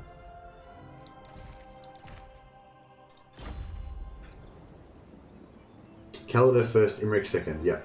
The day Calidor, is Imric, ours. Tyrion. So you get Calidor first, and then you can't actually start doing anything with Imric until after you confederate Kalador, because you don't get vision on Imric until you get Kalador. But as soon as you get Kalador as well, you'll also get vision on Tyrion. So as soon as you confederate Kalador, any remaining money and influence you've got, start pumping up both Tyrion and Imric at the same time. Obviously favour Imric a bit more, but try and get Tyrion, at least get him started. Just put a couple of gifts into him, put a bit of influence into him, you know. You should have heaps of money and heaps of influence when you start off as Alith Anar. Hopefully, if you can, like, you know, just fight heaps of battles, get some money from the battles, you know, maybe get some sea treasure, get 2 of those. Depends what rewards you get from the assassinations as well. Sometimes you get heaps of money, sometimes you get hardly anything, you know. But yeah, so it's a bit of RNG, but you can always do it. Like, it's just easier sometimes. But yeah, you know, I say also always restart until you get Nolosi as one of your. So you know, when you first start, you get your 3 assassination targets. One of them is always Exarian, the green Dark Elves that are just north of your starter position, and one of them is always Lockyer Felhart, and the other one is either Nolosi, the red lord, that's the red Dark Elf lord that's down here, or it's Los Ericsson down here, or it's I think sometimes it's this orange guy. And maybe there's one other one that can be anyway. But yeah, anyway, just restart to get Nolosi, because it's right here. You can get your guy can assassinate her in like 2-3 turns. So it just gives you, so you get that, and then you kill Exarian, do both of those in the first 7 turns, and you got like 40 influence or whatever, and like money. And if you're lucky, you get the ones that give you plus 20 relations with High Elves as well. So there's a lot of RNG. But even if you don't get the plus 20 relations with the High Elves, even just a bit of money and influence will still, you know, be really good. Yeah, so Imric, Kalador, then Tyrion. And then after that, it's pretty easy. Just keep doing the same thing. Just keep spending your money and influence to keep pumping them up. And just don't conquer anything as well. Just have Arnheim and maybe Bleakhold Fortress, and that's it. Just like go up and like sack Exarian a bit if you want, or fight with Marathi. Don't conquer anything though. And just just use all your influence and money to confederate. That's how I do it anyway.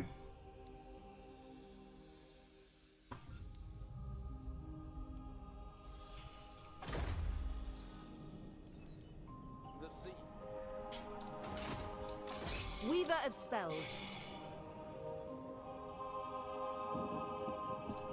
I bring Azurian's fire. Voyaging. Alright, so is everyone happy with that? So that previous auto resolve never happened, alright?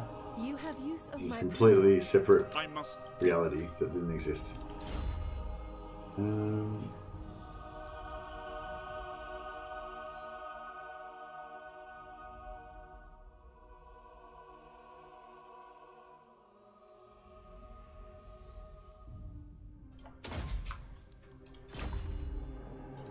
No glory, only service. Sail on!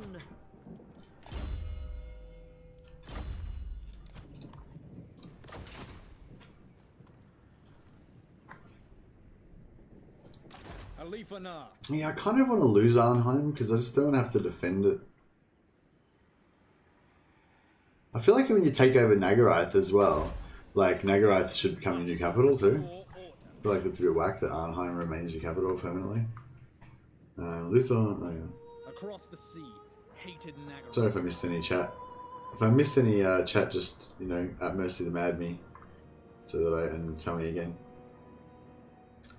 Yeah. Oh, and also, guys, if you're I really want to welcome any new people that come into the chat. You know, I know a lot of people don't like to talk in chat; they like to just kind of watch and lurk in the background and stuff like that. But yeah, I feel like the chat makes things really lively and stuff. So if anyone new, like they haven't seen their name before, that comes into chat and they say something interesting and I don't respond to it, then feel free to call it out as well, because they might not, you know, feel confident to repeat it or whatever if they think I ignored it because I didn't like them or something, you know. So yeah, I know some people already do that. They'll be like, "Oh, you missed a question from blah blah." So yeah, I do appreciate that. So if you know, so yeah, if you want me to answer your question and I didn't, then just do at mercy so I see it.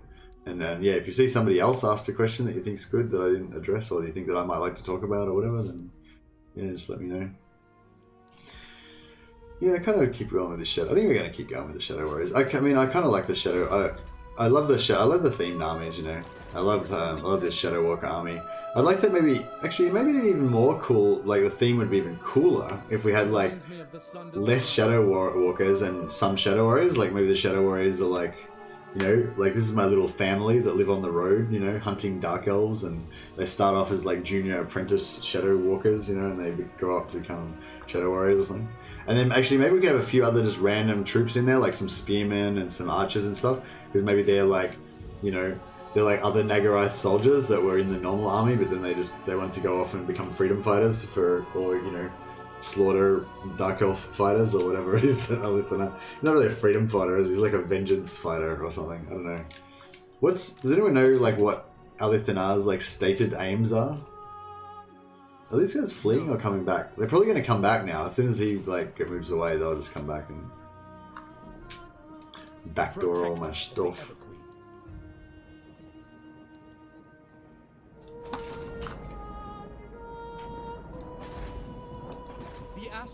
Well, I'm feeling a lot better about things now that I didn't lose that battle, because that would have been really shit.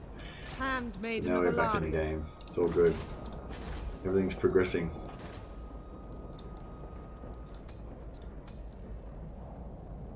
Yeah, we need another.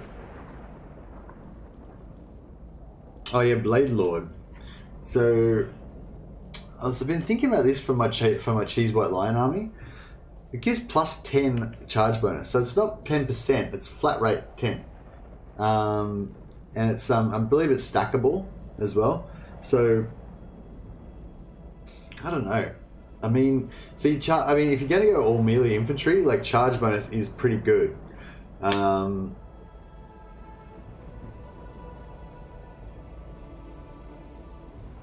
There's a mod that adds a whole Shadow Warrior themed roster. Like Shadow Swords with Stalk, Shadow Phoenix, Shadow Warrior Cav, Unique Lords. That's pretty cool. I mean, I don't really play with mods, but yeah, that is cool. Do you know what it's called, Tom? I could showcase it. We could pop it up on the stream for people to have a look at if they're interested. Like, yeah, I feel like maybe I give the wrong impression. Like, I'm not against mods. Like, I think mods are great. Actually, we don't like these ones. I will avenge. Do you want these regular archers? I don't know if I really want regular archers anymore. Like, I recruit them as clutch units, you know, when we need to, but... My life for Tor. Yeah, 5's probably good. And we can recruit 5 here, can't we? Yeah, we may as well. Give the Lariel another run around. Oh no, we can recruit heaps. 1, 2, 3, 4, 5, 6. Catapults, maybe? Does he have siege attacker? The Warden. I think he does get siege attacker when he's on his Griffin, doesn't he? Yeah. So I don't need a catapult technically.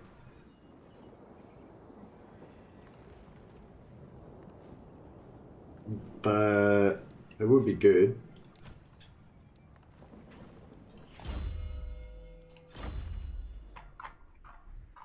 We want to send this guy. Maybe we should have an agent. No, we don't want to get messed with those guys.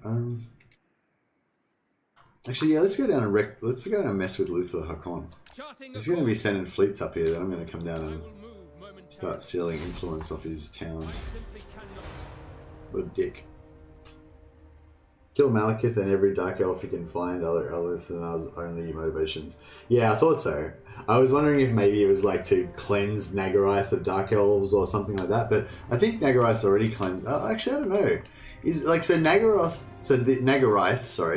is this area here, right? And I believe this is Alith Anar's like homeland, basically.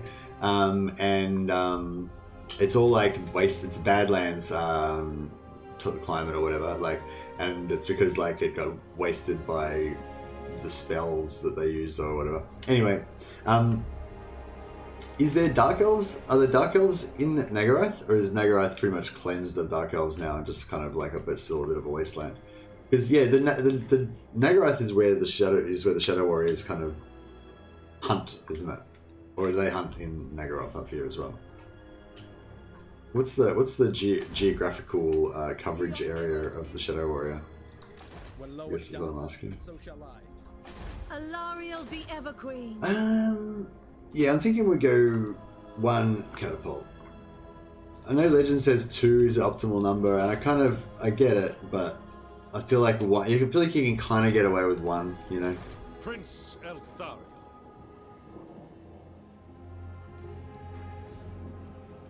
Cut the waves.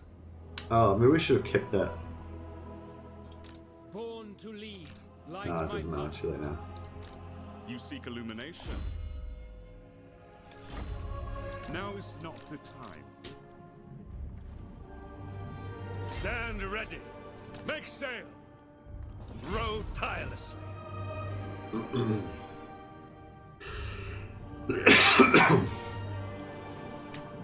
An adequate performance. Yeah, I feel like I love this part of the campaign because we're sort of in this. Well, it's still kind of early game, really. I feel like we've just kind of achieved the setup. Like I kind of talk about this a lot, but I focus like whenever I play campaigns, my whole focus really is on the setup because I want to get a certain situation in place, and then I don't really want anything to change. So the setup is now complete. Like we're in complete control of Naggaroth, of Ulthuan, sorry. We're consolidating everything. And we're at war with some factions, but we're not really under too much threat. And, like everything's perfect. Like, this is like exactly how I want the game to be. And I just don't want it to change. Like, I don't want to conquer any territory outside of this. I obviously don't want any of my enemies to conquer any of my territory. I just want there to be like a perennial, endless war going on. And, yeah, just turtle in Ulthuan forever, basically. But yeah, I don't know. Do you think that's viable? I'm pretty sure it's not viable. I think what we're going to probably, if we want to actually have if we want it to be stable, we're probably going to have to conquer this western side. Or at least like Naggaroth. Like all this northwest. But yeah, what do you guys think? Do you think we can just maintain with just Ulthuan? Or should I aim to conquer up? So do you know what I mean? Like, my aim is not to win the campaign. My aim is to just maintain the status quo for as long as possible. You know what I mean? So, like, do you think that I can do that with just Ulthuan? Or do you think that I should probably just set about conquering Malekith ASAP? Because otherwise I'm just not going to be able to have any sort of stability.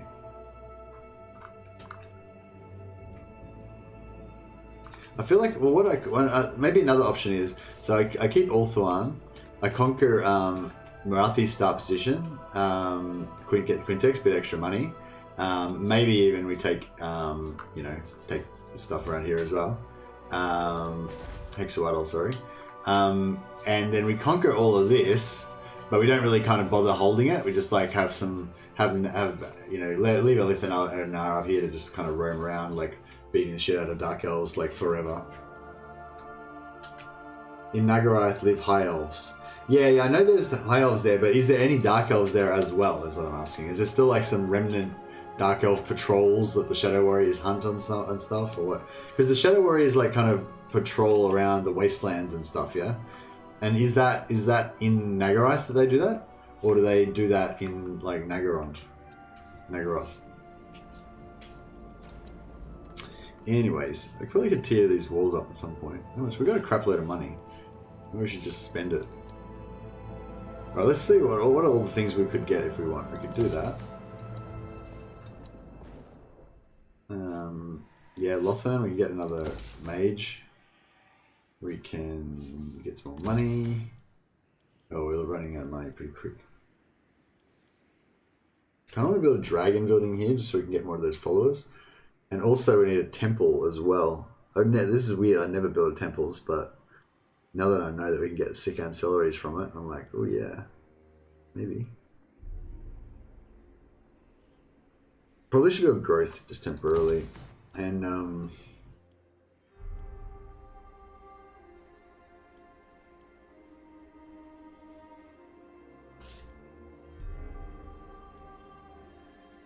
temple's cheaper.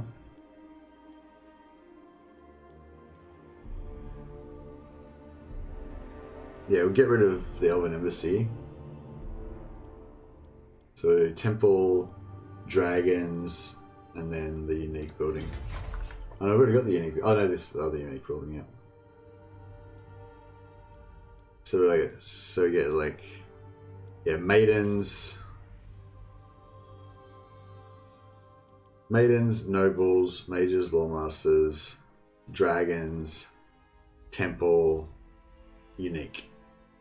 Yeah, I think that'll work. And then we've still got pretty much maximum income. We lose like a tiny fraction. It doesn't really make any difference.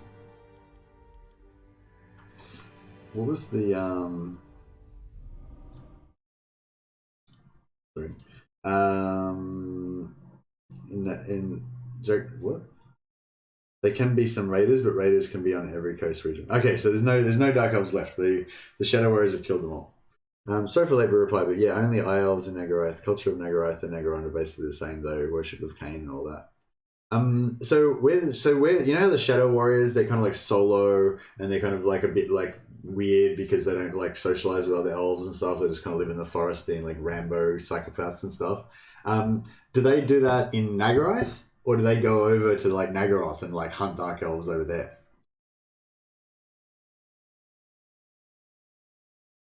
Loyal to different kings, yeah. So yeah, so we'll just get back into the traits again. Sorry for people who are bored by that sort of stuff, but so yeah, we want rank up, right? Every 5th turn worship gives us +6 public order. That's pretty good. It's pretty powerful, pretty useful. I think that might be one that you can only put on lords though. I'm not sure. I don't think you can put it on every type of hero. And the other one was the dragon, that one. Immune to attrition for dragons. Tower of Hoeth. Royal Lyrian Sable +5. No, yeah, that's shit anyway, who cares? Dragons. -10. Oh, yeah, we're dragons. We want dragons, for sure.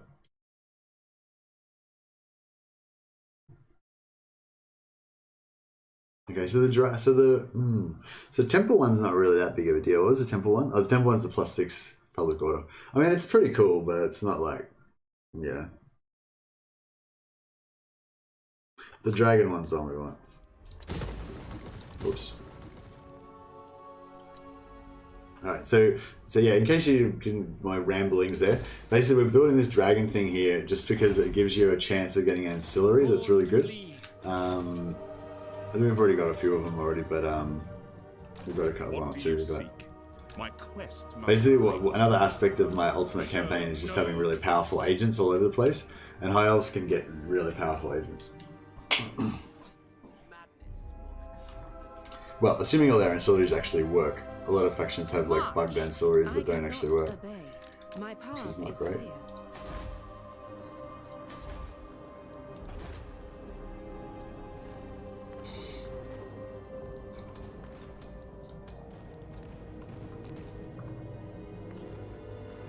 Yeah, I don't think the Blade Lords are really worth it, because basically every one of these that we have gives us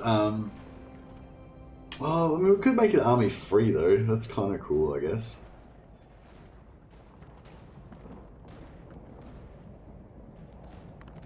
But yeah, it gives +10 charge bonus for White Lions of Trace. I was kind of thinking maybe just have, if you have like 2 of them, so they got like 20 extra charge bonus. It's pretty cool. Hey, Chew's back. Welcome. I was trying to talk to you about something before, but I forgot. Oh yeah, I was going to ask you whether I should cheat or not. We decided to cheat. What would you have, if you had been here, what would you have said? So like basically I had a battle there where it looked like the auto-resolve looked like I was going to win, and I was too lazy to fight it, so I auto-resolved it and just got completely wiped out and lost my 3 entrepreneur mages and noble and a stack of sisters of Avalon. And so I said to the chat, well, we can either just take it like a man and play on, or we can cheat. And it was unanimous, everyone said cheat. Well, would you have said cheat, or would you have voted against it?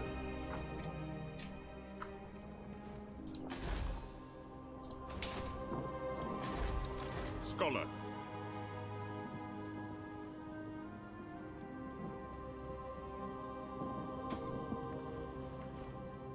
Mercy Mad, explain why you don't like playing... Oh, wait. No, I missed that one. That's sorry.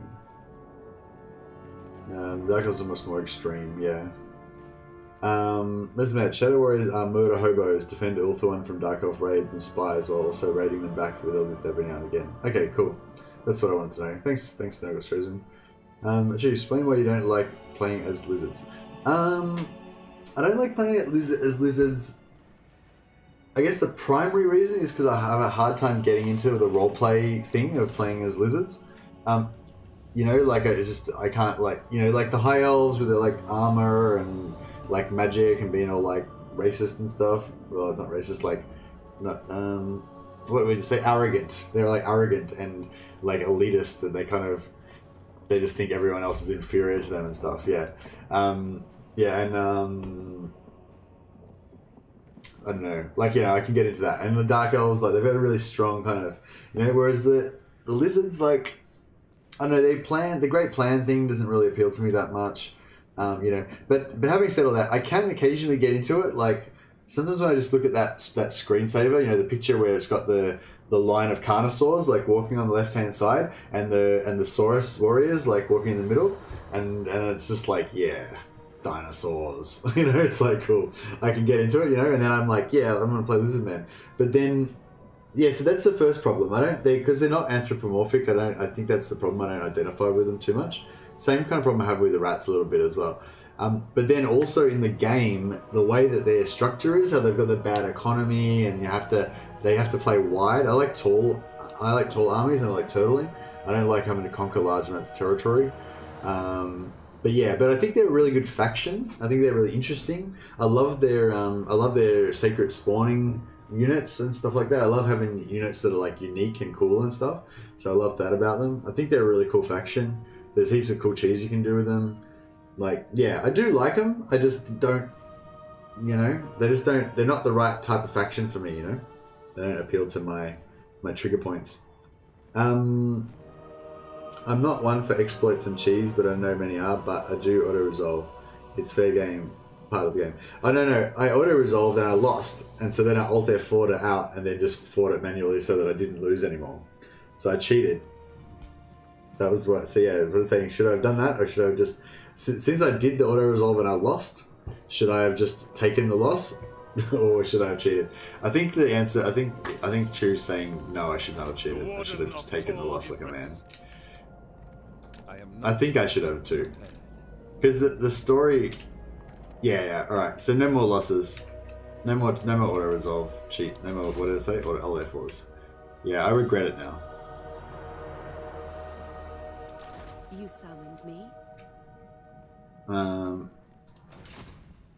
Because it's like the story, you know, the story, I don't know, it's weird. It's like you want to tailor it. I want to tailor the story as much as I can. I want to, like the setup, like I was talking about before. I always want to get that like perfect the way I want it to be. But the thing that makes it good is that you don't have total control over it. Like, you know,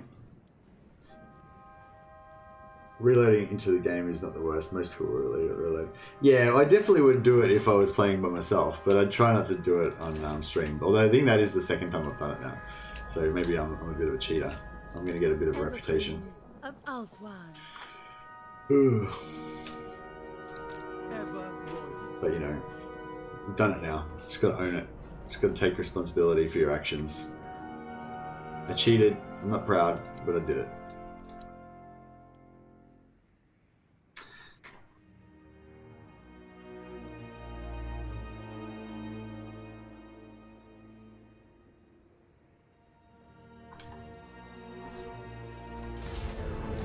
But yeah, there's just, I mean, I guess I'm for whatever's the most fun, you know? And I think, yeah, Alt F4ing and stuff and cheesing, not cheesing, cheesing's fun. Alt Mercy the Cheater, that's right. Mercy the Cheat. Mercy the Filthy Alt F4er. But yeah, I'm for whatever makes the game more fun, you know? And I'm not for things that make the game unfun. And if you Alt F4 every battle that you lose, and like replay it over and over again, which I do that in Battle Brothers sometimes, and it just really ruins the game, you know. But Battle Brothers is just such a fucking hard game that you kind of feel like you have to.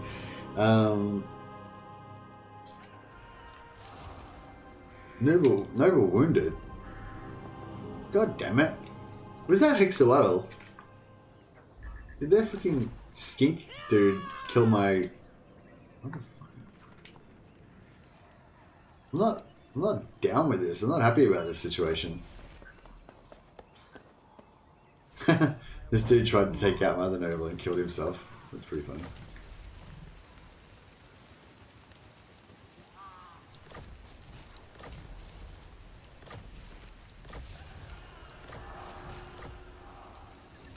You have my attention.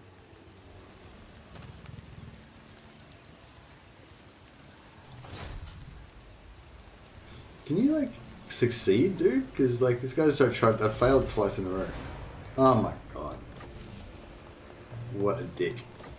I think you lose all your stacks of influence as well. He had like 25 stacks of influence that he was getting every turn.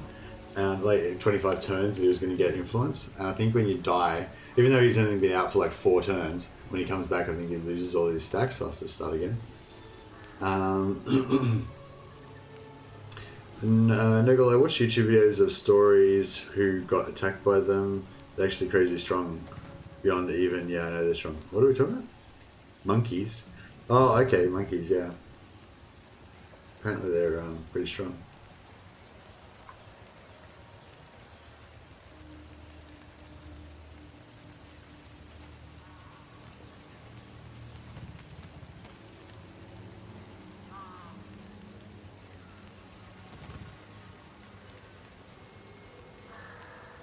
Yeah, I'd never go near one either.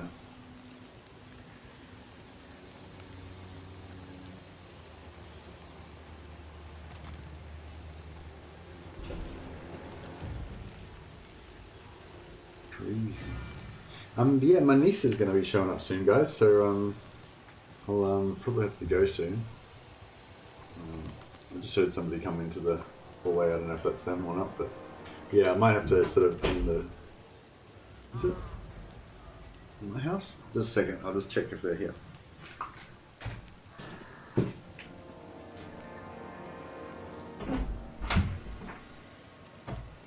Oh, is he?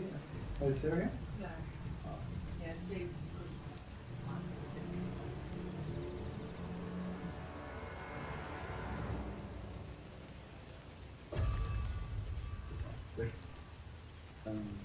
Do I run a hand?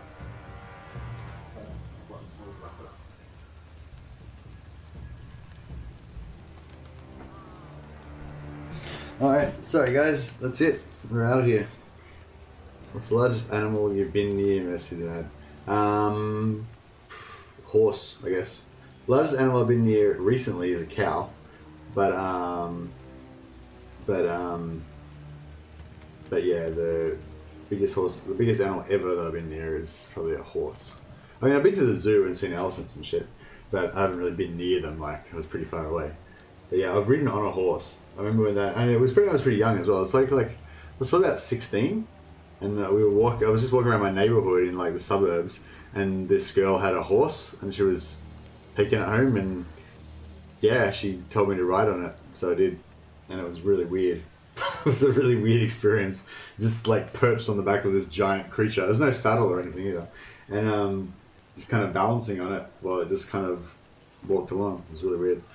Anyway, yeah, thanks, thanks guys. Yeah, I'll go hang out with my family, and yeah, appreciate you all joining the stream. I had a really fun time with High Elves, and we'll be doing it again